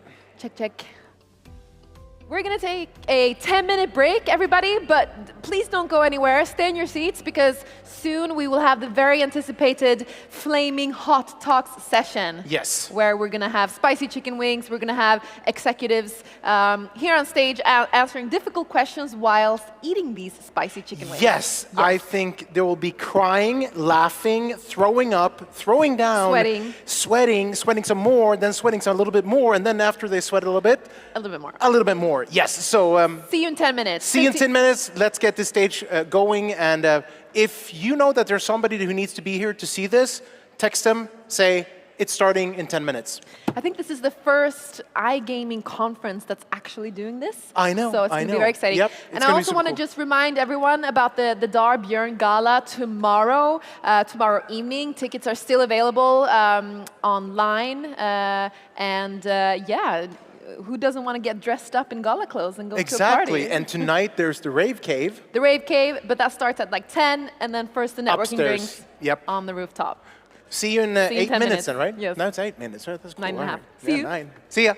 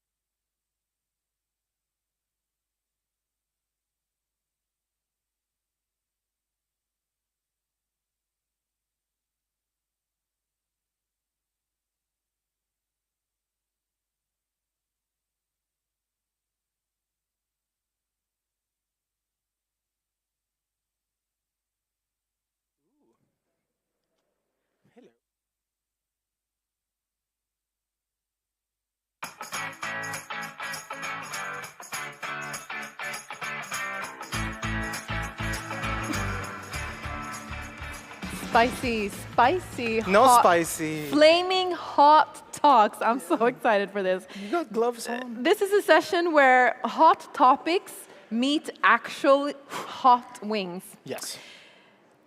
There are sauces that's going to be on this stage that should probably come with a waiver, to be honest. And we seriously have paramedics on standby. They're just back here. I managed to get out of this challenge. I'm just going to be serving the wings. But my dear co-host, Alex, did not manage to get out of it. So hosting this spicy hot session is my wonderful, amazing co-host, Alex. Give him a warm round of applause. Thank you so much. Oh, it's one of those ideas, guys, that sound really good in theory, but probably in practice it's gonna suck. All right, here's the thing. We've come to the part where we're gonna have two things going down as the final event here in this leadership stage. First of all, we're gonna have some bold questions about the future of iGaming. And then we're going to make sure that we combine that together with wings. And the cool thing here is that it's gradually, as the question goes on, the spice is going to go up. I'm terrified, I'm petrified, and I know we gather some of the, not brightest people in the room, but we're talking the leading, smartest individuals in the industry, and they're going to join me soon on stage. The thing is, they will have wings, they will have questions, and it gradually goes up. They will have the ability of tapping out, but I'm going to ask you guys, at what level from 0 to 10 would you like them to be allowed to be able to tap out? I'm going to start at 5. How many should we allow them to tap out at 5? No? No? All right. 6? No? 7? No? So we are now going. They cannot tap out until they reach the level 8. Is that okay? Excellent. How many of you want to see level 10? Yeah, there we go. That's the spirit. All right, guys. With that said, we're going to have some cooling things for them to grasp. Hopefully, it's going to be more than just a dignity. But we're going to have some drinks. We're going to have some ice cubes. There's going to be a little bit of yogurt. And then we'll have, hopefully, some milkshakes coming out as well. But I think that we have everything planned out. It's going to be a fun session. It's going to be an exciting session. So buckle up for safety because Kansas is going bye-bye. Who are we bringing out on the stage, Alice? I'm waiting for my mic. There we go. Let's turn on some good music. Let's welcome these brave, brave souls to the stage. First up, Phil Pearson, CEO at WLC. Welcome out. Have a seat. Back. Let's welcome Alexander Tomic, founder at Alea. Welcome out. Let's do this. And we also have Bill Pasquale III, BP3. Welcome out. The fuck? Actimel, baby. Baby Actimel. I know, it's tiny. Hey, guys. Before we get things started, I just want to take a little bit of temperature check on you. What are your emotional state right now? Alexander? Bill. Hi, Alex. Hey. Okay, I've done, I don't know how many panels and keynotes these last days, and everything went fine, and I'm petrified. You said the word petrified. I'm petrified because what's the scale? You probably don't know what a number means, but just listen to the scale of the first to the last chili. First one is how many, whatever, kilojoules? Like 1,000. Oh, you really want to spoil this? Well, I don't know, he is. Are you spoiling this? Yeah, no. What? Yeah. Don't spoil it. Don't spoil it. They don't want you to spoiling. Exactly. Sorry. You have to talk slow with Alex. All right. I've heard someone telling you that. Petrified. Bill, what are you? Well, I love to speak, and as Alec has said, and Pierre, and Rory, and Olga, and Clara from Next.io, I can talk Chrome off a trailer hitch, but I don't know if I'm going to be able to survive the spikes. So we'll see. I mean, am I nervous? Yeah, when the ambulance shows up with 2 paramedics. I know. Yeah, All we have for 2 you paramedics guys. behind him. That was very comforting. Yeah. Phil, what's your take on this? What's your emotional state right now? I'm feeling a bit psychopathic, so I'm You're here to. psychopathic. I can see this in your eyes. I can see it in your I'm eyes. here to watch you be in pain. Yeah, you watch. Okay, yeah, that's a cool thing. Yeah. See, like I said, in theory this sounded really good. Now in practice, we'll see. All right, guys. So what's going to happen now is, oh look, we got some milkshakes coming in here. Yeah, some milkshakes. We are soon about to enter the first endeavor of wings. That means that we are all going to take a bite out of the first wing. Thank you so much. Cheers. It's just We're first going to take a bite out of our wings. And then I'm going to pop some questions. And this is a little bit to get you know you guys, what you feel, and what you're just onto right now or where you've been. So we are starting off with the first one. So can we please get on the screen which one is it that we're going for first? Yes, you can serve. So Who's having the special one? this is the special one right here. Well, special because I'm vegetarian. Vegetarian. So this is nice. So we have this little hot sauce called 0.006. The Scoville level is 1,200. That's simple, Take right? them on the That's napkins, nice. or? Yeah, that's fine. Yeah, I got to eat all 3? No, it's just one each. It's just one each. Let's enjoy this. All right, I'll wing it. There we go. Thanks, Alex. This is gonna be good. You get the one with the most I sauce. got that's the one with Can a you bunch add him of- a little bit of sauce? He doesn't have enough. This one doesn't matter. Oh, of course you want to have a little bit of extra. Thank you. Yeah, of course. Let's go a Thank little you. bit of extra. Thank you. Yeah, there we go. Say stop. Yeah, go for it. There we go. You didn't say stop. I poured. Wow, you All right, got a guys. lot, Alex. Yeah, somebody loves me. All right, so let's dig into the first one, shall we? Eating in front of Nice one, people yeah. is not fun.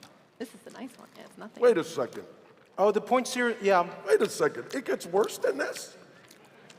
we just started. We have 9 more to go. I Hey, enjoy but I'm this. smart. I enjoyed this. I brought my lemons. See, Phil thinks that somebody gave him good advice, or Oh sorry, my Bill gave it, God. somebody gave Bill a really good advice of bringing lemon to the party. Okay, that's all. All right, so let's start over there, Bill. Yeah. Bill, before we get too spicy, Don't touch your eyes. Don't what's, forget. what's one fun fact about lobbying the US government that would completely surprise most people?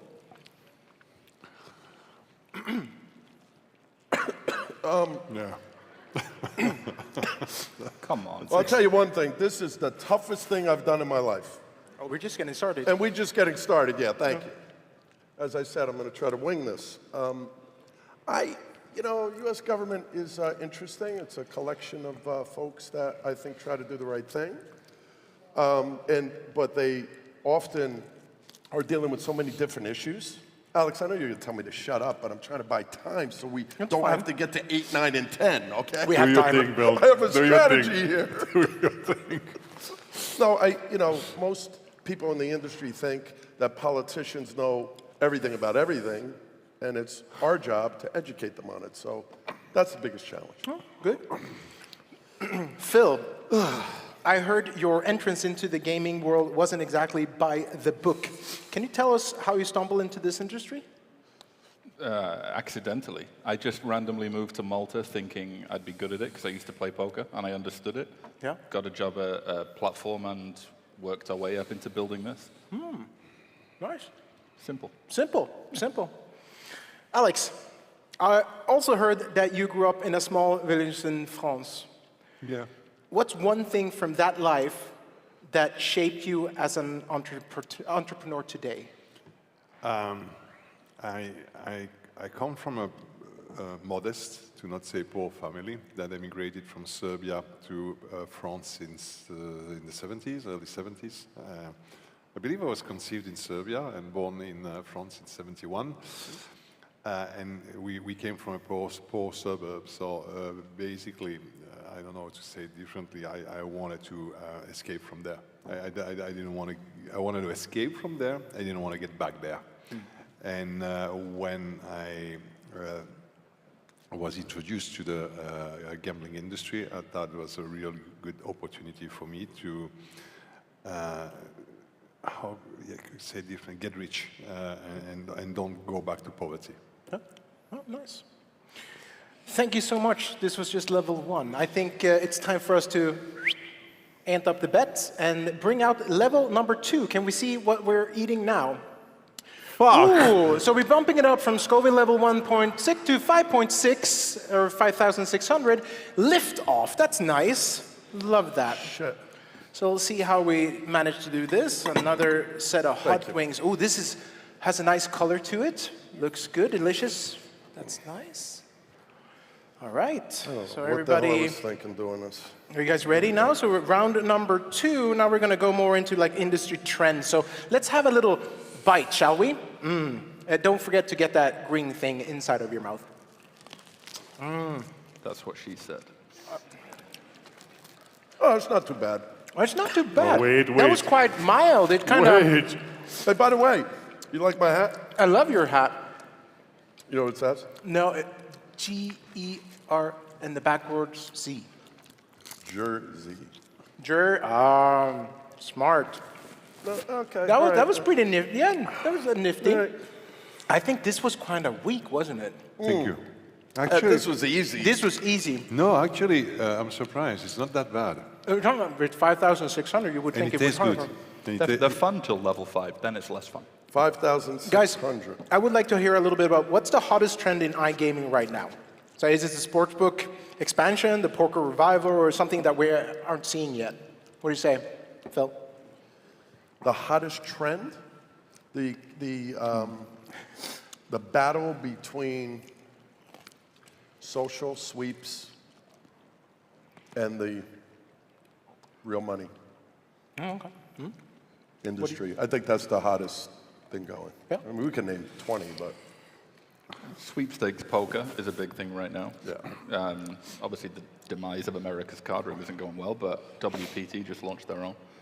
So that's big. Sweepstake casino. And I think traditional crypto streaming is now very popular.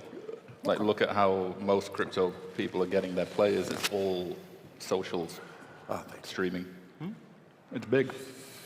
I agree with both statements. I would just add that older trend, which is crypto non-KYC casino versus regulated casino.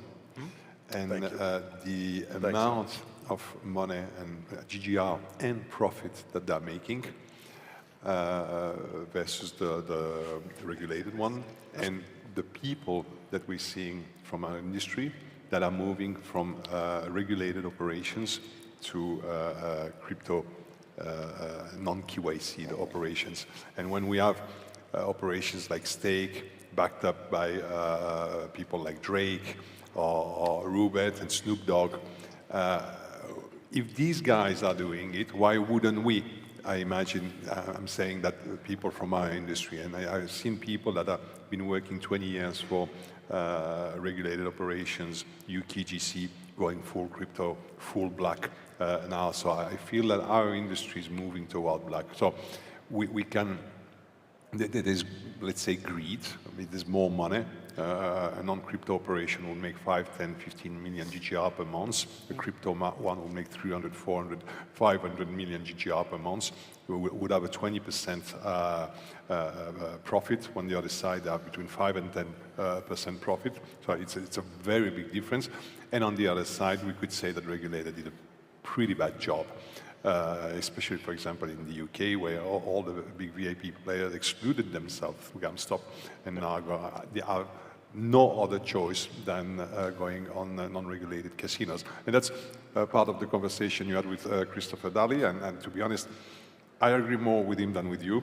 I believe he's quite right. I'm thrilled about that. But I see where he's coming from also. He's running a... Fuck you, Chris. He's running. Yeah, I said it was going to be fun. He's running a fully legit operation, and I've been there, and I know the struggle it is, and I wouldn't go back there. But kudos to you for doing that, really. Alex, nobody gives a shit about what we have to say. They just want to see us suffer. I'm just telling you. That's so spot Know on. your audience. That's so spot on. I like the way Bill has like 17 different milk-related drinks in front of him after level 2. It's nice. I'm very well prepared. Yeah, I can see that. Guys, it feels that you felt a little disappointed at this last wing, right? It wasn't too hot, was it? Not yet. Not good. So we're waiting for this. But I feel the build-up. Next question. Is GG Poker rewriting the playbook on how to grow poker online? Yes. Yes? Simple answer? Yes? Oh, you want me to expand? That would be great if you would, as we're waiting for the next wings to be prepared and for us to suffer. They spent, what, 500 million on the World Series of Poker? They've now done World Series of Poker online. The average field is 30,000 players. So coming from PokerStars' heyday, 2007-8, they were maybe getting half of that. What they've done is amalgamate all the poker players into one site, and there's only one site people play on now. That's it. Any comment? You can add to it. That was brilliant. That was brilliant, yep. That was brilliant. I mean, look, poker needs liquidity. The industry has been flatlined, and I think they're building a better product and model and innovation to draw people back into it, because I think it has the potential to be a very good vertical for operators. Oh, good. So, gentlemen, it's time to take the training wheels off, and we're now bumping it up quite a notch. So let's bring out the next contestant to our wings. This is going to be the Hot Ones. Hot Ones. Wow. 18,000. It's the pickled garlic sriracha. I think this is going to be really 3 yum. times more powerful than the one we have I know. So slowly and safely, we're gradually building this up. Thank you. Oh, look at that. Sorry, Alex. did you bring that for us if we want more? Yes, exactly. Is So that what yeah, you're doing? she brought that just to make sure that we all can enjoy it. Come on. Big cojones here you put on the jamming time. I thought we were going to save that for the last one, but apparently somebody's really eager to get Who are you trying to impress? This one's nice. Oh, this one is nice. I think he's you too? No. I'm good. I'll do what I have to do. Sunday night, I had a very nice meal with a bunch of the folks here. Rory's there. And you know Rory. You gotta join in. He's a wonderful human being until Sunday night. And he had this evil, like, mini-me. He brought the hot sauce in. Oh, he did? Oh. Right? And so he's talking about it. I'm like, have you tried it? He goes, fuck no, you're doing it. I mean, so I've had 4 days of hell. Guys, shall we? Yeah. Enjoy this. Remember, get the sauce inside of your mouth. This was good. Delish. I wouldn't say delicious. It's nice. It's nice. All right, that's You right. just let me know EMS is standing by. How close are the paramedics right now? They're just right behind the curtain there, so yeah. Ooh, ice cubes, that's great. I had a dream last night that I tapped out after the first wing, so I'm doing better than my dreams. Let's move over to social casino and sweepstakes. So social sweepstakes models are exploding, but how are they reshaping the traditional casino world? Who wants to go with that one? I didn't hear what you say, I'm sorry. Okay. You didn't hear what Social he said? sweepstakes models are exploding. Just say again. Social sweepstakes models are exploding, but how are Well, they the good news is reshaping we the don't traditional understand casino Alex, world? and he doesn't understand us. But also using results that you No, read the first sorry, one. Yeah, sorry. that's first. But are they reshaping? Yeah? Yeah. Okay. And by the way, you said the other night I talk too much? Yeah. Yeah, you do. Yeah, you do. Oh my God, take a look in a mirror. Phil, you wanna go on tell this one, or people what you're time leaving it it to Alex? was. What's this for? Honestly, this is way too much fun. There's way too much. It's way Okay. too much. All right. Oh, God. Thank you. Ice is not a good idea, by the way, everybody. It's the best idea. Sparkled water is also something good. Don't do water. Don't do ice. Don't do ice. Don't do They've ice. gotten the worst advice from people who are Go experts. for the social sweepstake thing, please. Oh, you want me to answer that question? You're American. You're the American.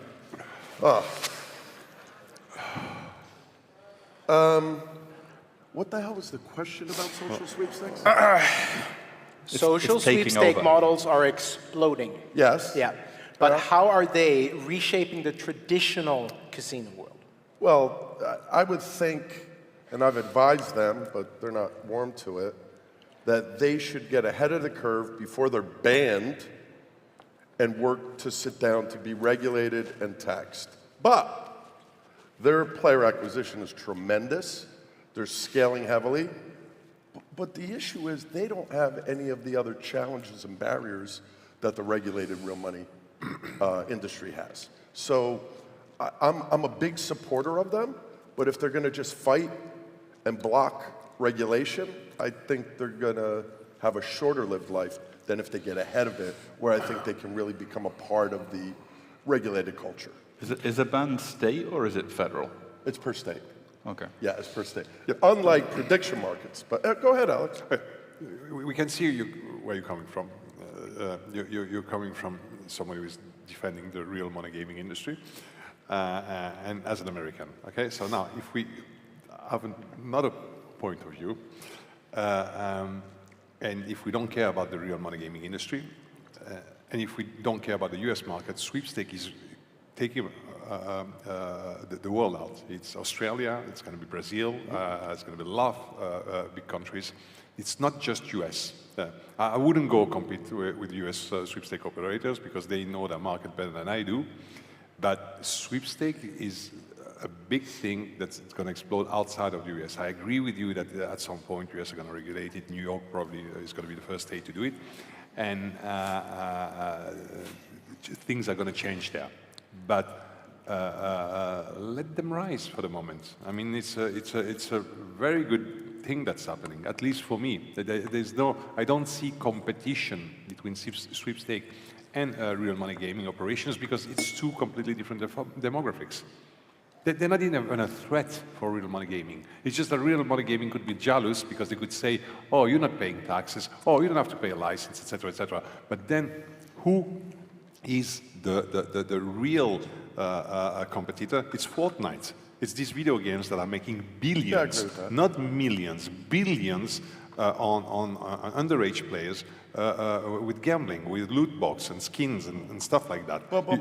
Wait.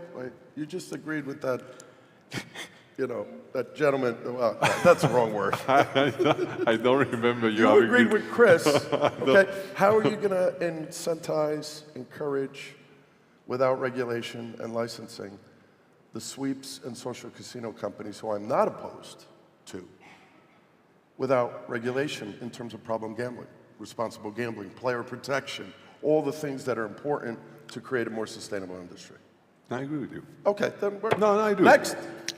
I do. Any comment? I don't know anything about America. No. That's that. They'll be okay. Again, question, I guess, over here. For those using Curacao or alternative routes, legit innovation or gray area hustle? Sorry, what? Bottom. Yeah, this one. For those using Curacao alternative routes, legit innovation or gray area hustle. What does that mean? Oh, wait, what were you laughing? Do you understand the question? You are the experts. Seriously? You're the experts, or we can just bring out another one if you don't want to answer that. No, but can you explain the question? I wish I could. I knew it. I wish I could. These were given to me by some experts. We start looking like drunk people having a conversation. You wrote this. I'm just a humble peasant sitting here and asking you questions. I can give you a vague answer. Yeah, give me a vague answer. So it is a gray area hustle, but I think in the long run, the gray area hustle might become the industry standard. Okay. Because unless regulators get their act together, everyone is just going to end up being gray no matter what. Yeah. Good. Moving on. Thank you. Next question, or next one. We're going to the black market and crypto. But before we do that, we have... I sounded like Uncle Roger there. I'm sorry about that. Let's bring in the next one. What do we have? Ooh, 26,500 elotes loco. Yes, Fire Edition. Oh, it's time to glove up. Yes. I think so. Yeah, this is where it gets fun. The paramedics advised me that you guys should probably wear gloves in case you accidentally And touch don't your Be face. responsible, wear protection. Exactly. Here we And go. we don't touch our eyes. Don't touch Yeah, eyes, don't touch- nose. And when And you go to armpits. toilets, I'll bring out new gloves don't next, touch your next penis round. Can you neither. put, I got you. I'll keep them just in case. Yes. Careful, be careful, be careful. There we go. Yeah, I could just see that tonight. Has this even had any sauce Yeah, on it? it's soaked in. It's soaked in. Okay. It's all over my fingers. Okay, we're waiting for these all guys. right, fuck off. It's going to take me 2 hours. Doesn't smell that bad. It smells good. Where's the sauce? It's yes. That's, This one? Yes, I think so. Yes. I'm going to have Yes. a little bit more. Smells like regret. Smells like. Phil? Smells like victory. You want more on this one? Yeah. Okay. You I feel like this is some kind of like you, weird Chris, challenge. you taught me that, you know? Jesus Christ. You want a little bit Oh more? yes, of course. Why not? Let's not spill on Phil's. Yeah. This is good. Thank you. Nice. My God. Come on, Oh, Bill. we're gonna regret this. No, no, no, no. Bill, Oh, oh, come on. yeah. Come What on. happened there? Yeah. Let's go. Cheater. What Yeah, cheater? cheers, We all...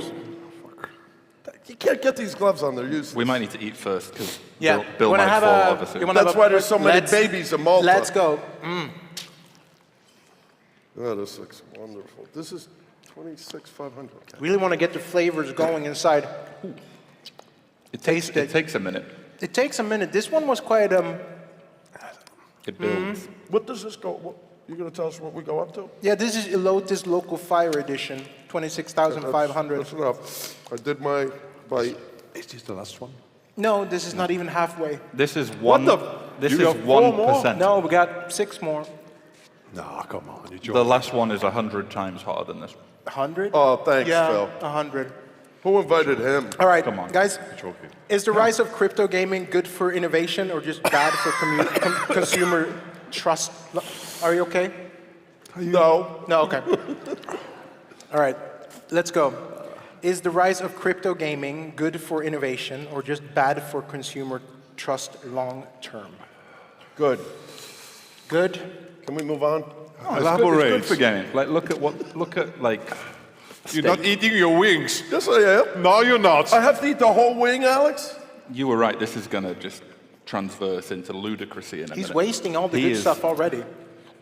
Yeah. So Bill said good, and you were about to say, Phil? Yeah, Stake, Rubet, 500, pick the big crypto casinos. They have built player journey legacies. Like, I think Tim Heath said this in the predictions. Like, what crypto's done for player journeys to not focus operators on promotions, welcome bonus, but to look after them and grow the players is huge. Because people who play on Stake don't leave. They want to increase the level, they want to keep getting the stuff that they get, they want the rake back, the increased rewards.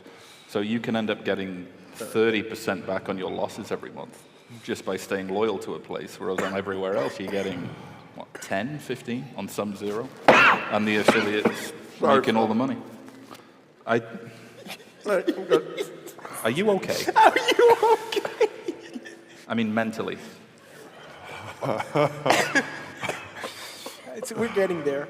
What's easier, Bill, this or having to deal with Donald Trump's presidency? Oh, wow, that took a turn for another side there. Yeah. I'm fine. You're fine. That's good. All right. Anybody else want to elaborate on Phil's answer? He's not playing fair. He's got vegan chicken nuggets, okay? Are you fucking they kidding me? They don't absorb the sauce like chicken wings, and he's making me take 2-3 bites.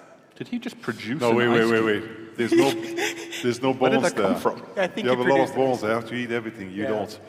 All right. So Reverse no. chicken. Yeah. Oh, is that the rule? What? You got to go finish all the chicken on the wing? Yeah. You don't have to. You take it. At least you get some sauce in your mouth, and you can taste the beautiful spice. All right. Yeah. Let's go. All right, let's go on another area here with black market and crypto. So is non-KYC the Wild West we think it is, or is it becoming its own regulated beast? It's non-QIC. It's non-QIC. So I do not understand. It's non-KYC. Crypto is making money. Crypto casinos are making money for one simple reason. Sorry, it's because they have access to funds that we, real money gaming casino, fiat casino, we don't have access to that money. And I don't know where this money is coming from. Do they sell organs, prostitution, weapons, whatever? It's a parallel economy they have access to. Non-KYC crypto casinos have access to a parallel economy.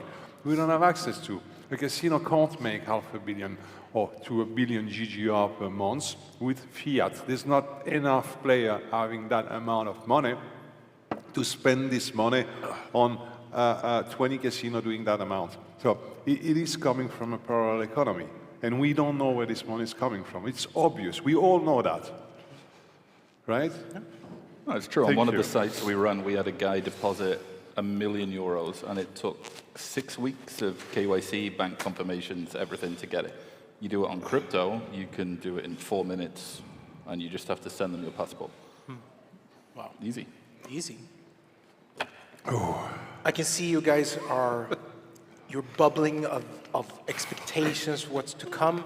So I'm just going to take this one and throw that away, and let's go. That was me. That was me. All right, so now we have number 5 coming in. Now we're halfway, Alex. So we we got Los Calientes Rojo, which is 49,000 on the Scoville. Just one question. How many more we have? This is halfway. 5. We have 4 more? 5 or 4. 5 after this. Thank you, Alice. Thank you so much. Can we praise Alice? No, I'm good. I'm good. We won't. Alice is doing a fantastic job. She's doing a great job. Excellent. Thank you so much. I think that you know what. You want some a little bit extra, maybe? No. No. I know that you are a little bit. Okay. Yeah. Let's. You're enjoying this. I am enjoying this. This is. Don't use too much of this one. Alex, you're crazy. It tastes like shit. Yeah. Okay. Good. I'll do one. What's that? It's a one thing. It's a one drop. You want to have one? Yeah. Let's go. Okay. This is just very peppery. Oh, it's peppery. That's nice. This isn't working. Oh, you're really. Yeah, because okay, what's the point? Do you want some more? I don't. The fear, I don't know if you can see the fear in Bill's eyes right now. It's a fear mixture with determination. Oh, shit. Well, wings up, guys. I thought you were smarter than that. Yeah, I thought so. No, you're right. At least we made it to 4. No, this is 5 now. No, well, I haven't made it to 5. Oh, you haven't had this one. Okay. Wings up, guys. Oh, fuck. Oh, delicious. What? No. Yeah, it was. This one tastes like soil. Ooh. I gotta walk around. It hits afterwards. Walk around. It kind of builds. Thank you. You going? All right, I'm good. Are you okay? Yeah, I'm all right. Yeah? Yeah, I'm fine. Now walk it off. Bill? Yes. I'm going into the U.S. specific, No photography. No, put the politics and regulation. So,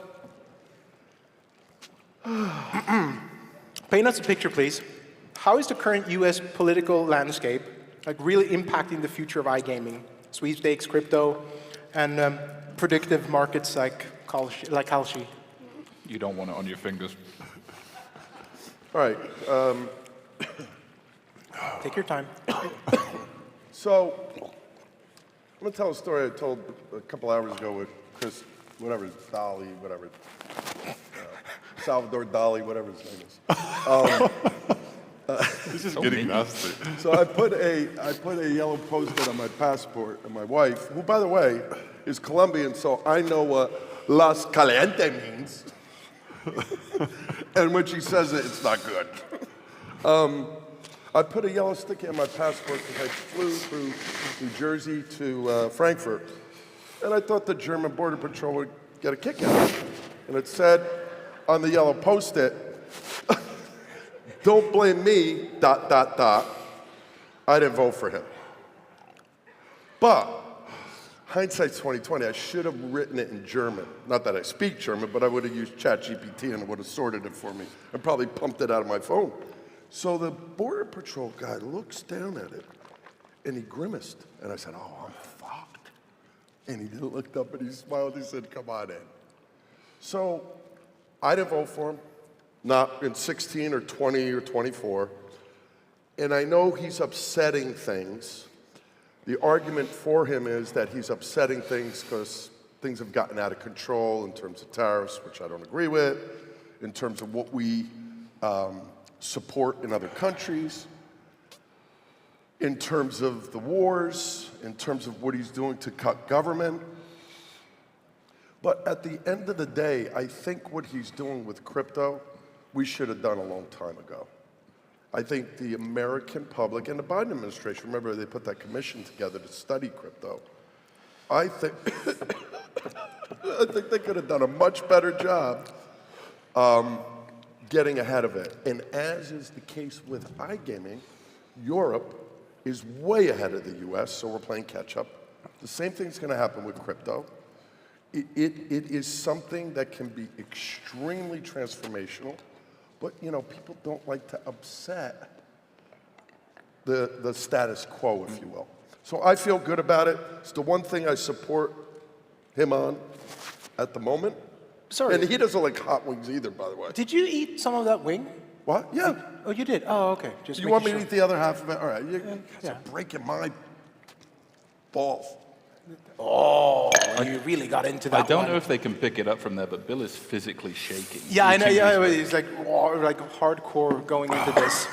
Any other comments you guys would like to add to this? No, they agree with everything. They agree, of course. I lost track, and I don't understand what you say. Yeah, I'm sorry. I was stopping myself making a German political leader joke. So that Okay, I'm you're happy. stopping there. Yep. Yeah. All right, good. Well, I think it feels like you guys. We want to. It feels like we're not there yet. You're not sweating too much. I can see that you have maybe a little bit of, a little just bit my of face. glaze. Yeah, but a little bit glaze. And I want to see. You can see that Phil is prepared. Yeah, and Alex is taking this way too cool. So let's amp up this again, shall we? Take next level. There's a bit of a Alice, jump do we have them? Oh, this one. I like this one. So next one is now 76,000. This is called Volcano. What did they do to that cat? I don't know. This is going to be a fun topic. We had Chris before talking a little bit about this as well, and together with you, Bill. But it's going to be about responsible gambling and the tough reality. This one is a little bit more. How should I say this? Spicy. No, not spicy. Well, of Coated. course. Yeah, it's a little bit more coated, and it's going to be a little bit more sticky and yucky. But yep. Are you guys ready? Okay, Bill is just chugging into this. Feeling all right there, buddy? I'm fine. Oh, good. All right, let's go. BP3. BP3. Oh, God, it's everywhere. This one was, what are your take? What do you think? Alex? Spicy? Good? Not good? For now. Just taste the nicest. Taste is nice. It was good and round, mild. They can hit you. Yeah. Oh, fuck. Coming weird noises from you over there. Right. This one has a delayed. Yeah, it's delayed. Yeah, it's Builds, delayed. doesn't it? Yeah. Right. I love how you and I were licking our fingers while they Like a are grenade. not It surviving explodes this. later. I'm okay. All right. We're getting serious man points on this side of the table. Alex, do not drink water. All right. No. Phil. Yes. Phil. Not everything's about you, Bill. What do you think about this one? What's one thing you wish more operators actually did when it comes to RG? No buzzwords, just like real actions. I mean, I'm going to need a second. Not for the wings, just to actually think of what I wish they did more of. I would say my issue with it is I don't mind them doing it. I mind them not replying to players immediately. I don't like the delay tactics. I don't like Fiat Casino's 7 days to respond. I know it makes them play the money back. I get the reasons, but I think getting rid of that and having agents that are trained in RG that are also CS or payments or whatever to handle those questions and reply to the players in a speedy, efficient time would actually incentivize more loyalty, not less. That would be the thing I'd change.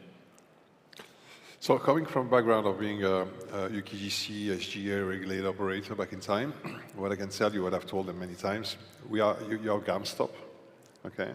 And then you are asking us to do all the due diligence and affordability check on a player. What's an affordability check is to know if they're able to play. And let's say, I think the rule back in time is that the player should not play more than 30% of his income on online casino. I don't know if you have to deduct what he pays for the house or not. I don't remember very well, but let's say that would be the rule. And I will tell them, how do I know how much they'll play in other casinos? But you have to ask them, and you have to look at their bank account statement and see where the money is coming from, and to see where the money is going out. So I also need to check how much they're earning, how much they're winning in other casinos. And sometimes, also, I was facing very strange issues where I could see that players were making money with cannabis. They were selling cannabis, and I had to tell them, please don't show me that because I have to show it to the UKGC. So basically, the conversation we are doing several audits with the UKGC is tell them, please, let's do something. Player, register on your website and log in on our website with an API that checks on your website if they can deposit and play that amount of money, like it's done with some payment institutions, you know, the fast payment and all this stuff. You can do that very easily. Why don't you do that? So now it's in your hands. I don't have the authority, neither the resources to perform these checks. I cannot ask a player where the money is coming from. I cannot ask the player how much you're spending in another casino and all these things. So I don't think it should come from the operator. The most important part should come from the regulator. Again, players should register on the regulator website, and then with this credential, log in on the operator website, API check with the regulator, 100 euro deposit, can I not? Yes, no. And I don't have to know, and they wouldn't tell me how much he's playing. They just say yes and no. And I don't know. It's very important for the privacy of the player. I don't have to know, because now I'm obliged to know how much they're spending in other casinos. And that I should not know, and I should not ask them. Okay. Well, thank you for that response. That was nice and short. I don't believe governments should get involved in checking what I can afford or what you can afford. I think that the regulators have a role collaboratively with the operators, and I would parrot what I said a little earlier, that there are some operators, and I know a lot of people like to kibitz and say they don't give a shit. I think they do, because I think they're smart enough to know this is the Achilles heel of the industry, because you've seen what's happened in the Netherlands and the UK, and what's starting to transpire in the United States in terms of regulators coming down. We don't need affordability checks. We need to incentivize the customer to stay in the legal, licensed, regulated market.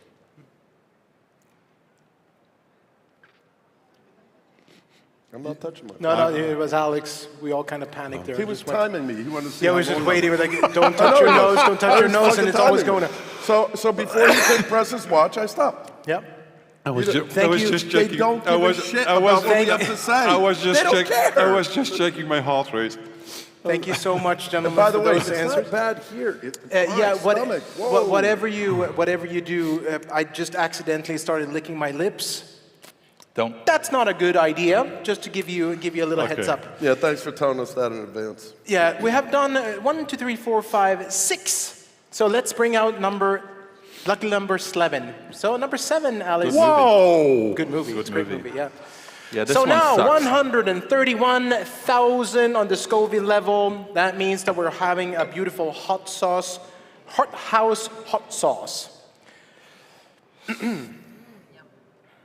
Are you guys enjoying this? Not yet. I can see that. I can hear that.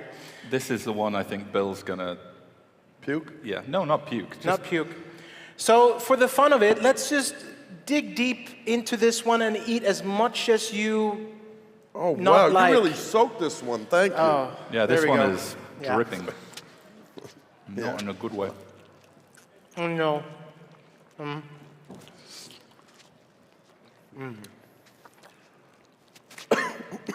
Live dealer.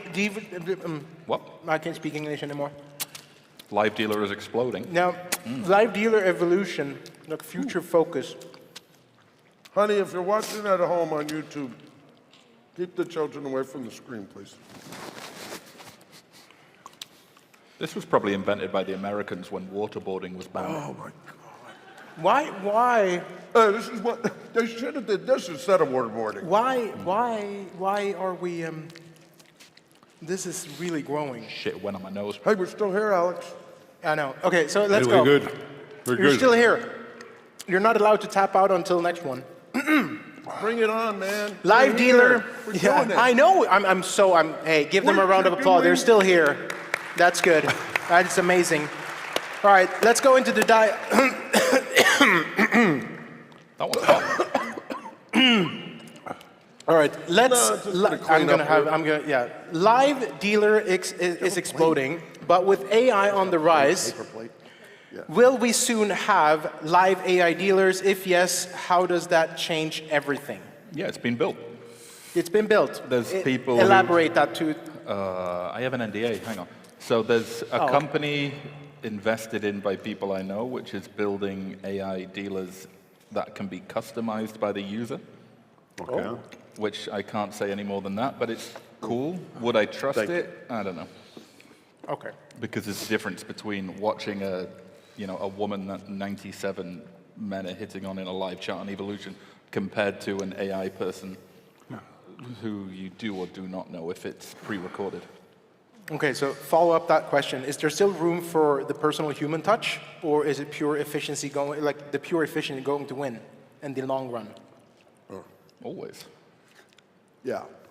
Can I answer that? Yeah, of course, go ahead. So, when I lobbied iGaming on behalf of iMega and PokerStars in 2009, 10, 11, the first committee hearing was before the Senate Gaming Committee in New Jersey.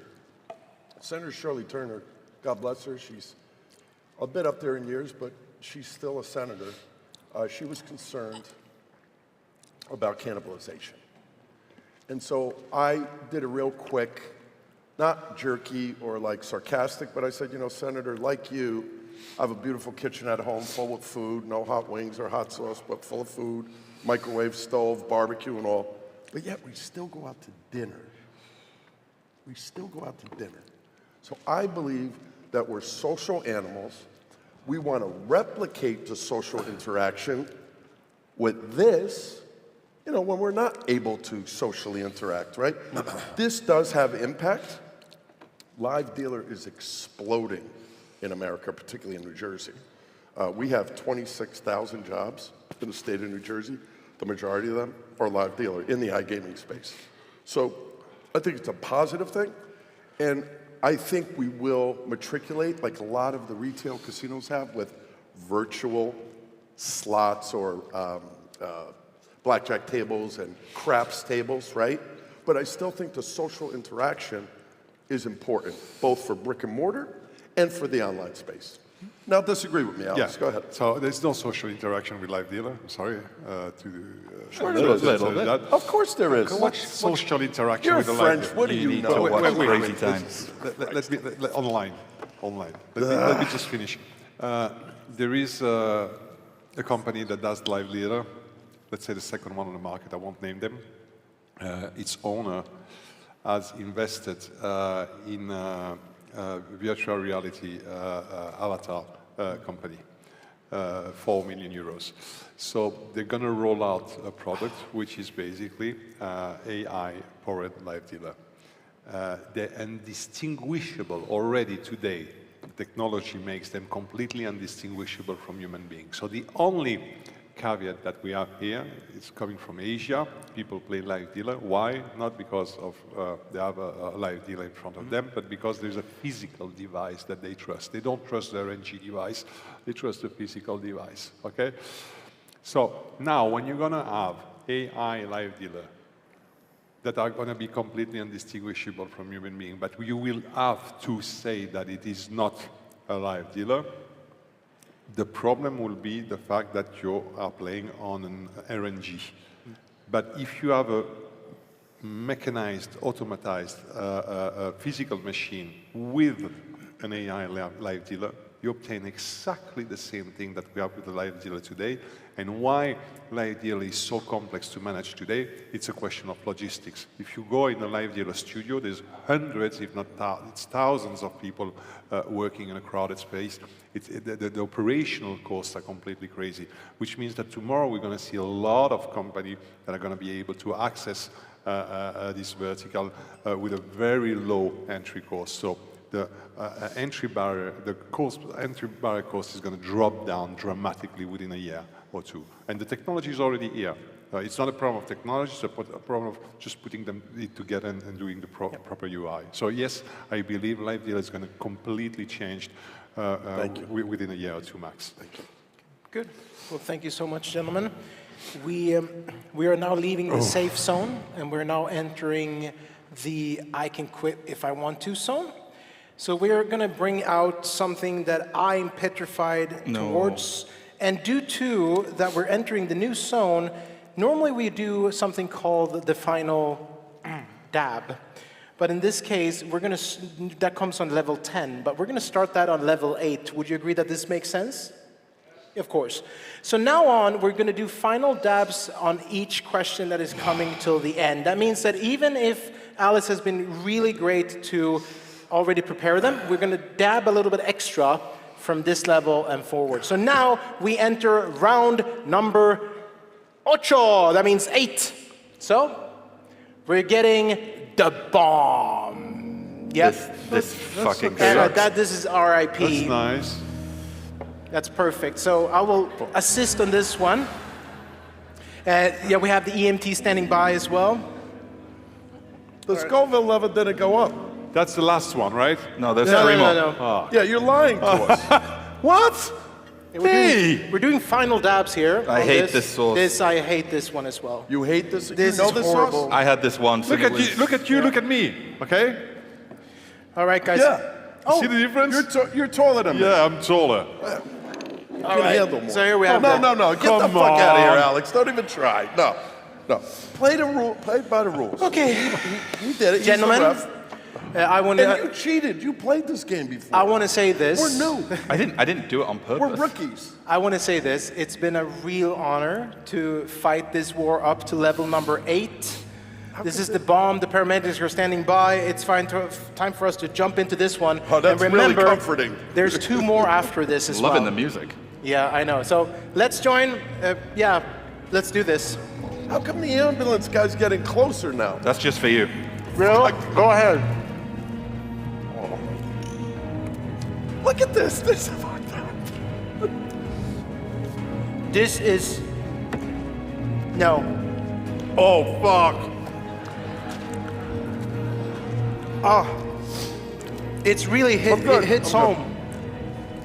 This is where the money is. Right here. So how are we feeling, gentlemen? I'm just going to clean up a little bit here. The taste is like, it tastes like deportation. Uh-huh. But to an El Salvador prison. Oh my gosh, horrible. Yeah, you guys do this next year, okay? I'm not doing it. That was a fine... Wow, what the fuck? This is the next level, huh? It's the big boy pants that are on now. Serious question. Oh yeah, that sucks. Milk. Do any of you play at online casinos? If yes, best win or biggest embarrassing moment? They say it works. There's no way that works. You want me to do something? See, the cockiness was so, it was there all the time. Oh, they fucking lied. It I makes it told worse. you. I told you. Is this someone's? You want to try it? It doesn't work. You want it worse? It works or it doesn't work? You try it. This is not cold. Holy This is cow. warm. And by the way, Alex, you know, you're not fair either. That's wrong. Phil, online casino, gamble, play? You play? Yeah, I've been known to play. Embarrassing moment or win? I accidentally, back when Bitcoin was 6K, bet 1 Bitcoin instead of $1 on something and lost. Ooh. Oh. That must have sucked. Suck less than this right now. I would happily pay 6K to have my mouth Can I get another milkshake? ingested by a fucking polar bear or Really something. good. It was delicious. Oh, what's the worst gambling advice you've ever been given? I have a good one for this. Sorry? Someone once told me that if you lose on a slot, you should always bet higher because the next spin is going to pay out. And I was like, yes, yes it is. Yeah. And that's how we make money. Oh my God, it's like the devil came and shat in my face. It's just developing. It's developing. Where's Bill gone? I don't know, he's having a walkabout. This is tricky because...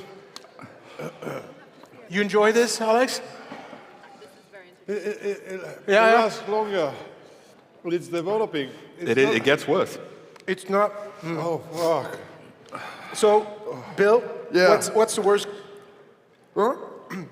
What's the worst gambling advice you've ever been given? The worst what? Gambling advice. Thanks, Alice. I've ever given? No, somebody's try it? given you. Nope. It might have been to come here and do this. Mm-hmm. This is a good idea. To do this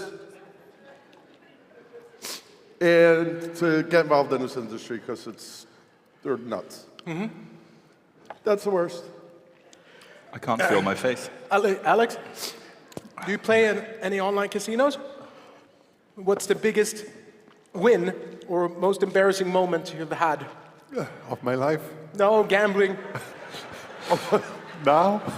Oh, Right now? wow, you're right, Phil. I told you. This is Oh, fuck.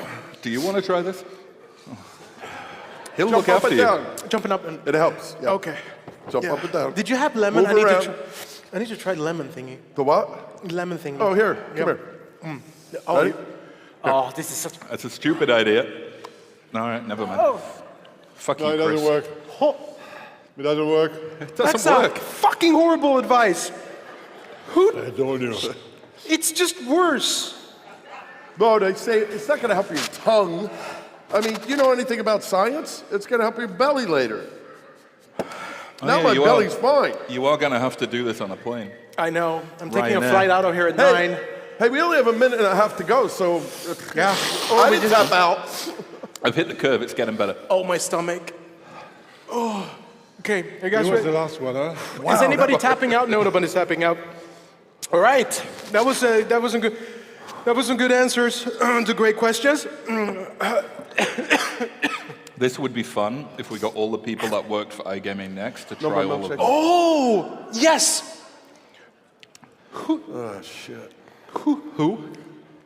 I really like the milkshake. Could somebody go to McDonald's and get me a milkshake? Who would want? Let's do this. Who would want to see one of the staff members join us on stage? Yeah. Me. You want to see? Yeah. So I think we want to make sure you guys want to see this. So there is one person who has made a lot of things happen here on this stage and making sure that everything is just flying on smoothly. So I want to welcome to the stage from South Africa, no other than Clara. So Clara, would you be so kind to join us on stage? Give her a big round of applause. Clara is coming out. Oh, there we go. You are so ready. This sucks. Just for the audience, Clara is the one who designs the panels with us. Yeah, now go pour a gallon of that shit on there like you did on us. And this was her idea. So, fuck you, Clara. This is... So humble. I'm sorry. Oh, number 9 is heading this direction. I just did it backstage. No, you didn't. I guess I did. What? What? Yeah, but wait a second. They didn't increase the Scoville. This is now 816,000. What? Yep. Get the fuck out of here. It's that one. You can't go from 135 to 860. That's like...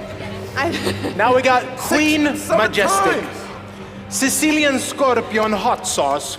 So as this now are entering round number 9, we're automatically doing the There is final no dab. way this is good. Oh, It's a good... Oh, there we go. no, you're not pouring this shit. We'll pour. That's enough. Whoa. Yeah. Yeah, don't go too crazy. Whoa. Yeah, please don't be. Notice they keep getting closer. Oh, there we go. Bring me a kefir. We're entering the hot zone, the tap out zone, the red zone. And Clara, you're just going to be along for the ride. I got some cool explanations that I need to hear out from you guys. Okay. But before we do that, you guys are okay? Yeah? No. Thumbs up? Thumbs up? No? No, we're not okay. Clara is super prepared. We're not okay. She said she did one backstage. I but, did the mean, bomb You backstage. did one backstage, yeah, the one for I had to 1,000. take a lap. You started off with the big, like small Yeah. one, 1,006. Yeah. Sicilian scorpion hot Yeah. sauce Yeah. from Her Majesty. 816,000. Remember, we started at 1,600, guys. And Bill was coughing You should be after proud that. over the accomplishments that you have done on this stage today. And let's do this. Are you guys ready? Wait. Oh, hang on. How do you have none on yours? What kind I of have it. It's favoritism? there. It's there. How much of the budget went on this panel? Like half of it. Alex, what are you doing? You can do this, Bill. He might die. He might die, yeah. All right. Bill, are you already starting? Oh, let's do this. 3, 2, 1. Let's get ready to rumble. Before we do, can I just say that paramedic looks a little bit like a stripper. Yeah. So if that happens, it's not my idea. Oh, shit, my heart. Oh. Let's get in there. Oh, that is fucking horrible. This is I'm good. This How you is doing? good. Good? This is I This feel is like good. this isn't this bad. is good. This is right on the sweet spot. It's better than the last one. Yep. I Bill, did it. are you there? I did it. You did it. See? There's I still think one these more. numbers are bullshit. Here's by the some- way. Bill's family's watching on Oh, YouTube. you just wait. It grows. It's coming. A little bit. Oh, hi, Archie. That's my dog. Hi, Archie. Bill, if you could post, What? if you could post an honest LinkedIn update about the U.S. gaming politics today with no consequence whatsoever, what would it say? About gaming and politics? Gaming politics. Gaming politics. Gaming US. policy. US. Politics. Why U.S.? Why? You're Mr. World? I can only talk about the U.S.? Talk about whatever you want. Oh. No limitation. Don't worry. What would you say? What would I have the tweet? packet there, otherwise. Is the last one? I would tweet or whatever, LinkedIn. What's the other Instagram? Okay. I'm like, X. I'm losing my mind, but I'm okay here. I would put out that I love that you're going one word at a time now. I would put out that I would be very happy if the entire globe just opened up the markets. Why do we have to geolocate every state and every country? And why do we have to have rules here and there? I know it's a pipe dream, but that's what I put out. It pissed off a lot of people, but if there are no consequences, and there's nobody's taping here, so I'm good. Good. Okay. Global regulation. Global, yeah. Alex? Global iGaming. Love it. Question, yeah. Builds liquidity. Question. Yesterday you spoke about wearable health gear. Yeah. We are interested and curious, where does that passion come from? Verbal health? No. Wearable. Wearable. Like yeah, this. yeah, exactly like that. This one grows. Do you feel it stomach-wise? It kind of, it comes up underneath. I have a plan. I just can't believe 3, 6, 9. I'm on 9. I thought it was going to tap out after 1. He's an emotional support ambulance man as well. I'm waiting for an answer, Alex. This is not comfortable. Do I still need to answer that question? Yeah, you need. Where is your passion coming for wearable health watch? Okay. Don't eat dinner. You do not want to go to the bathroom tonight. Look, I don't want to get serious here, but I'll just give you advice. to make it quickly. My mother died 25 years ago from cancer. My father died 5 years ago from dementia. If I can not die from this type of conditions, I would like not only to live longer, but to live better.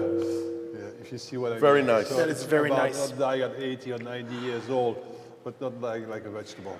Yeah. That's I love what that it's about. answer. Thank you so much. And these things actually help you, you know, guys? This hot shit that makes you feel bad. Oh, no, he's already helps your brain, your cardiovascular system, and everything to stay strong. And your gut, and also your penis. Phil, thank you, Alex. You're known for some, let's say, colorful LinkedIn post. Care to explain one that you thought that you might get banned for? Of the LinkedIn post? I don't think I've ever got close. I had one reported for advertising. What's the worst I've ever done? Normally it's just satirical, but I think recently with my arguments with a certain investigative journalist, he tried to get me banned. Yeah. But, I mean, good luck. So it's... You keep talking. I keep talking, okay. Yeah. No, it's hard to get banned off LinkedIn unless you just lie to everyone. Oh, okay. But I'm just, Alex, you don't have a cold, do you? Who? He's blowing his nose. This is not cold. Oh, him. No, he's just clearing his sinus. This is not cold. Just so you know, guys, just to let you know that this one, the last one here, Let me explain you what is this. it's This coming is from your acid stomach reflux. and That's a up. reflux? Provoked by spice. This one, this This is your home, stomach right? reacting. Oh. Yeah. Spice. we need Your questions for stomach's Clara coming now. up through your Yeah. nose? Clara, Yeah. to hear from you, what has been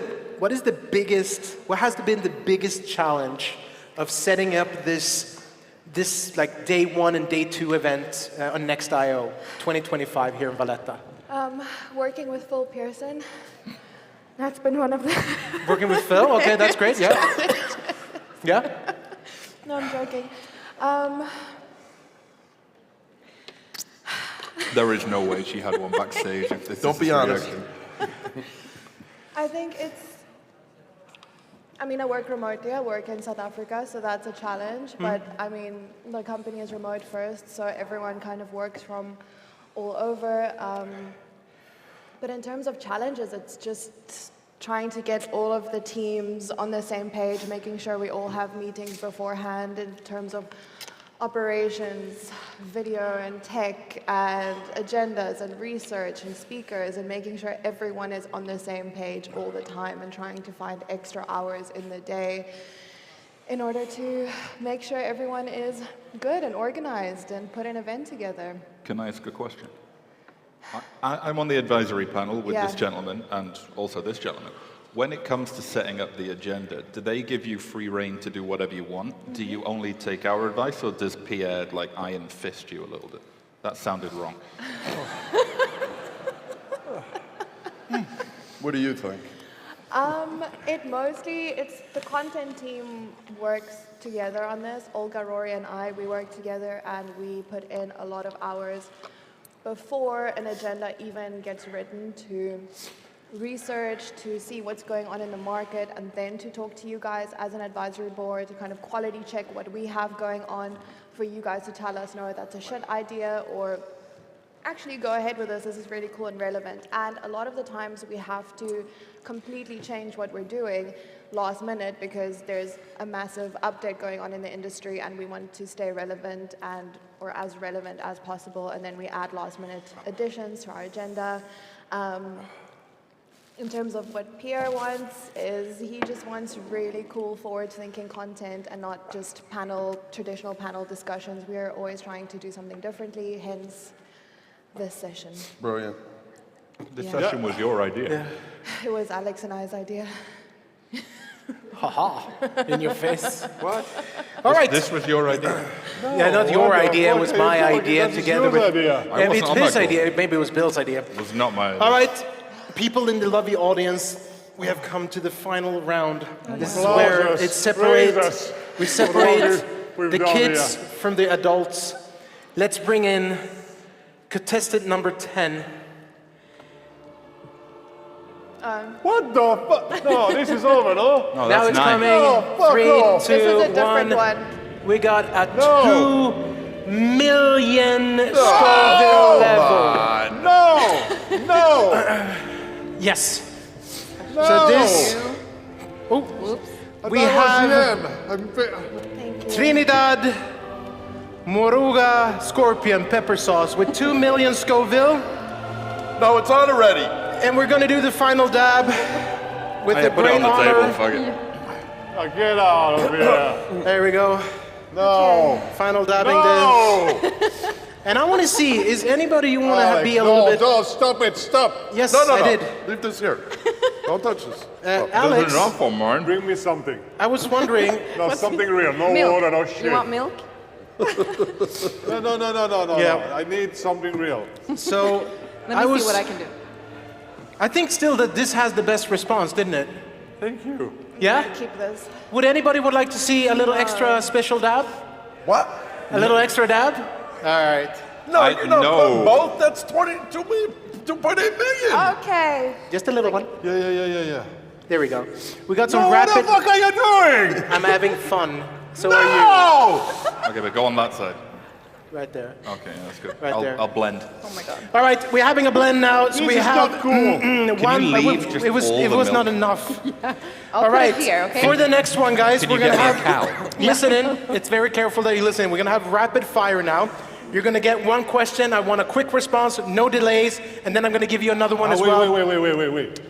So fill up your cups with whatever to soothe your, yeah. The reason why is that we only had 2 millions and we really want to play on the safe side, so that's why we added another 181,000, so we've come closer to the 2.4 that we were supposed to have, just to be playing the right way. Let's just give Bill a moment to just look at this. This is very funeral music. This is very funeral music this because is funeral after music. this, your stomachs are going to go R.I.P. Rest in peace. And what about my ass? Yeah, my stomach.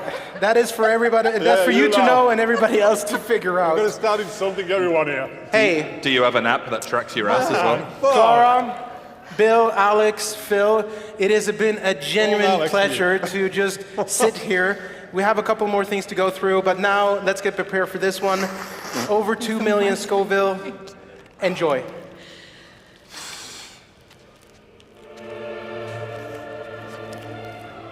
No, that's not good.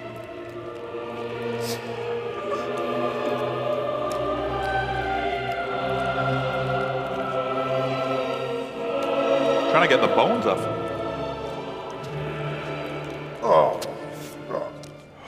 Oh, this isn't as bad. Hey, did they announce the Pope yet? Have they? It's Donald Trump. Yeah. All right, guys. Thank you. As we're letting this build, rapid questions. Clara, what is your guilty pleasure game?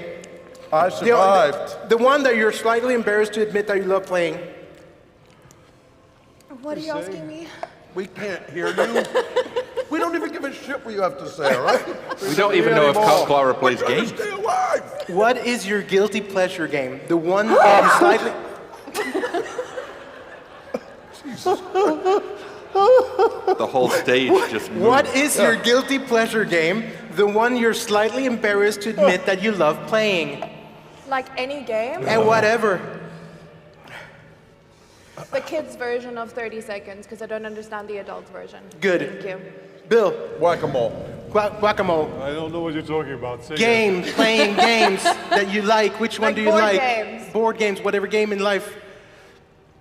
Nothing. I don't know. I don't know. Phil.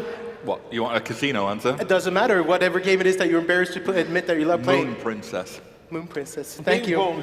Second quick one here. In your honest opinion, what's more important to success in gaming?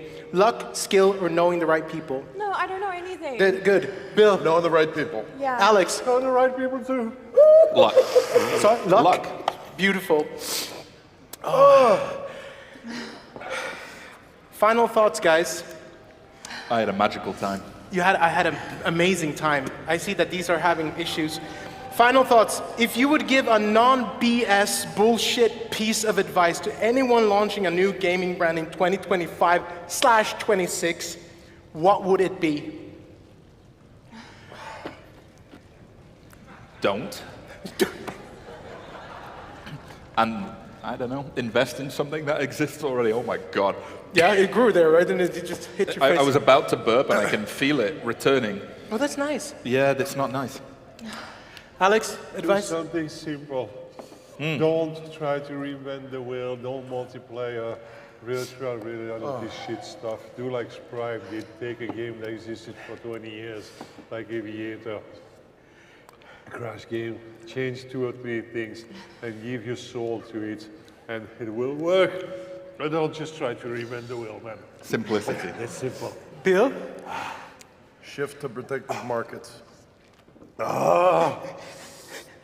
Short, sweet, and simple. You said short and sweet. That one's the worst. I know that the bomb is the worst. The bomb is the All worst right, one. So I'm going to start over here for this final thought. Clara, tell the audience, what are you working on right now? Where can they find you? And also maybe, where will you be cooling off your tongue later down the road? I was working on Next Summit Valletta 2025. We're working very hard on main stage content, sidetrack content, everything you guys saw that was on a stage today, that was Olga, Rory, and I, and then the rest of the whole Next team. So just whenever you see them, say thank you, because they all worked very hard. In terms of what I'm doing after this, I'm gonna, I don't know, drink something upstairs at the networking event, and then I'm gonna rest for about a few weeks and try not do anything. Thank you. And then we also have our Cyprus Elite retreats coming up. Let me just mark it a little bit, but that's later here. Bill, what are you working on? Where can we find you? What was your question? What are you? What are you working on? Like, what's the thing you're working on right now? You know, where we will find you? Where can we? What's the next endeavor? I'm working on trying to get from here to my hotel. Yeah. So I can do what I have to do. Can you zoom in on Bill's face, Take please? a shower. Can you see? I didn't listen to my wife. I didn't wear a fucking diaper. His face is just. So that's what I'm doing. doing. Alex, what are you working on? And where can we find you? You need to speak into the microphone. Yeah, sure. Just hold it. Watch out for your fingers. Yeah, you were saying? What are you working on, and where can we find you? What I'm working on? Yes. I run a game aggregator. I resell games. If you need games, talk to me. I do payment also. If you need payment, you can talk to me too. Don't laugh. Be kind. You could be in my shoes right now and you're nuts. What usually helps guys... So buy my games and buy my payments and shut the fuck up! Phil, tell them. I can't follow that. You can't I will, follow that. but You I will. can't. You can. Okay. So what's up with you? Where can we find you? We are close to launching the white label direct wallet-to-wallet crypto solution. And what was the rest? Where can we find you? Where I'm going to go find some Eskimos and lick them. Sounds like a really good one. WildLevelCasino.com. Thank you. You're welcome. You want a job? You're the best, guys. I truly believe that each individual... Endorsement. No, you really are. Hey, we survived. We need marketing needs to put that on the Let's website hear it. right Come now.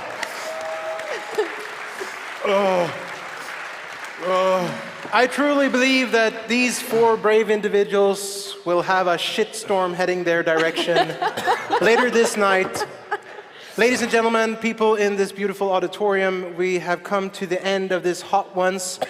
And again, let's give them a brave, big, shouting round of applause for the answers and going through the entire endeavor. Thank you to the paramedics as well for standing by. We did not need that for the crew. Now, get the fuck off this stage and enjoy the coolness of licking Eskimos. Alice? Alex, how are you feeling? Are you okay speaking with me a bit? I'm keeping up a Thanking very everyone? good straight face. We just want to say thank you so much to everyone for these 2 amazing days. I can't believe it's over. I'm so happy I got out of this challenge, though. We want to thank the sponsors as well, main headline partner Hub 88 and all the other sponsors that made this amazing event even possible. And are you going to be back here next year? Hopefully I will, and hopefully we'll do it together. Guys, it's been a pleasure for the 2 last days. See you on the network situation. See you at the networking drinks, maybe at the Rave Cave, and back here in 2026. The dates are already out on the website, so see you then. Arrivederci. Bye. Bye, guys. Thank you very much. Oh, beautiful, guys. Very nice. This is beautiful. Do you want some more milk?